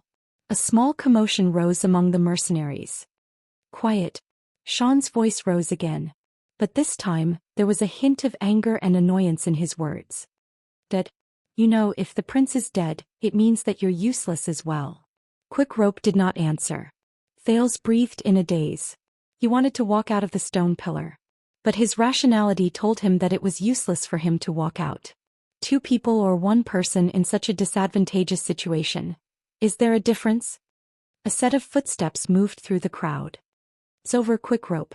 Dean's steady voice rose again. There was a hint of solemnity in his voice, along with a hint of reverence that could only be heard if one tried very hard. You have nowhere to run. Tell me where the Prince of Constellation is and you can live, and even live better than before if you know what I mean, and you know what choice to make. Thales shuddered a little as he crouched behind the stone pillar. Damn it! No, Thales clenched his teeth. At that moment he who was hiding behind the stone pillar felt powerless. You asked, where the prince is? Quick Rope's rhetorical question rose faintly. It was filled with indifference and sternness. There was no trace of his former joy and cynicism. The prince isn't anywhere. As he listened to the profound words, Thales' heart ached even more. As for living better than before? Quick Rope snorted softly and said, Dean, when you go back, why don't you tell that old woman? Faint noises came from the distance, along with the mercenaries' uproar. Stop, Quick Rope. There was a hint of panic and anxiety in Dean's voice. You're digging your own grave. At that moment, Thales suddenly knew what Quick Rope was doing. He was reloading his bow. No. Thales was stunned. He understood something. Tell her. Quick Rope.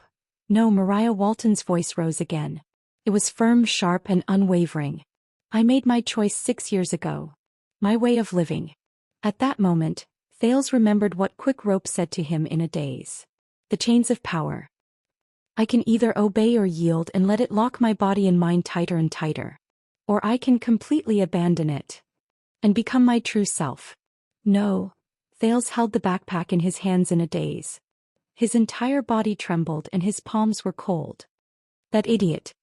He's not prepared to surrender, not prepared to give in, not prepared to fall back into the hands of the secret room.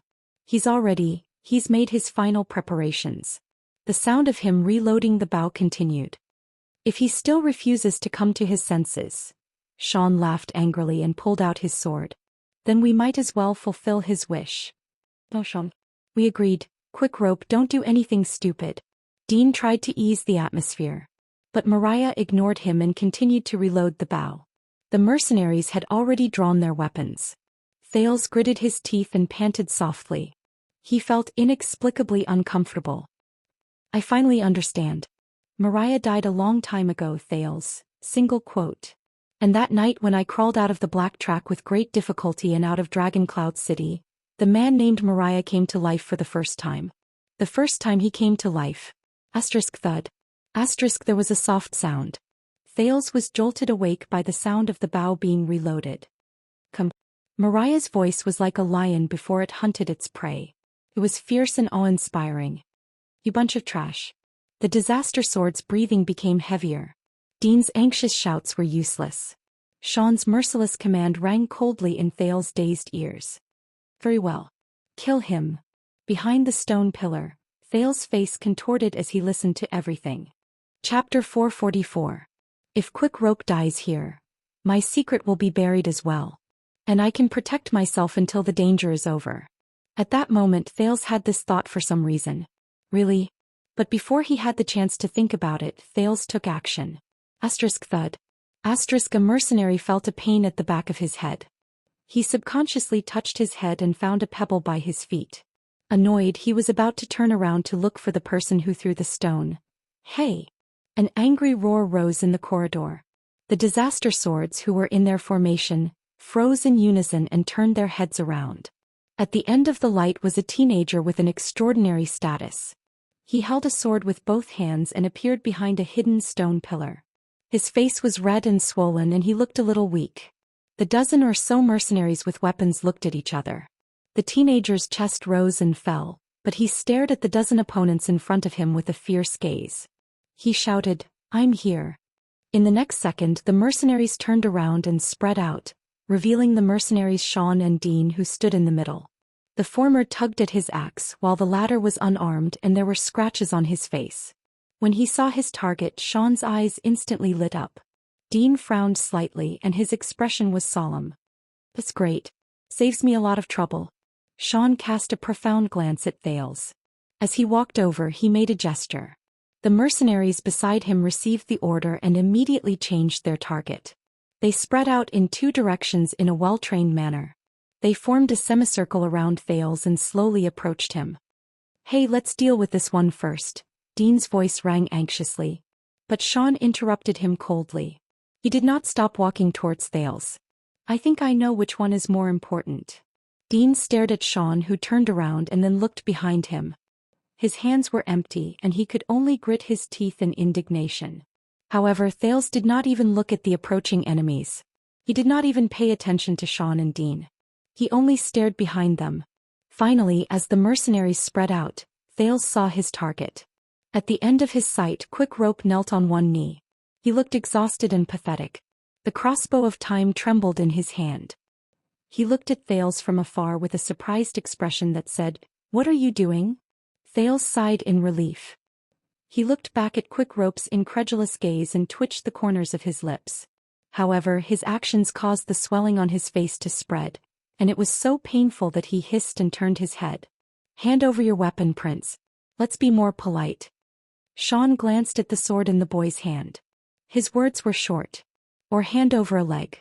Anyway, Ricky's order is to capture you alive." He pulled out a single-edged axe hanging on his shoulder and said coldly. Thales frowned.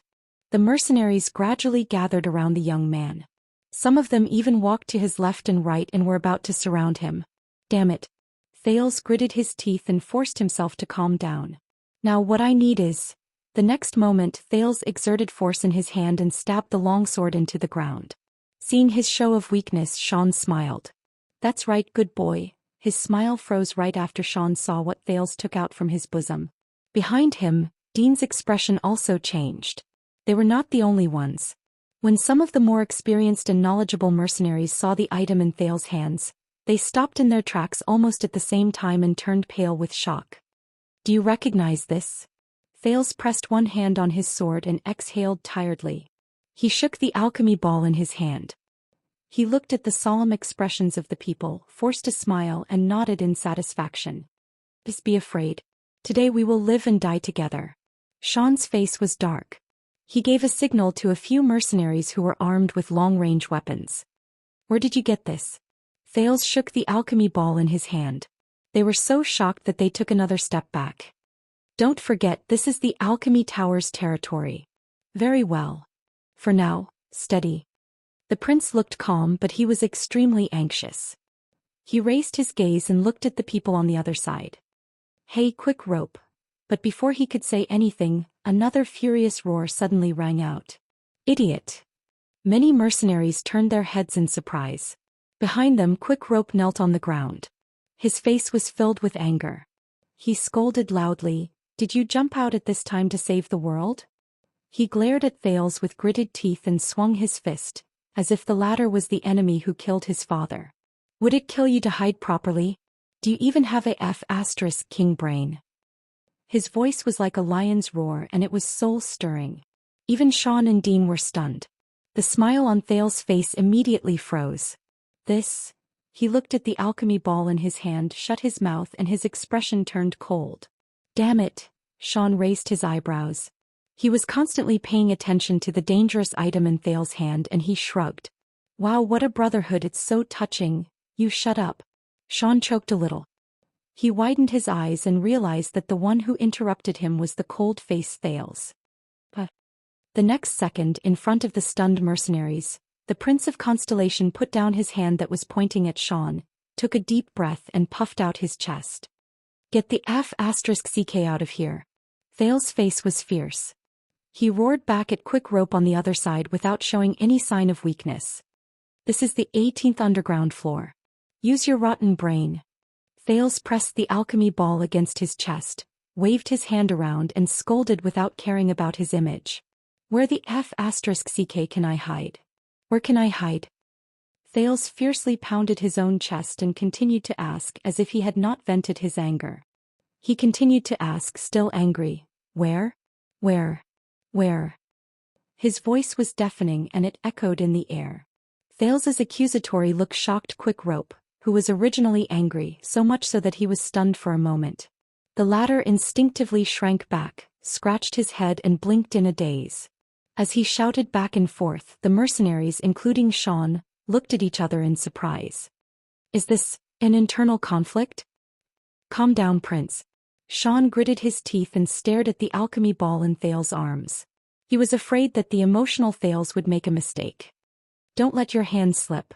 Only Dean stared at Thales with furrowed brows. But Thales still glared at Quick Rope with burning eyes. He stroked his chest and panted. He was still trying to calm down the anger he felt after shouting just now. "You damn bastard." The next moment Quick Rope suddenly raised his eyebrows. His voice became softer and he sounded a little submissive. All right, it does seem like there's really no other place to hide." But as Quick Rope spoke he seemed to have thought of something. He became confident and aggressive again. "But I have no other choice." Quick Rope's face turned fierce. He waved his fist at Thales. "Have you forgotten? I'm just a lousy thief who can't even pry open a door." Thales bit his lip and stared at Quick Rope with a frown. His gaze was as sharp as a knife, as if he was angered. It made Quick Rope feel diffident. As they listened to the lousy internal conflict, the mercenaries looked at one side, then the other. Many of them paid attention to Thales' alchemy ball, and they were incredibly wary. Xian coughed, but he still remembered what he had to do. All right, the farce ends here. But in the next second they saw the muscles on Thales' face tighten. The teenager suddenly bent down, picked up a stone by his feet, and threw it in front of him with a ferocious look on his face. A few mercenaries who stood close to him were shocked. They subconsciously raised their shields or raised their hands to block the stone.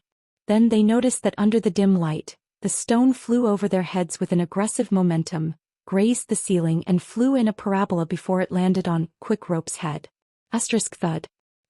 Quick Rope shuddered violently as a muffled sound rose. He immediately pressed his hand against his forehead and screamed. Hiss. "You hit me." Before the mercenaries' dumbfounded expressions, Quick Rope covered the side of his forehead, which was bleeding from the stone. He pointed at Thales in disbelief. "You brat, how dare you hit me with a stone?" But the furious Thales interrupted him again. "I'm teaching you a lesson on behalf of your father." Thales withdrew his hand, which had become numb from using the sin of Hell's River. He did not care about the enemies around him at all. He shouted angrily as if he was venting his anger, "Stop being a thief in the dark." He closed his eyes and with all his strength he shouted at the pitiful Quick Rope across him. "Be a righteous robber who breaks down doors and robbers." Quick Rope choked on his words. He stared at Thales in a daze. During the intense argument the mercenaries broke out in cold sweat. Their gazes followed Thales' hand as he held the alchemy ball. In the next second, "Robber?" Quick Rope was obviously very angry. The first thing he did when he regained his senses was to grit his teeth and retort. "Easy for you to say. I don't know how to be a robber." "Don't know." The argument between Thales and Quick Rope became more and more intense. "If you don't know, can't you King ask?" Quick Rope paused for a moment. "Ask if I don't know?" He stared at Thales in a daze. In the next second Quick Rope took a deep breath and jumped up from the ground. He turned around and ran towards the stairs in the distance. He was so fast that the two mercenaries who were staring at him could not react in time. They could only watch him disappear down the stone stairs. Before Quick Rope left he did not forget to leave a sentence. *CK. Thales listened to the echoes in his ears. When he saw that Quick Rope was out of danger he breathed a sigh of relief. At least I succeeded. He abandoned you just like that." Xian narrowed his eyes and looked in the direction where Quick Rope disappeared. "Loyalty isn't worth anything, is it? Hey, catch him." The empty-handed Dean became anxious. He first followed Quick Rope's footsteps and chased after him. Then he realized that he did not have any weapons, so he quickly turned around and urged Xian. "Don't let him escape." But Xian just waved his hand. His gaze never left Thales. "Stay calm, he can't run far. The prince is our priority." The mercenaries pressed their weapons against the ground again and blocked off the prince's escape route. Thales' heart tensed. He quickly curled up the corners of his lips and shook the alchemy ball in his hand. But Dean could not wait any longer.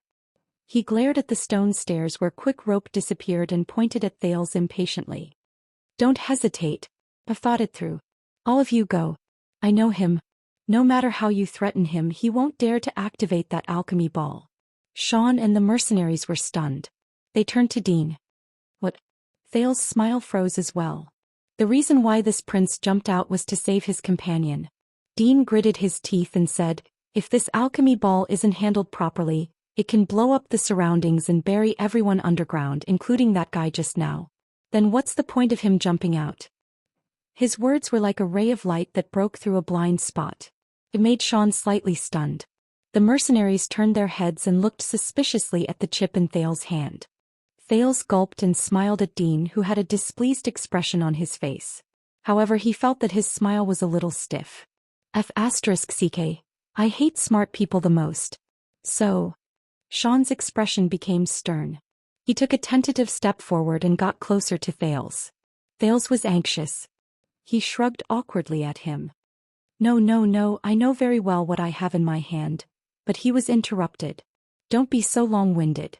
Just take him down, Dean said hatefully. Then go after the other one. With deep suspicion, Xian took another step forward. He was now 2 swords away from Thales. But before Thales could move, his smile disappeared from his face. H*T. I've been seen through. Dean continued coldly, don't forget, the longer this drags on, the more disadvantageous it will be for us. There's no difference between being blown up by the alchemy ball and being hanged by the constellations. His words made the group of mercenaries frown. Looking at Thales' expression, Xian understood something. In the next second, Xian's gaze sharpened and he swung his axe. This is bad. Thales shuddered and subconsciously drew the sword beside his hand. Clang. Thales took a step back and managed to block the blunt edge of the axe that was swung at him. While he panted in shock, Xian fixed his gaze on his weapon. This is Ricky's sword. Damn it. Thales watched the mercenaries around him block the path so tightly that not even a drop of water could trickle through. He knew that his bluff had failed. Yes. The prince swung his good sword, which had a smooth arc, and stuffed the alchemy ball into his bosom in frustration. Now his only advantage was that the other party wanted to capture him alive. What's wrong with him? Xian asked with a frown. Thales exhaled and tested the pain in his chest. Fortunately, the aftereffects of mystic energy seemed to be slowly alleviating. But before Thales could finish speaking, Xian's figure swayed again. The sin of Hell's river in his body trembled and Thales managed to react. He raised his sword with both hands and managed to block Xian's attack before he took another step back. But Xian did not give up. He launched an all-out attack. He swung his axe so fiercely that it created a gust of wind. It was as if he was determined to defeat Thales. Thales, who had suddenly entered the battle, was flustered. At the same time, he had to be careful of the movements behind him. But the mercenaries around him were all glaring at him. They stood where they were and did not interfere with Xian's battle. It looked like Xian wanted to take him down personally to avoid unnecessary casualties, whether it was Thales or the disaster swords. Whoosh. Xian's axe came swinging through the air. The sin of Hell's river surged to his arms and waist. Thales gritted his teeth and prepared to receive the blow, but he subconsciously froze. That's not right. Sure enough, in the next second, Xian stopped his feint of slashing horizontally. He held the axe handle with both hands and swung it at Thales' abdomen. His momentum was like thunder. Thales sucked in a sharp breath and withdrew his long sword in time to block the axe handle. He then used his shoulder to collide head-on with his opponent. Thud. The two of them separated again. Xian stared at Thales, who was panting. He was slightly puzzled. You. He mumbled, but he gave up halfway and gritted his teeth. Thales, who was not as fast as his opponent, took 2 steps back. He had just steadied himself when Xian pounced on him again and roared furiously. Clang. As the steel clashed, Thales gritted his teeth and exerted his strength. He used the full strength he used to fend off the orcs in the desert. He planted his feet firmly on the ground and blocked his opponent's powerful axe strike. In the next moment, the prince twisted his long sword and counterattacked with the hilt of a Northland army sword technique. He struck Xian's chest, causing the latter to groan and retreat. Thales took a deep breath as he watched his opponent retreat. He recalled the feeling of blocking his opponent's full-powered blow just now and he was puzzled. It's strange. Too strange. This Xian, his offensive strength. Is it a little light? Am I imagining things? He did not have time to think. Xian's attack came before him again. Thales could only abandon all his thoughts and focus on fighting. Drag it out. I have to drag it out. Drag it out until the situation changes. Asterisk clang. Asterisk clang. Asterisk the sound of steel clashing rose and fell. Xian's attacks were very fierce. It was obvious that he was very experienced. He often used his footwork to confuse his opponent. However, the blade of his axe was extremely agile. The angle at which he swung his axe was tricky, and it was not as easy to block as a light sword. Thales had to use all his skills to resolve a few dangerous situations and avoid being captured. Asterisk whoosh. Asterisk the wind howled. Once again Xian's 3 consecutive slashes came one after another. It seemed like it was his ultimate trump card. Thales was shocked. Fortunately, the surging sin of Hell's River did not disappoint him. Amid the loud, muffled sound of metal clashing, Thales retreated steadily. He deflected the attack, blocked the killing move and received the 3 attacks in a routine manner. Xian's attack failed. He took a step back. He could not hide the surprise and resentment in his eyes. What's going on? This teenager. The mercenaries around him began to whisper among themselves after failing to take down the teenager in front of him for 5 or 6 consecutive rounds. This made him rather angry. Thales only regained his footing when he saw his opponent retreat. He panted hurriedly and recovered his strength. But he finally sensed that something was wrong. I defended it. While panting and sweating, Thales slowly raised his head and looked at his opponent in shock. This person's attack. I defended it? Seems like. It was as if he had suddenly been enlightened. Thales scratched his head baffled. This is strange. Did I suddenly become stronger? But he shook his head again and dismissed the thought. Impossible. In the past, no matter who he fought against, Serena, the Fire Knight, Nicholas, Monty, the orc whose name he could not remember and Zacriel, he was always the one who was beaten up to the point that he could not fight back, was he not? Wait a minute. Thales sized up the opponent before him again. Xian's strength is pretty good. The prince thought of the orcs in the desert and how they overturned horses with their great strength. Xian's speed, it's passable. Thales thought of the Northland swordsman Klein's swift sword, which was almost instantaneous, and Raphael's shocking sword strike that took 6 lives in 2 seconds when he was in Lampart's prison all those years ago. Xian's offense was very strong and it could be considered one of his specialties. He was not much weaker than Cohen from 6 years ago, but offense? Thales thought of 3 people at the same time. One of them carried a silver-black bow on his back. His entire body surged like a volcano and he charged forward in waves of blood. No one could stop him. Another person was dressed in armor and held a golden saber. He descended from the sky with an imposing manner, and he effortlessly broke through the defense of the 5 people. And the last person, Thales touched the side of his neck and forehead.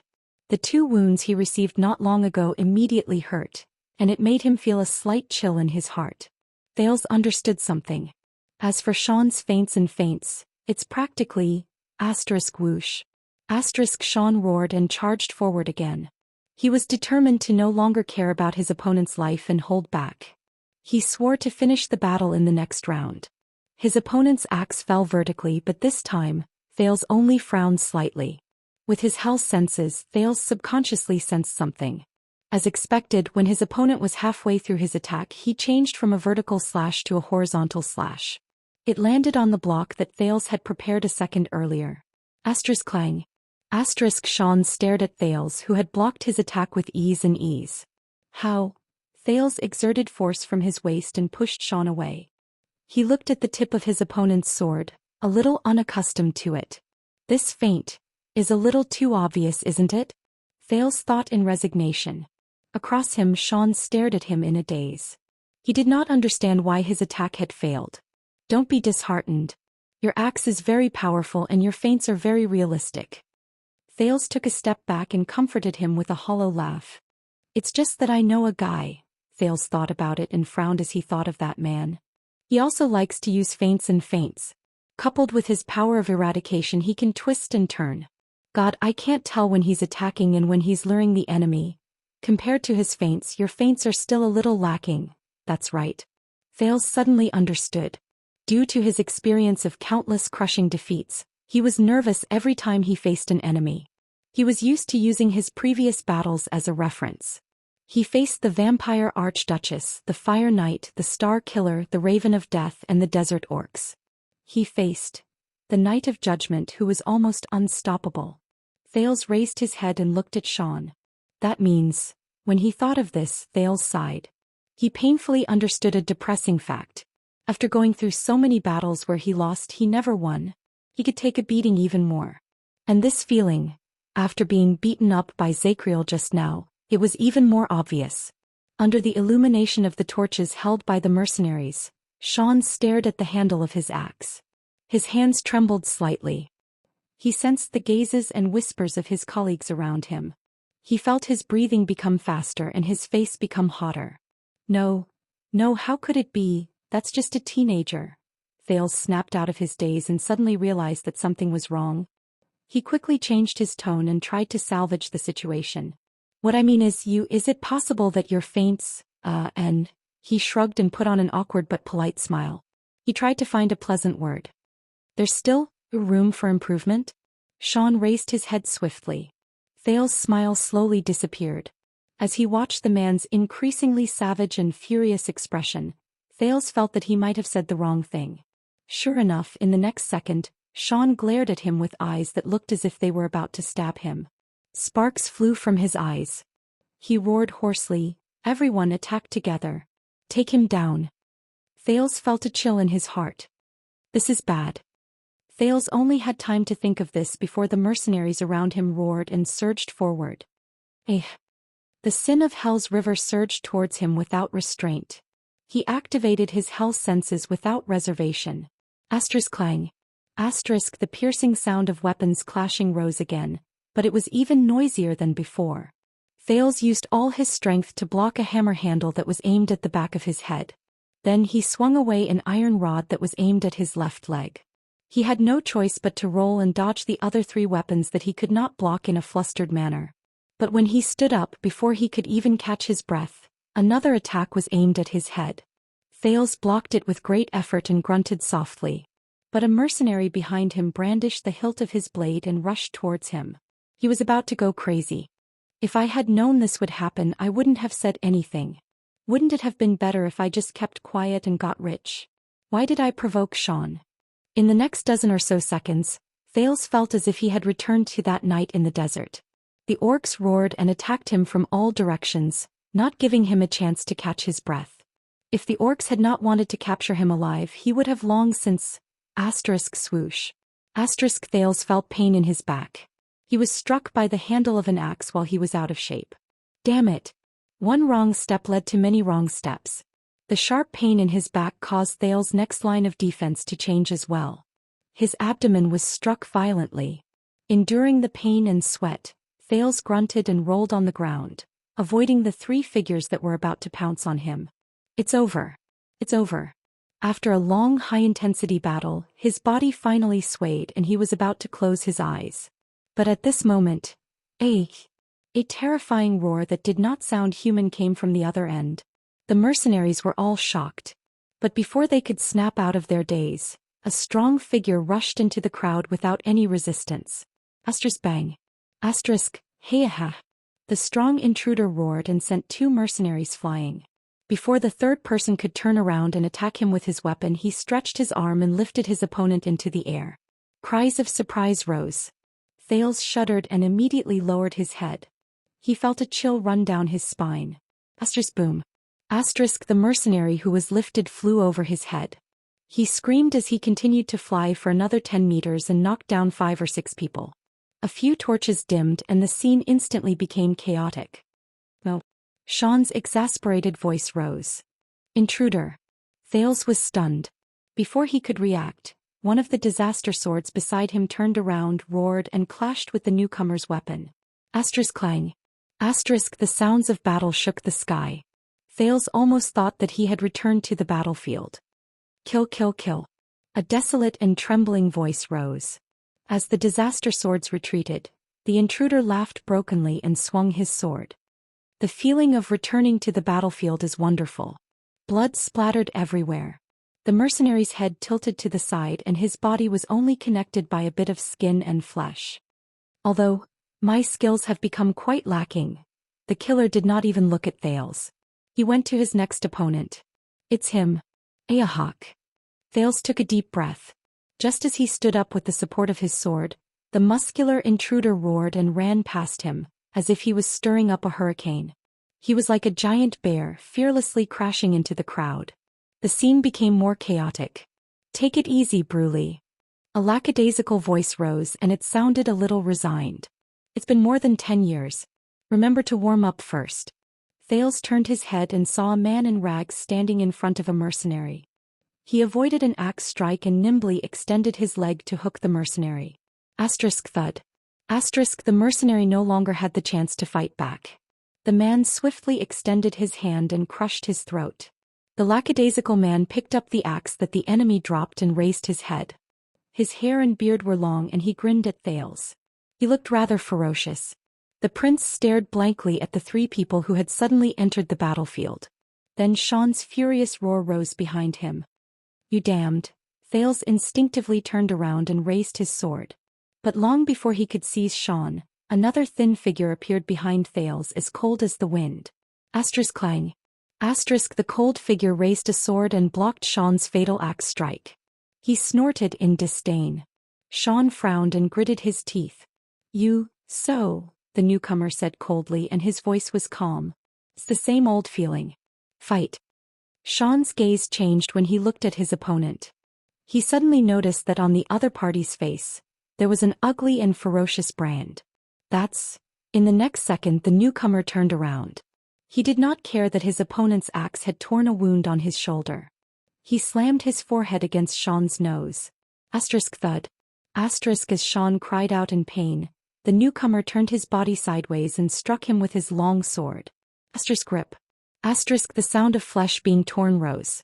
Xian's expression froze and it was like a frozen stream. A second later the newcomer closed Xian's eyes. He had died with a grievance and pushed the corpse away from the bloody longsword.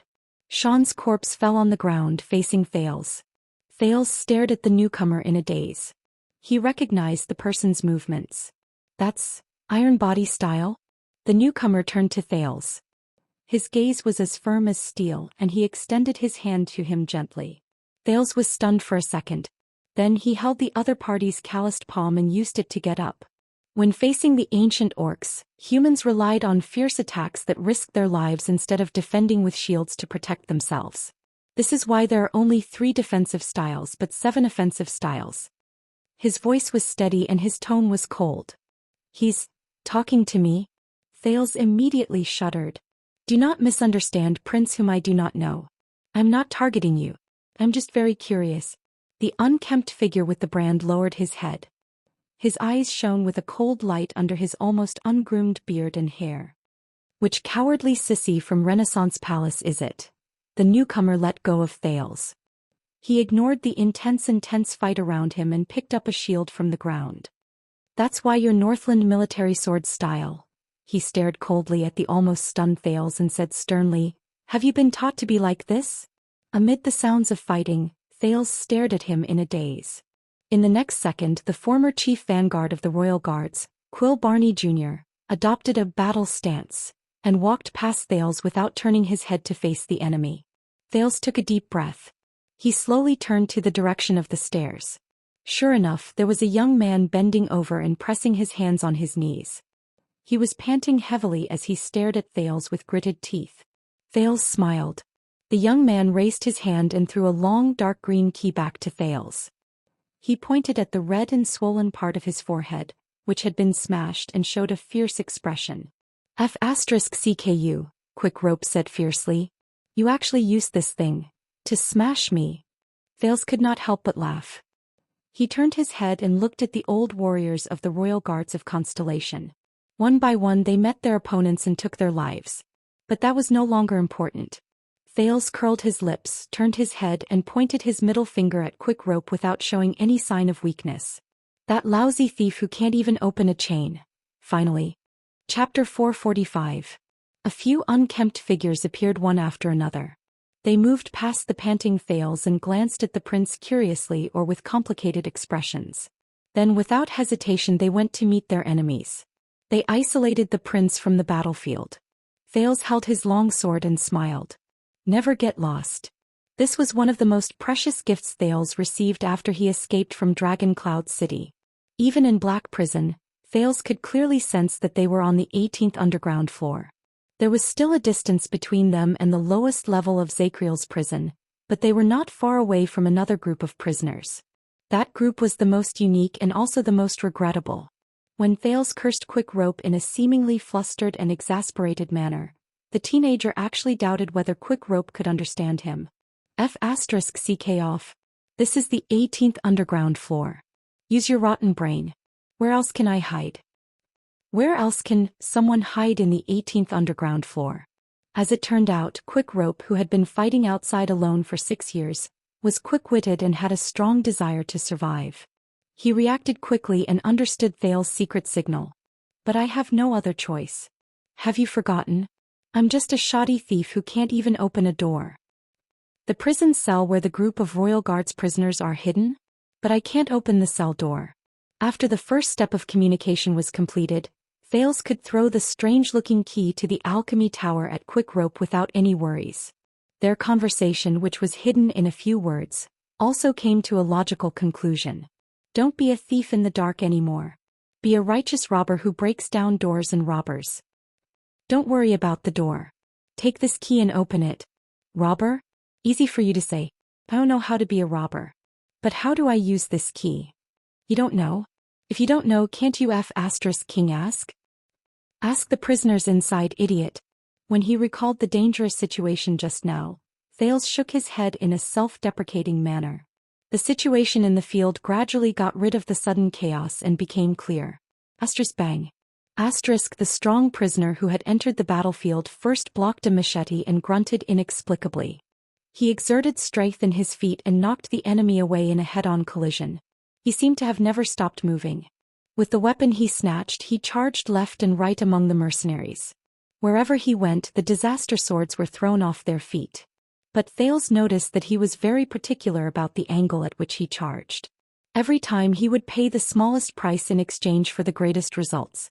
The mercenaries who were caught off guard roared in anger, but their formation was disrupted by him, and they could not form a decent line of defense. That's Saul Brie, the youngest son of Viscount Brie. He looks like he's regressed quite a bit. He used to be a lot stronger. The lazy voice from before sounded again as if it had nothing to do. He used to belong to the guard division and followed Tony to ensure the safety of His Highness. Guard wing? Thales turned his head around curiously and saw that it was the person who had smiled at him just now. He stood beside Thales and played with a sword he had just seized. He seemed to have made up his mind not to go anywhere. But the prisoners of the royal guards were all sloppy, and the prince could not remember who he was at that moment. In the distance, the strong Saul Brie once again roared and knocked over a mercenary who wanted to ambush him, at the cost of a cut on his shoulder. But as you can see, Brie is like a bear when he's angry. We all thought that he should go to the Vanguard division, but when the second prince went north, he brought Sharp Blade Souza with him. Maybe he thought that Brie talked too much. The lazy voice continued amid the sounds of intense fighting. Thales suddenly remembered. This voice seems to belong to the one who sang in the prison. Rapid footsteps. The prince's eyebrows twitched. A figure closed in on the speaker and rushed towards them. But before Thales could anxiously remind him, the lazy person lowered his shoulders and turned around as if he had eyes on his back. He dodged a knife that came at him from the side just in time. He parried the enemy's second attack and kicked the man's knee cleanly. The moment the mercenary lost his balance, he swung his sword. Blood gushed out of the man's neck in the air. Thales choked on his reminder. The lazy man turned around and wiped off the blood on his chin. He bared his front teeth at Thales as if nothing had happened to him. Nice to meet you, Your Highness. I am Tai Nalji, the honorary Count of Eternal Star City, son of Devon Nalji. Nalji pointed at himself. His expression was lazy, and even the brand of sin on his left chin did not look as ferocious as before. Your Highness, you must be familiar with me. If possible, it would be best. Thales was stunned as he listened, but he was interrupted by another sharp and mean voice. Tai Nalji, the most bored idler in the defense division. It was another man. He walked past the two of them and revealed a pair of sharp and ghastly eyes under his long hair. He stared at Nalji fiercely and he looked rather terrifying. You will be unlucky if you stay with him for too long. Nalji stopped talking and touched his nose with a resigned expression. Thales quirked his eyebrows. He saw the mean man holding a dart that came from nowhere. He was very careful when he faced a disaster sword with a shield raised. He did not attack until the other party charged at him fiercely. Then he nimbly dodged to the side. The shield-raising mercenary brushed past him. Then his neck tilted and he fell like a collapsing mountain. Thud. The mercenary fell to the ground, exhausted. His breathing gradually stopped. He stared at the mean man in front of him and his eyes were wide open in disbelief. Thales was shocked. It was only then that he realized that there was a dart stuck in the dead man's neck at some point in time. The mean man who threw the dart squatted down and quickly took away the enemy's leather armor and weapon. He threw them to the other unarmed companions far away. He did not even let go of the dart that was stuck in the corpse. Speaking of which, idler Nalji, why don't you come and help us? Nalji shrugged without any self-awareness and spoke eloquently. My duty is to protect you, the mean man glared at Nalji fiercely. He threw the dart in his hand again and got rid of an enemy behind Bruley who was charging at the front. When he saw the other party turn around and join the battle, idler Nalji frowned. He raised his hand to cover his mouth and whispered to Thales in a complaining tone, That's Sazel Nair, the damn second logistics officer. Look at the way he kills people. He's filled with the stingy demeanor of the logistics division. When we went out to the field in the past, he would always find us the worst hotel. Do you understand? It's the kind of place where beer tastes like horse piss, bards sing like pigs, beds are like chopping boards when they sleep and girls touch big birds. Thales could only raise his eyebrows. Amid the noise, the chaotic battle lasted for less than 10 seconds. The mercenaries were ambushed and lost their leader. But they were experienced and they quickly adjusted themselves. They organized a counterattack and surrounded Thales. The sturdy Bruley, who was at the forefront, immediately slowed down. Nair's footsteps were also hindered. But this amount of time was enough for the other prisoners to get their weapons and arm themselves. A hairy guard who looked like a savage caught the axe thrown by Nair from afar and swung it. The moment the axe clashed with the enemy's weapon, the axe in the savage's hand trembled. His enemy grinned savagely. This is their unique power of eradication. As long as, Thales was shocked when he saw this. He then remembered something important. Be careful, their power of eradication. But before Thales could speak, the savage pounced fiercely and crashed into the enemy's arms. Under the enemy's gaze, which was filled with grievances even after he died, the savage cut him down at the risk of being injured. He then stood up and used the handle of his axe to knock another person back. His fearlessness and unyielding methods made Thales' worried words choke in his throat. Pay attention. The savage roared and reminded his companions, there's something wrong with their power of eradication. It's the traitors of the Tower of Eradication. Disaster swords. The mercenaries were shocked. They seemed to be a little surprised that their secrets had been exposed.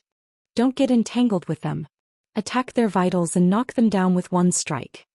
As the other prisoners responded one after another, the fierce and unyielding savage faced the next enemy.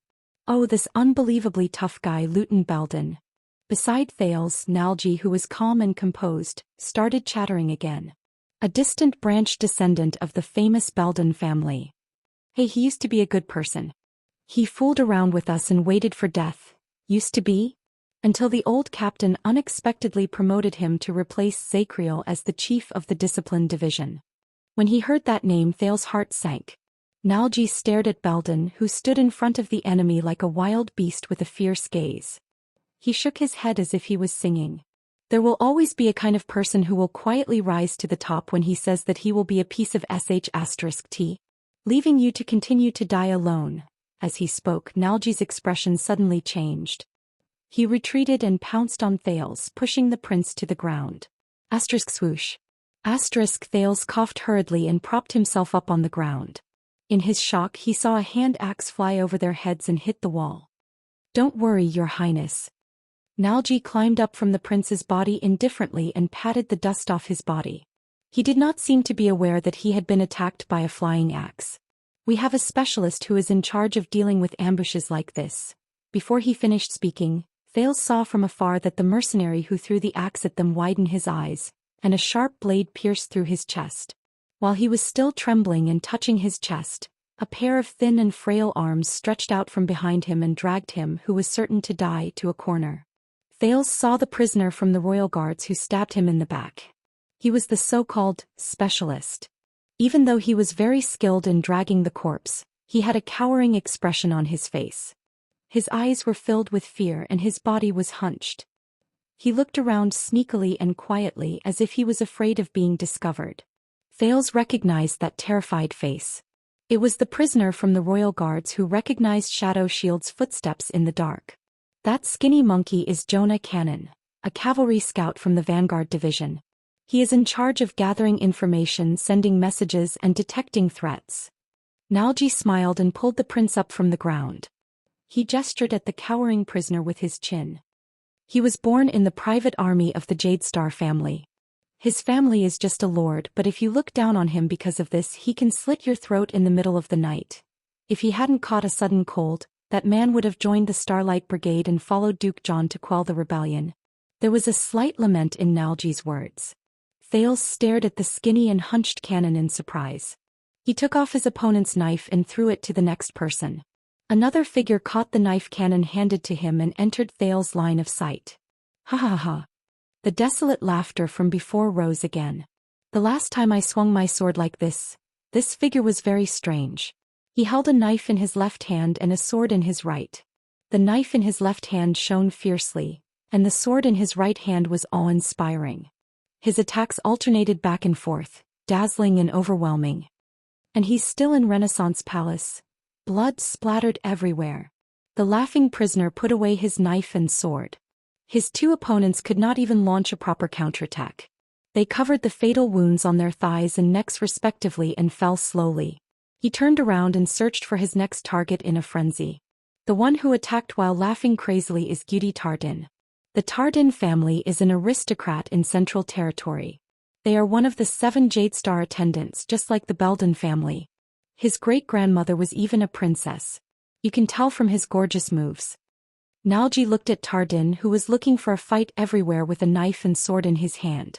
But unfortunately, our Gudi Tardin rejected his father's evil scheme, and in the end he avoided the tragic fate of inheriting the family business and becoming a happy worm. For the sake of noble love, he came to become a guard. But Thales frowned. Yes, everyone knows that he was bewitched by Princess Constance. Don't waste my breath, Nalji. Tardin seemed to have excellent hearing during the battle. He shouted without turning his head around. I will be happy to help you tidy up your kidneys. Nalji flashed his front teeth. He first smiled innocently at Tardin, and when Tardin was not paying attention he gave Thales an expression that said, "Did you see that?" Thales averted his gaze from the former royal guards. Bruley the black bear who rampaged about and disrupted the formation. Nair the stingy logistics officer who carefully threw darts to kill. Belden who tore apart his opponents like a beast. Cannon the cavalier scout who wandered around the corners. Tardin who swung his knife and sword. And Nalji the lazy man who stood guard by his side. These 6 people who had different skills and styles, worked together to kill the disaster swords, who were 3 times the number of their own. They were so scattered that they could not form a team. Thales frowned. These are the royal guards of Constellation 18 years ago? We have regressed a lot. In the past, when the royal guards formed a formation. There's Jerky. Nalji pursed his lips and rummaged through a corpse on the ground. He let out a happy moan. Thales turned his gaze and looked at the 7th person. He was the calmest, most composed and the most unique man in the field. He only held a sword and a shield as he slowly walked through the center of the battlefield. He was like a cold block of ice. He did not move in the face of danger, but when he passed by a pair of people who were fighting he would suddenly erupt. His sword and shield were thrown out like an avalanche. The man passed by an enemy who was wrestling with Bruley. He swung his shield down and hit the enemy's knee. The latter retreated in pain, and his sternum was immediately crushed by Bruley's hammer. The 3rd offensive style, cold attack. Thales thought quietly. The man passed by Belden, who was fighting against two people. He suddenly charged into the battle. He used his shield to block an enemy's blade, and his long sword drew blood on another person's neck. The third defensive style. Counterattack. Thales clenched his fists. This is supposed to be a defensive style, but he's actually using it to attack. The man faced an aggressive enemy. He skillfully deflected his shield and caused the enemy to stagger. Then Nair's dart came out of nowhere and slit the enemy's throat. The first defensive style, Iron Body. Thales pursed his lips tightly. This was the first style he learned. The man passed by a sturdy enemy. He was hit by the enemy's great strength and his long sword slipped out of his hand. But he took the opportunity to let go of his long sword and went into the enemy's bosom. He held the shield with both hands and swung it at the enemy. He used the horn of the shield to smash the enemy's skull. The sixth offensive style and the second defensive style, Sneak Attack and Thunderbolt. Thales recognized the two styles when they were combined, and he thought that they could be used this way. The man, who was covered in blood, picked up his long sword. The moment he turned around, a torch smashed into his body. Sparks flew everywhere and set his clothes on fire. The enemy took the opportunity to pounce on him fiercely. Thales' heart clenched. But the burning man did not take a step back. Instead, he roared and moved forward. He withstood the flames and the enemy's long sword, and he swung his shield fiercely. Asterisk bang. Asterisk in the next second, the man's blade pierced the enemy's lower jaw and smashed the back of the enemy's head against the wall.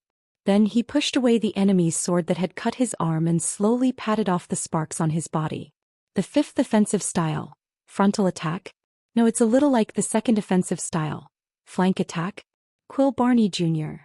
Nalji noticed Thales' gaze and sighed softly. After Nolaner went north with Horus, the old captain appointed him to be the acting chief vanguard. There's nothing much to say. He's one of the few Supreme Class elites in the team who are at the same level as Protector Tony, Walker, and Skeleton. He's a terrifyingly stubborn person. And you can tell that he doesn't rely on his body but his life to fight. The him 18 years ago is as deadly as the him 18 years later. Quill Barney Jr. Thales stared at the man with the sword and shield in his hand in a daze. He watched him work with his companions or attack alone. Every few steps he took, he would efficiently and swiftly take down an enemy. Every time he fought, it was clean and neat, and he ended the fight quickly. He did not drag his feet, and he was never a match for him. Thales was puzzled. Yes. It's also the Northland military sword style. But why is it so deadly in the hands of this man? Fatal. The North used to be the most tenacious barrier of the Imperium. It was the gathering place of the first batch of knights. It was also the place where human beings who were like scattered sand gathered to resist the foreign enemies together. This set of sword arts is the testimony of the era that was filled with war, blood, death, and hope. Before he knew it, a familiar voice appeared before his eyes.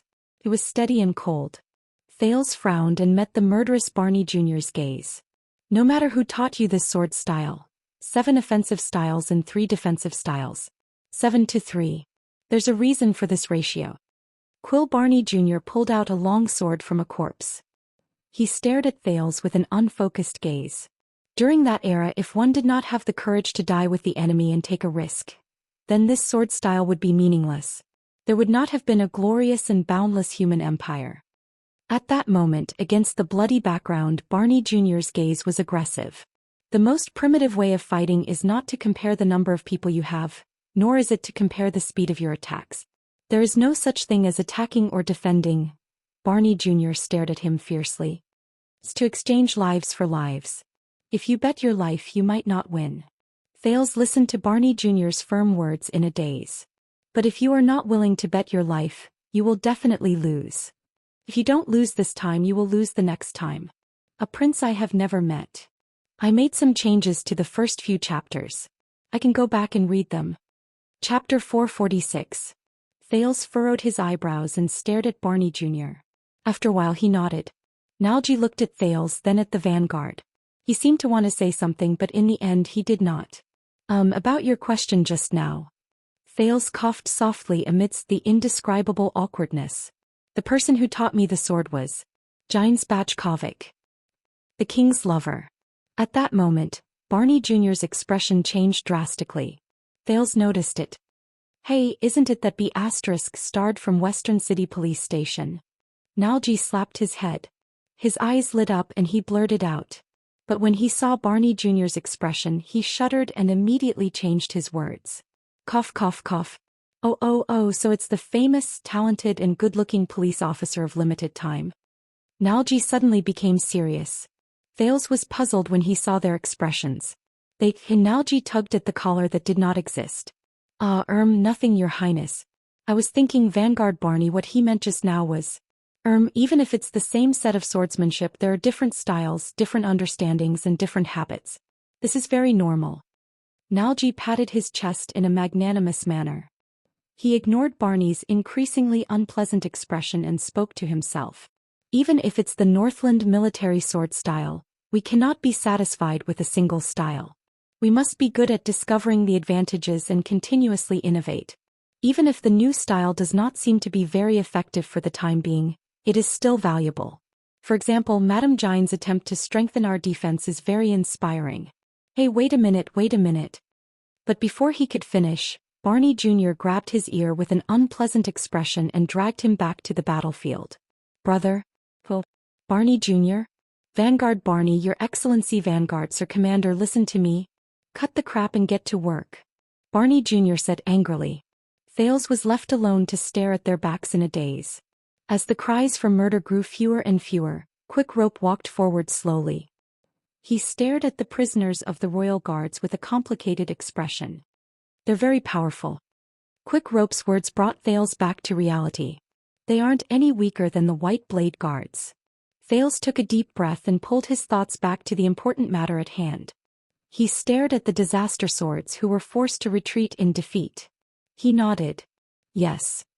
Have you thought it through? Quick Rope sighed. What should we tell them? Thales shook his head. He knew what Quick Rope wanted to ask, but he did not know the answer. Quick Rope was silent for a while before he laughed. Really? Quick Rope sneered. If I had known this would happen, why couldn't you hide just now? Why did you have to jump out yourself? Thales was silent for a moment. He snorted and shook the key in his hand. Then your method is very brilliant. Distract the pursuers and then die in their hands? Quick Rope was stunned for a moment and he seemed to be puzzled. Died in? Who said I'm going to die in? The next second he raised his hands and looked at Thales in disbelief.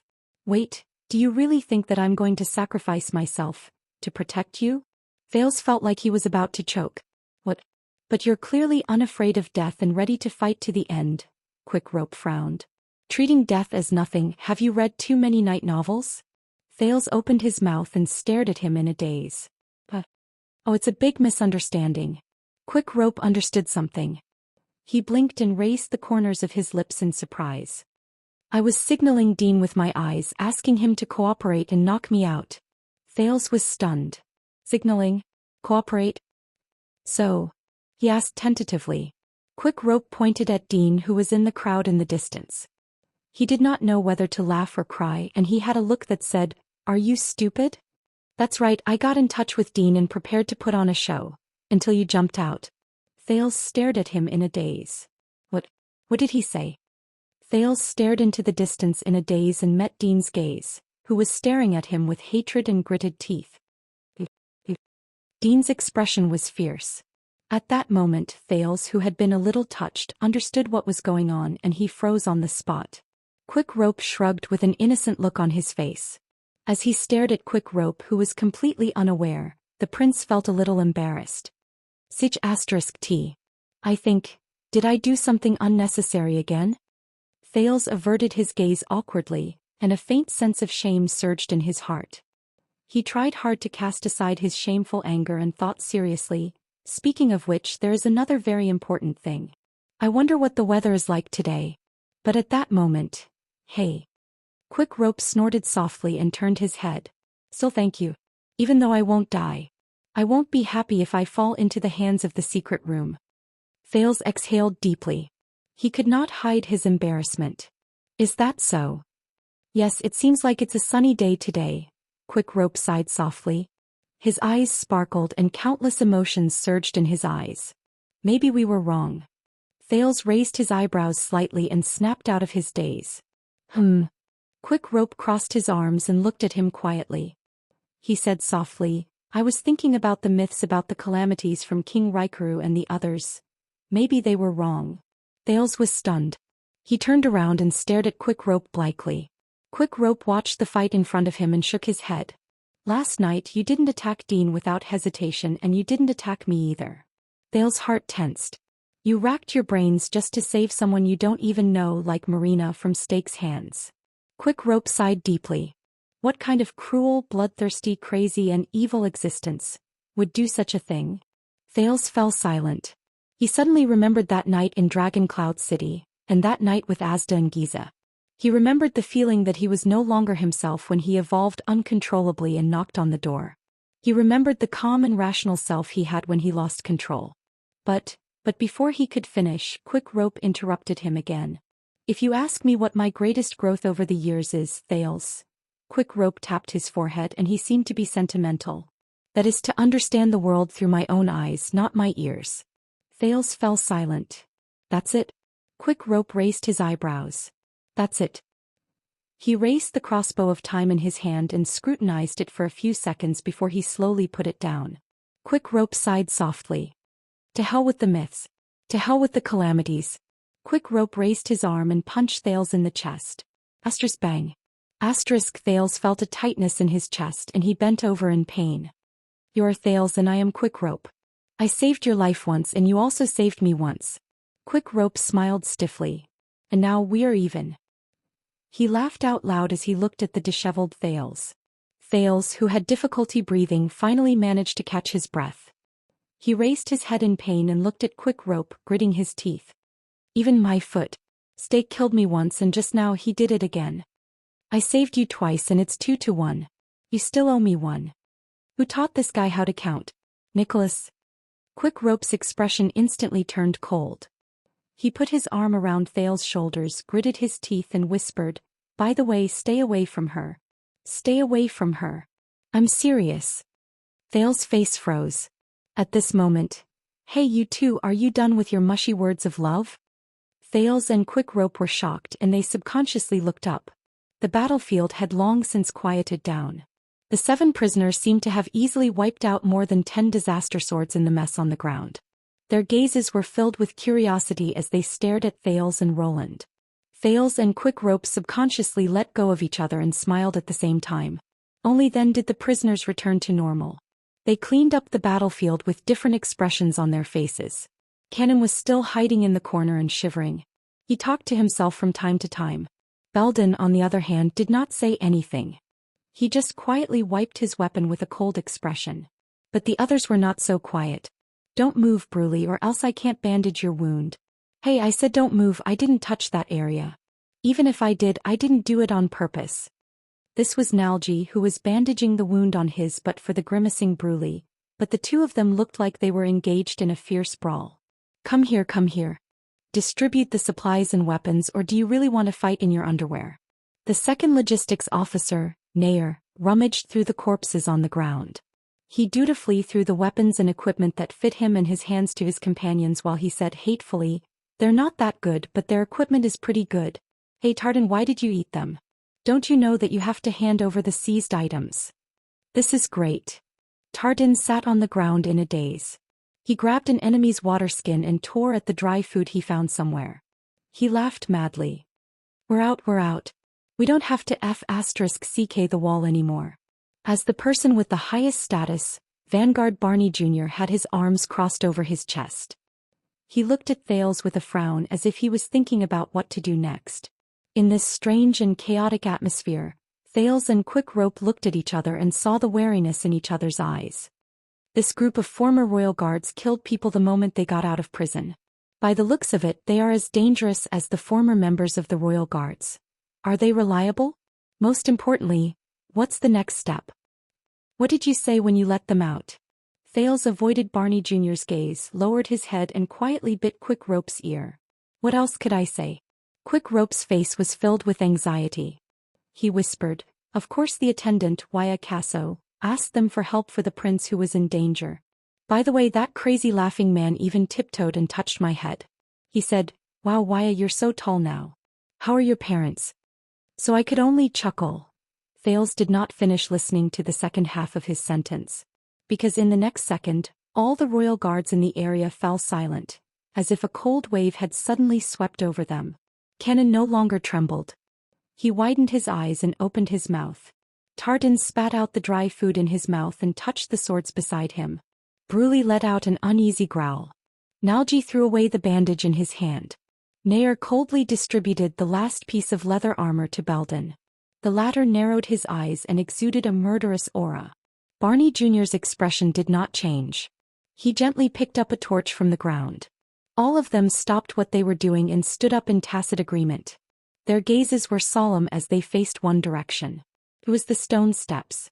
The stone steps in Black Prison. Thud, thud, thud. The sound of heavy footsteps rose slowly. Every step felt like they were stepping on people's hearts. Thud, thud, thud. Finally, a figure they had not seen for a long time appeared at the top of the stairs. He entered the area illuminated by the fire. When they saw the person clearly, Thales and Quick Rope looked at each other and sucked in a sharp breath in their hearts. The breathing of the former royal guards quickened in unison.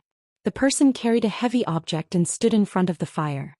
He faced the crowd. There was silence. The person slowly turned his gaze and swept his gaze over the unkempt group in front of him. He spoke softly. Chief Vanguard, Barney. Chief Penal Officer, Belden. Second Logistics Officer, Nair. No matter how many years had passed and how many changes he had gone through, he could still recognize everyone as if they were his family treasures. It was as if he was examining a weapon that belonged solely to him. Barney's face was tense, Belden's expression was complicated, and Nair's was filled with hostility. Kenan Tardan Bruley. When you Nalji the Idler? The person called out the names one by one. His tone was calm, but there was an oppressive force that made people hold their breaths for no apparent reason. Thales swore that he heard it clearly. Nalji subconsciously gulped. It was very strange. The prisoners of the royal guards did not speak at that moment. They only watched the person nervously. It was as if they were animals who had seen their natural enemy. The person smiled and threw the heavy object on his shoulder to the ground. Thud. Thales and Quick Rope's pupils shrank. It was a corpse. The real leader of Dante's great sword, the hidden spy of the secret room, the mercenary Dean, was lying on the ground, covered in blood. Under the light of the fire, his lifeless eyes were wide open, and his non-breathing mouth and nose were open. He stared at the empty ceiling. He did not move. His face was filled with the shock of death. All of you missed one. The person grinned and shook his head, revealing the brand of sin on his forehead. He extended his hand and gestured at the corpse on the ground. You're welcome. His tone was gentle. It was like the most ordinary greeting. Everyone frowned. And then, the former watchman of the royal guards, Knight of Judgment Sacriel, revealed a gentle smile. His gaze pierced through the crowd and went straight to Thales, whose mind was in turmoil.